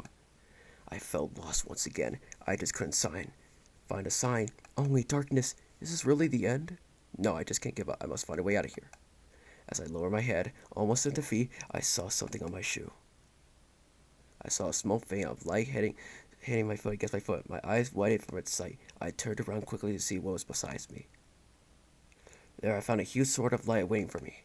I knew for the moment it was a way out. My heart skipped a beat after finally finding something. Something so bright and pure, I had to run towards it. I was close, getting even more close to the light. The sign of relief kicked in. I knew I was going to make it. Hold on, Mom, I'm coming. I barely made it out until something grabbed my arm. I freaked out knowing it was going to pull me from the light. I tried to shake it off, but the grip was too strong. It kept pulling my neck. Or pulling me back, sorry. I had to think fast and I had to quickly get a small idea to take out something from my pocket. I used a hair clip to stab the arm, force the fur and skin. I heard a loud cry from whoever's behind the darkness. It was my chance to escape. I hurried myself to the light, never looking back to the reach what's awaiting me. However, I didn't even process of what's about to happen. Next was instructed from running to the safe place. I wasn't halfway to the light when something stabbed my leg. I felt a huge sharp pain coursing through my veins, screaming on top of my lungs. It hurts too much. Then I have to stop my tracks to look at my legs. My leg was bleeding and the blade was deep strained. I was afraid to take it out. I barely moved while trying to put my pressure. I couldn't take it out as the tears began to form and fall in my eyes. I fell to try to hold back my sobbing. It hurt so much I couldn't get the knife out or I could run away. Oh, the deep thought of being in pain. I didn't know something was coming to me. Chuckled when I was helpless to get back.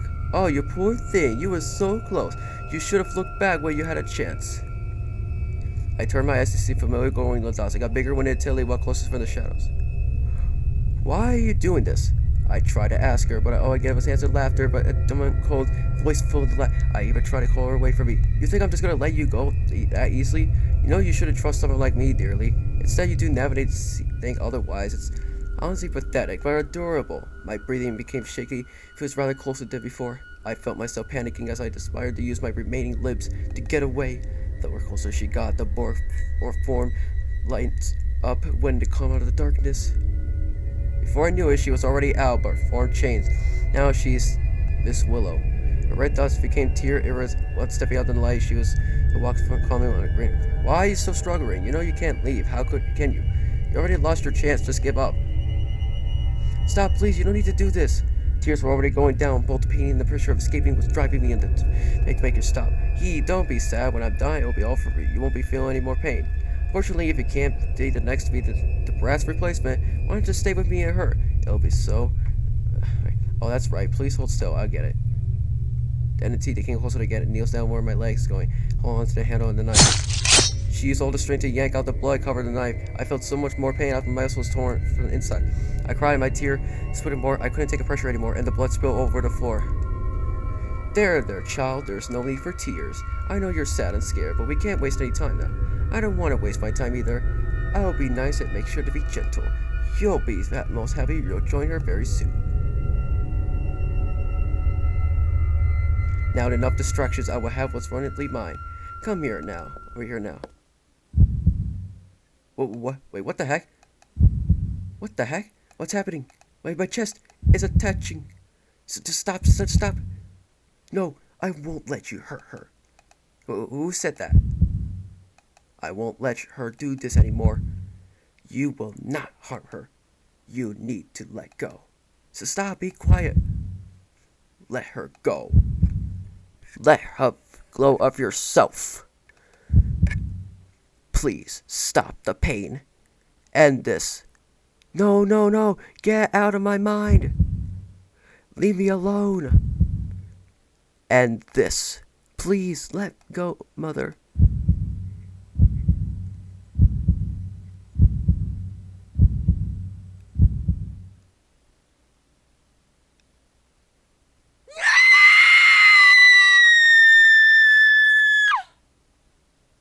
My surroundings grew bright.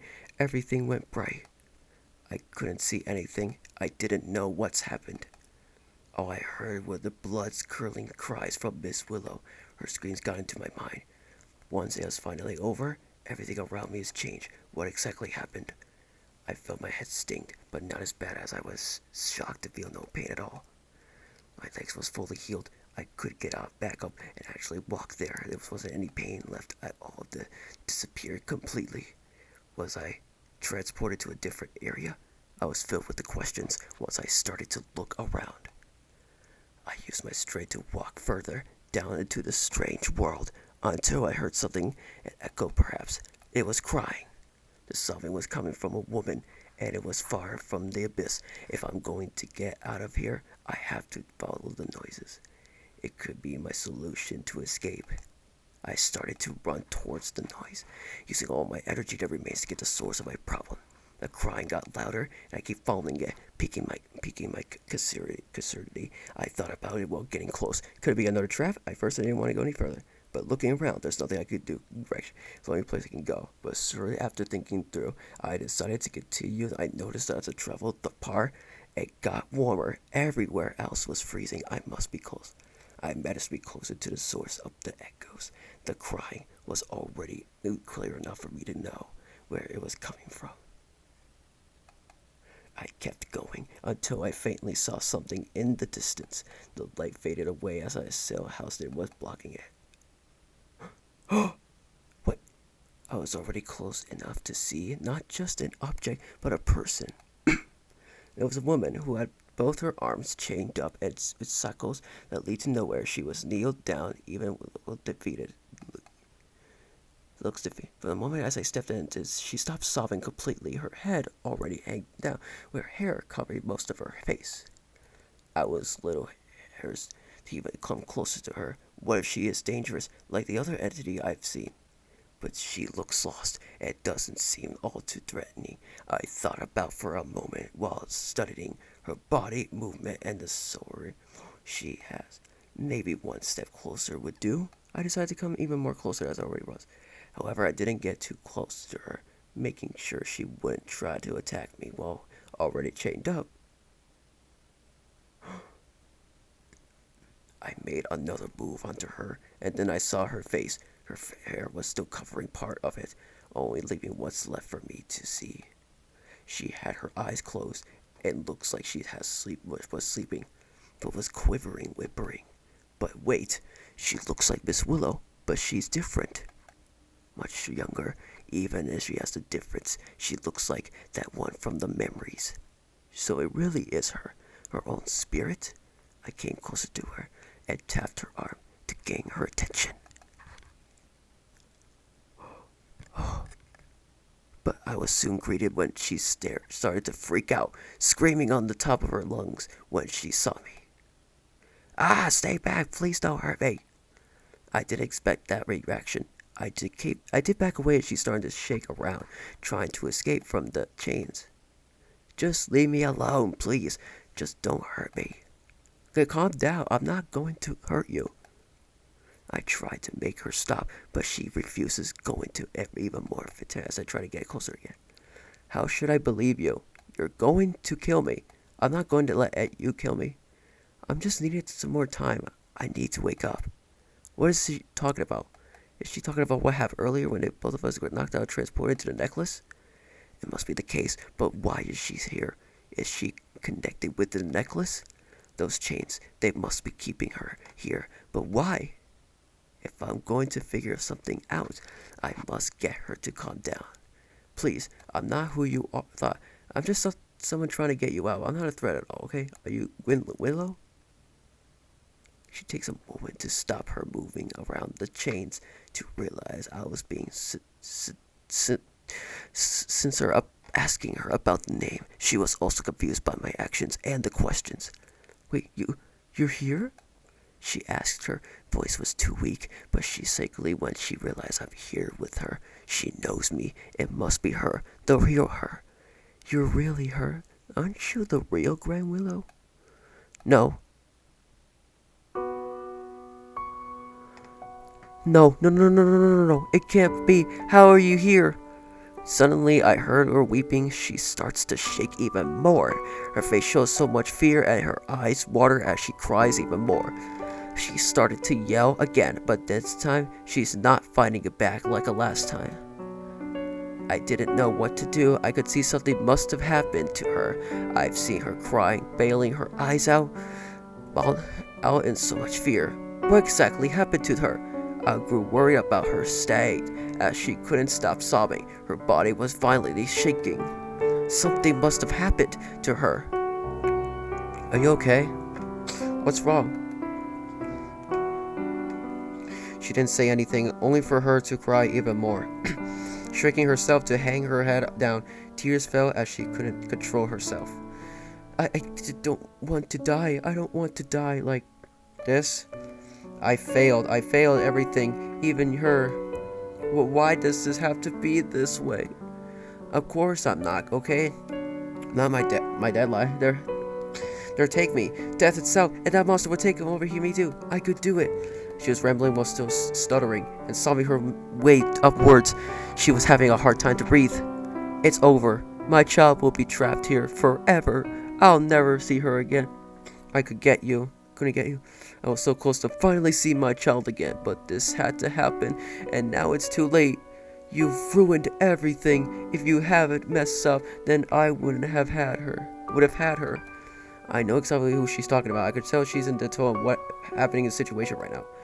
The trembling fear as her voice speaks. Oh, she couldn't face me. Why couldn't you just give me the necklace? If you wouldn't just give up, my daughter would be still here again. I would finally have her back, and you ruined it. For the both of us. She was already delusional from what I could tell. They must have been here for all knows how long. But I know I can't let her do this. Even for this is so wrong. And didn't want all this. I must get her sense out of this darkness once and for all. But this is not what she wants. This gave her the chance to slowly look up at me while I could see her eyes drawn on her face, unsure of what I said to her. But what? Your daughter. Okay, I'm going to save.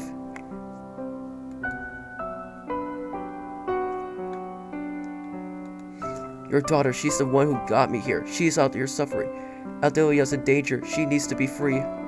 Well, what are you saying? She caused this? But how? I don't really think this matters right now. I don't know how much you are doing. I know this is messed up, but you need to stop this. You're causing so much pain and sorrow from not only your daughter, but yourself as well. You need to let her go. You don't understand. If you're out of here, I can't have you be replaced for my child. I must do this in order to be with her again.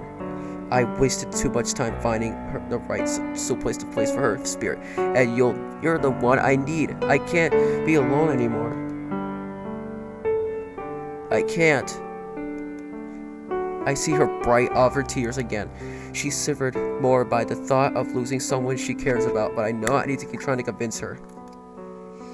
I know you're going to do this so much. I learned everything about you and Adelia. I bet you two have a wonderful bond. But your overprotective is getting in the way. It's what caused you to be here. Don't you really think having me because a vessel to your child will solve both of your problems? Have you ever thought about what she wants? You will never understand. It's the only way to bring us back together. I can't lose her, all because of me.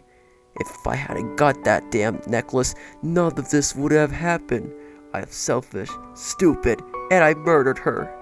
I must fix this, meaning if I have to take your life or hers. I could feel her really breaking. I know what she's trying to say, but it's still not going anywhere. I can't let her do this after everything she's did, even if it wasn't her. Adelia knew I can't let her keep going, and she had to know how much this meant for her. I've got one thing in mind, but I don't know how it'll make her react. Well, it's worth a try. I left after her and wrapped my arms around her, giving her a warm embrace. I felt her body shivered but stopped when I latched onto her, not letting go of her. What are you doing? I didn't respond. I felt her arm shake, but as I resisted the move, the shackles are still holding her back. My body shivers. I can feel how afraid she was. She was years of being trust she went through. I refused to still let go. I do feel you need this. You don't need to feel alone. I said, hopefully she'll calm down. I did feel her slowly losing her frantic shivering, and her breathing becomes more slower. You don't need to feel scared. It's okay. It's gonna be okay. I know you're afraid of losing her and you're afraid of dying, but if you want her to live, you need to let go. Let go of something that cursed you for many years. You two will be free from this painful existence. We both understand this. We're both alone in this world, but we don't want to be happy anymore. You don't need to feel like this. You can't still do the right thing. I'm sure Adelia forgives you for everything you've done, and she'll be happy if you bring her to a better place. You want that for her, don't you? There was the silence between us. I didn't hear Miss Willow say anything, but I still stayed with her, making sure she wasn't alone. I suddenly felt something on my back, something warm that pressed again at me gently. Why are you doing this?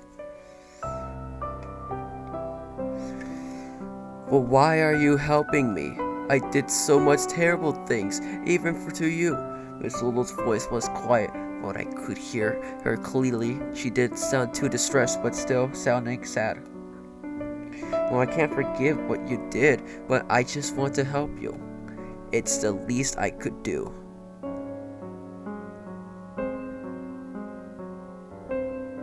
Aww. Thank you.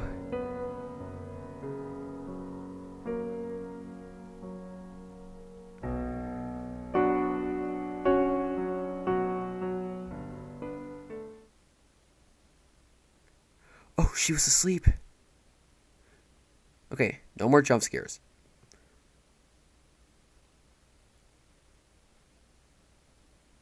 I opened my eyes to see that I'm back in the forest, found myself lying in the ground. The sounds of the river came from above when I got on my feet and I did wobble a bit trying to get up. My head was fuzzy, I didn't quite remember what happened. Everything went bright and suddenly I'm back. Wait, I'm back? I'm back, I made it out. So I look around to see everything I remember.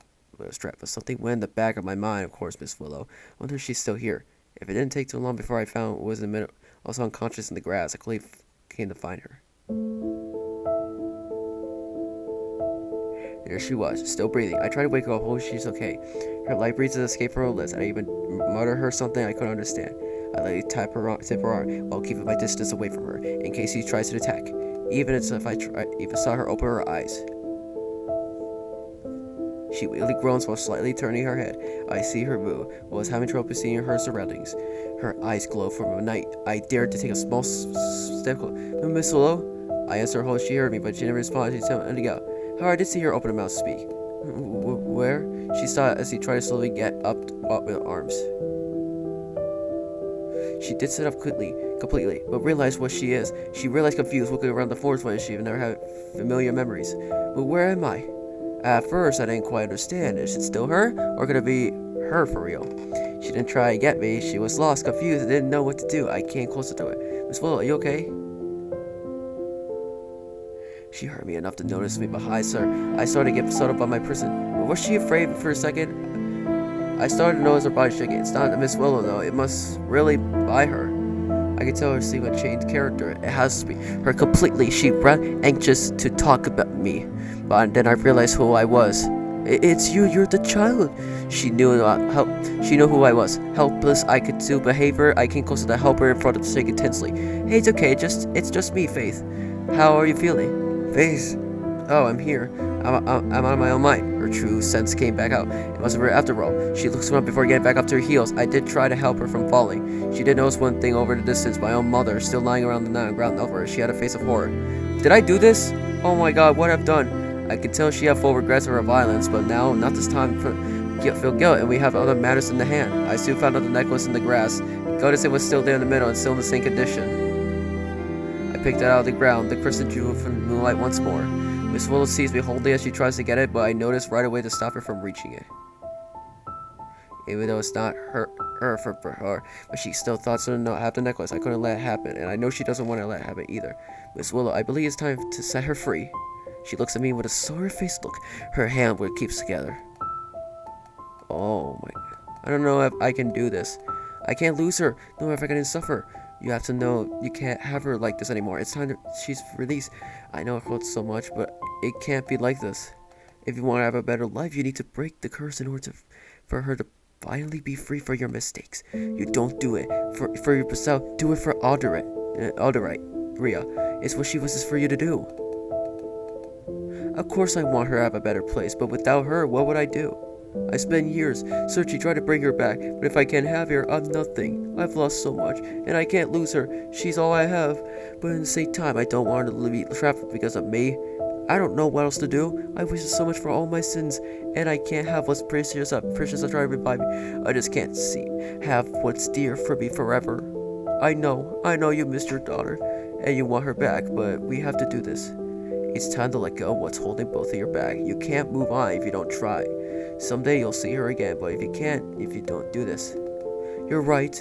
I can't let myself be consumed by the darkness of my own selfish needs anymore. I have to do this for my child. We now have to know what to do. I decided to give her the necklace. She carries know what she has to do. At first I thought she might run with it, but I saw her walk over to the river instead. I followed her, making sure I was by her side for support. The river kept moving, so I saw her wash over the reflection onto it.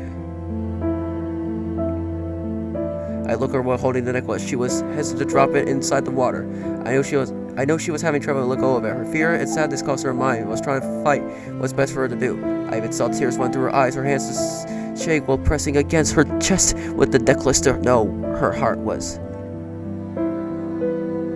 I can't bear to do this, but I want to, but... It's okay, Miss Willow. You don't need to be scared. It's okay to cry. Just drop the necklace. Hey, I've been a terrible mother. I wish I could take everything back. Don't say that. I believe you are the best mom I could have had. You did all you could for her, and she knows you're not. I said I'm waiting for her to overcome her assistance to drop the necklace once and for all. She clings onto the necklace, tears streams down her face. Her soft is so quiet, and her ears were... Oh dear. I'm so sorry for everything. I realized that it was time for you to go. I just want you to know that Mother loves you so very much, and nothing will replace what we have. I'm going to miss you, and I hope you find a better place. Somewhere far that's so much better than here. I hope someday I'll see you again. Please forgive me for everything I've done, even to you. Now it's time for our goodbyes.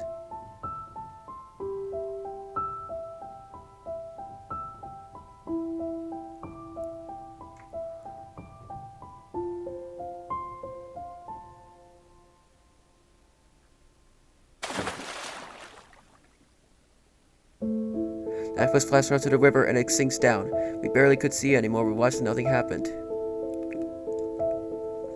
Wait for something, but it's still, the longer we wait, nothing. It didn't work. We're too late? I didn't know how long it took, but I knew it, nothing happened. We thought the curse already stuck, and our soul is already trapped. We waited for too long and dropped the necklace on time. Wait. Suddenly a light emerges from the river. Our eyes rose up in shock. The light grew brighter than the moon itself, and it was coming out from the water. We blacked away as soon as something rose from the water. Wait, is that the daughter? Aladia? Sorry, I can't pronounce it right. A ball of light rises and hovers around the river, shining so brightly, no other, not even the sun. It was a beautiful. This must be her, Adela. The light beam gets bright as we're aware. Miss Willow stares at it as much to breathe from what she sees. I stare at the light, memorized by Adaria. The waves of the light curves as they rose up with her. She knew it's Adaria. The soul was about to leave into the sky. Miss Willow reaches her hand over to her tear. Tears fall out once more. Elder, you're so beautiful. You can rest now, darling. You've earned it. I love you so much. Goodbye, my child. Miss Willow's hand reached out for Adelia as she flew away, combining her light to the moonlight. The light fades as she completely travels far through the sky. Okay, everything went back to normal. The bright light was turned back to the dim. Miss Willow's hand was lower, but she still had her eyes on the moon. I turned my eyes to see Miss Willow. She stood there silent and never taking her eyes off. I could hear her sniffle. She was holding back her sadness at what she saw. Sorry, I'm trying to sniff right. I stand closer to her, helping her by being there with her. Miss Willow, are you okay? I stared at her. She was still watching the sky. I didn't know what she was thinking, but I could tell she was feeling remorse. Witness the sight we both shared stay quiet, and all I could do was just watch her, a little afraid to interrupt her moment of watching her child go. But then she stopped to look at me again. Faith, thank you for everything. Thanking me? She's thanking me? She looks down at me with a small, bitter smile. Never seen her smile like that. It was comfortable. Maybe more than one she normally uses. I could tell by her voice it was the biggest moment for her, and was the one who gave me credit. Miss Willow, it wasn't much. I did all that I could. Oh, you did more just to help. You helped me make out my cursed mind and free my child. You did. So much more than that, what you think. I forever am grateful for your kindness to help us. You coming here was the most you could have done. I don't know what would have happened if all this was never solved. It's going to be hard, yes, but I know now it will be the best even for you, Adelia. Oh, it's no trouble at all. I'm glad my efforts did help you too.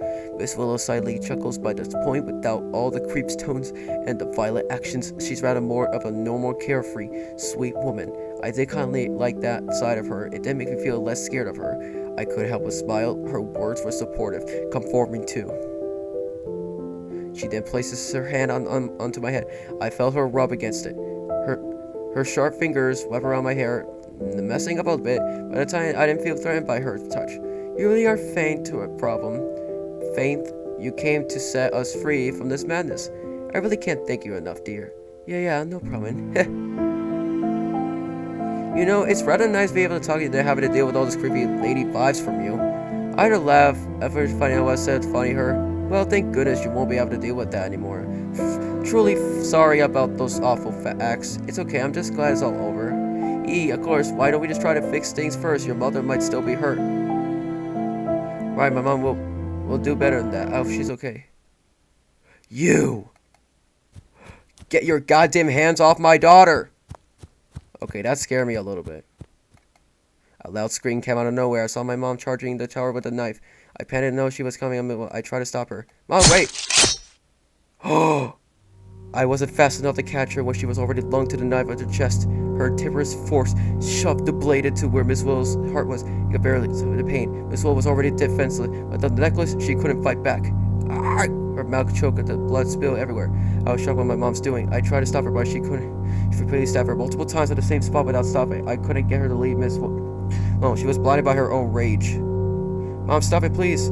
Faith, get back. My mom shouts at me when she pushes me away from Miss Willow. Sudden anger from Miss Willow was too very bad. She couldn't handle many stabs in her heart. I saw her collapse against the tree, but I couldn't reach her. I was suddenly grabbed by my mom. She helped me run away. I couldn't get her to let go. Her arms wrapped me around the table, running for her life to escape. The cold brushes through my hair and faces her speed increases at every step. I could only stare at what is in front of me. Miss Willow was running on the tree, bleeding out, unable to get out. I was already far away from her. My vision became blurry and freezing after pretending to see. I couldn't make out what my mom was saying. I directly was also on Miss Willow. The last thing she did was to look at me.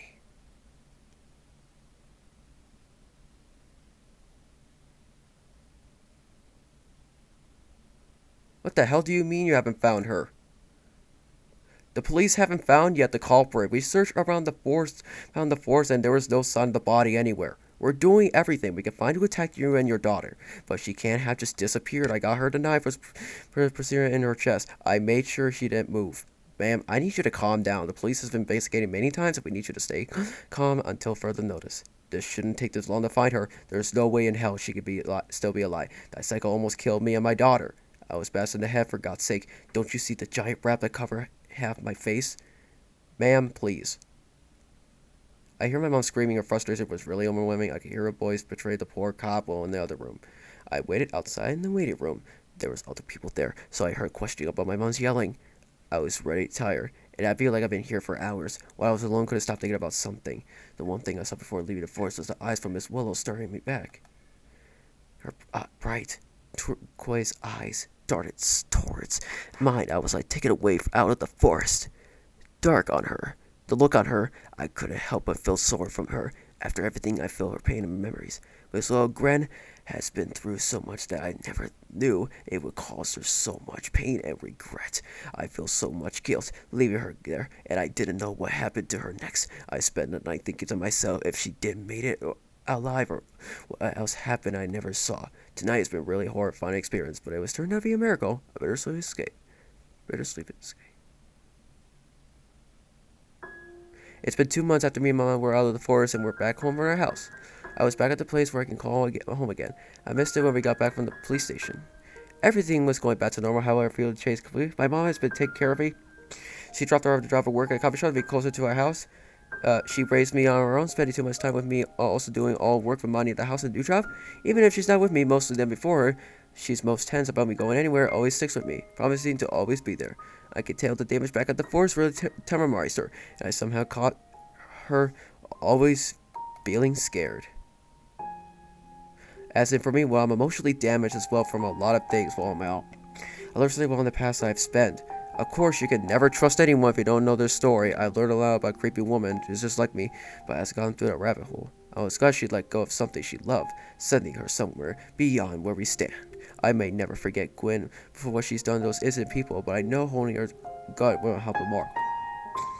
Gwen had her so much in her life, but lost everything for her demons to keep the love safe for anything that gets her in her way. I do love she realized it. All she did was done and could learn how to rebuild from all her mistakes. I know I shouldn't be forgetting about the forest, forgetting the manor and Gwen herself, but I couldn't stop thinking about her. All the things we've done and how she treats me. I wish I could thank her for all she's done. I wish I could just let her have all my blessings. Who knows when Gwen might be. The police never found her, and soon after close the case after days of never finding her anywhere, all soon she's gone for good. Eventually, I had to go back to my life and just move on for this. I couldn't agree about her. Wherever she's at, I hope she finds peace and forgive herself. I highly doubt we'll ever see each other again, but the memories she shared, they'll never be erased. Somewhere, I know she might be watching over me, far away, back inside the darkness of the woods.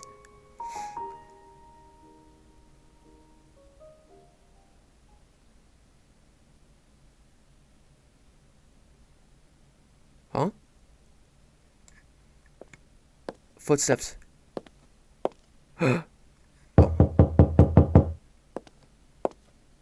Oh no.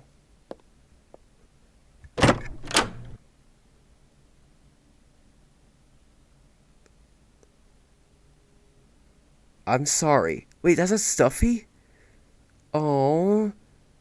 She repaired Stuffy.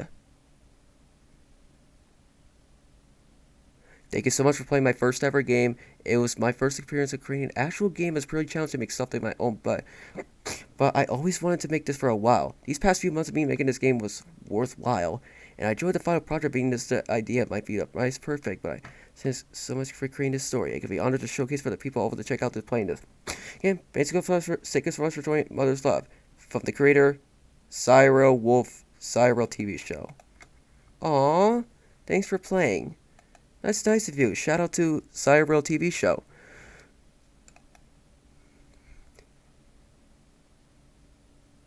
Well, I guess it's time for me to rest now because it's 2:28 a.m. So thank you for watching. So bye.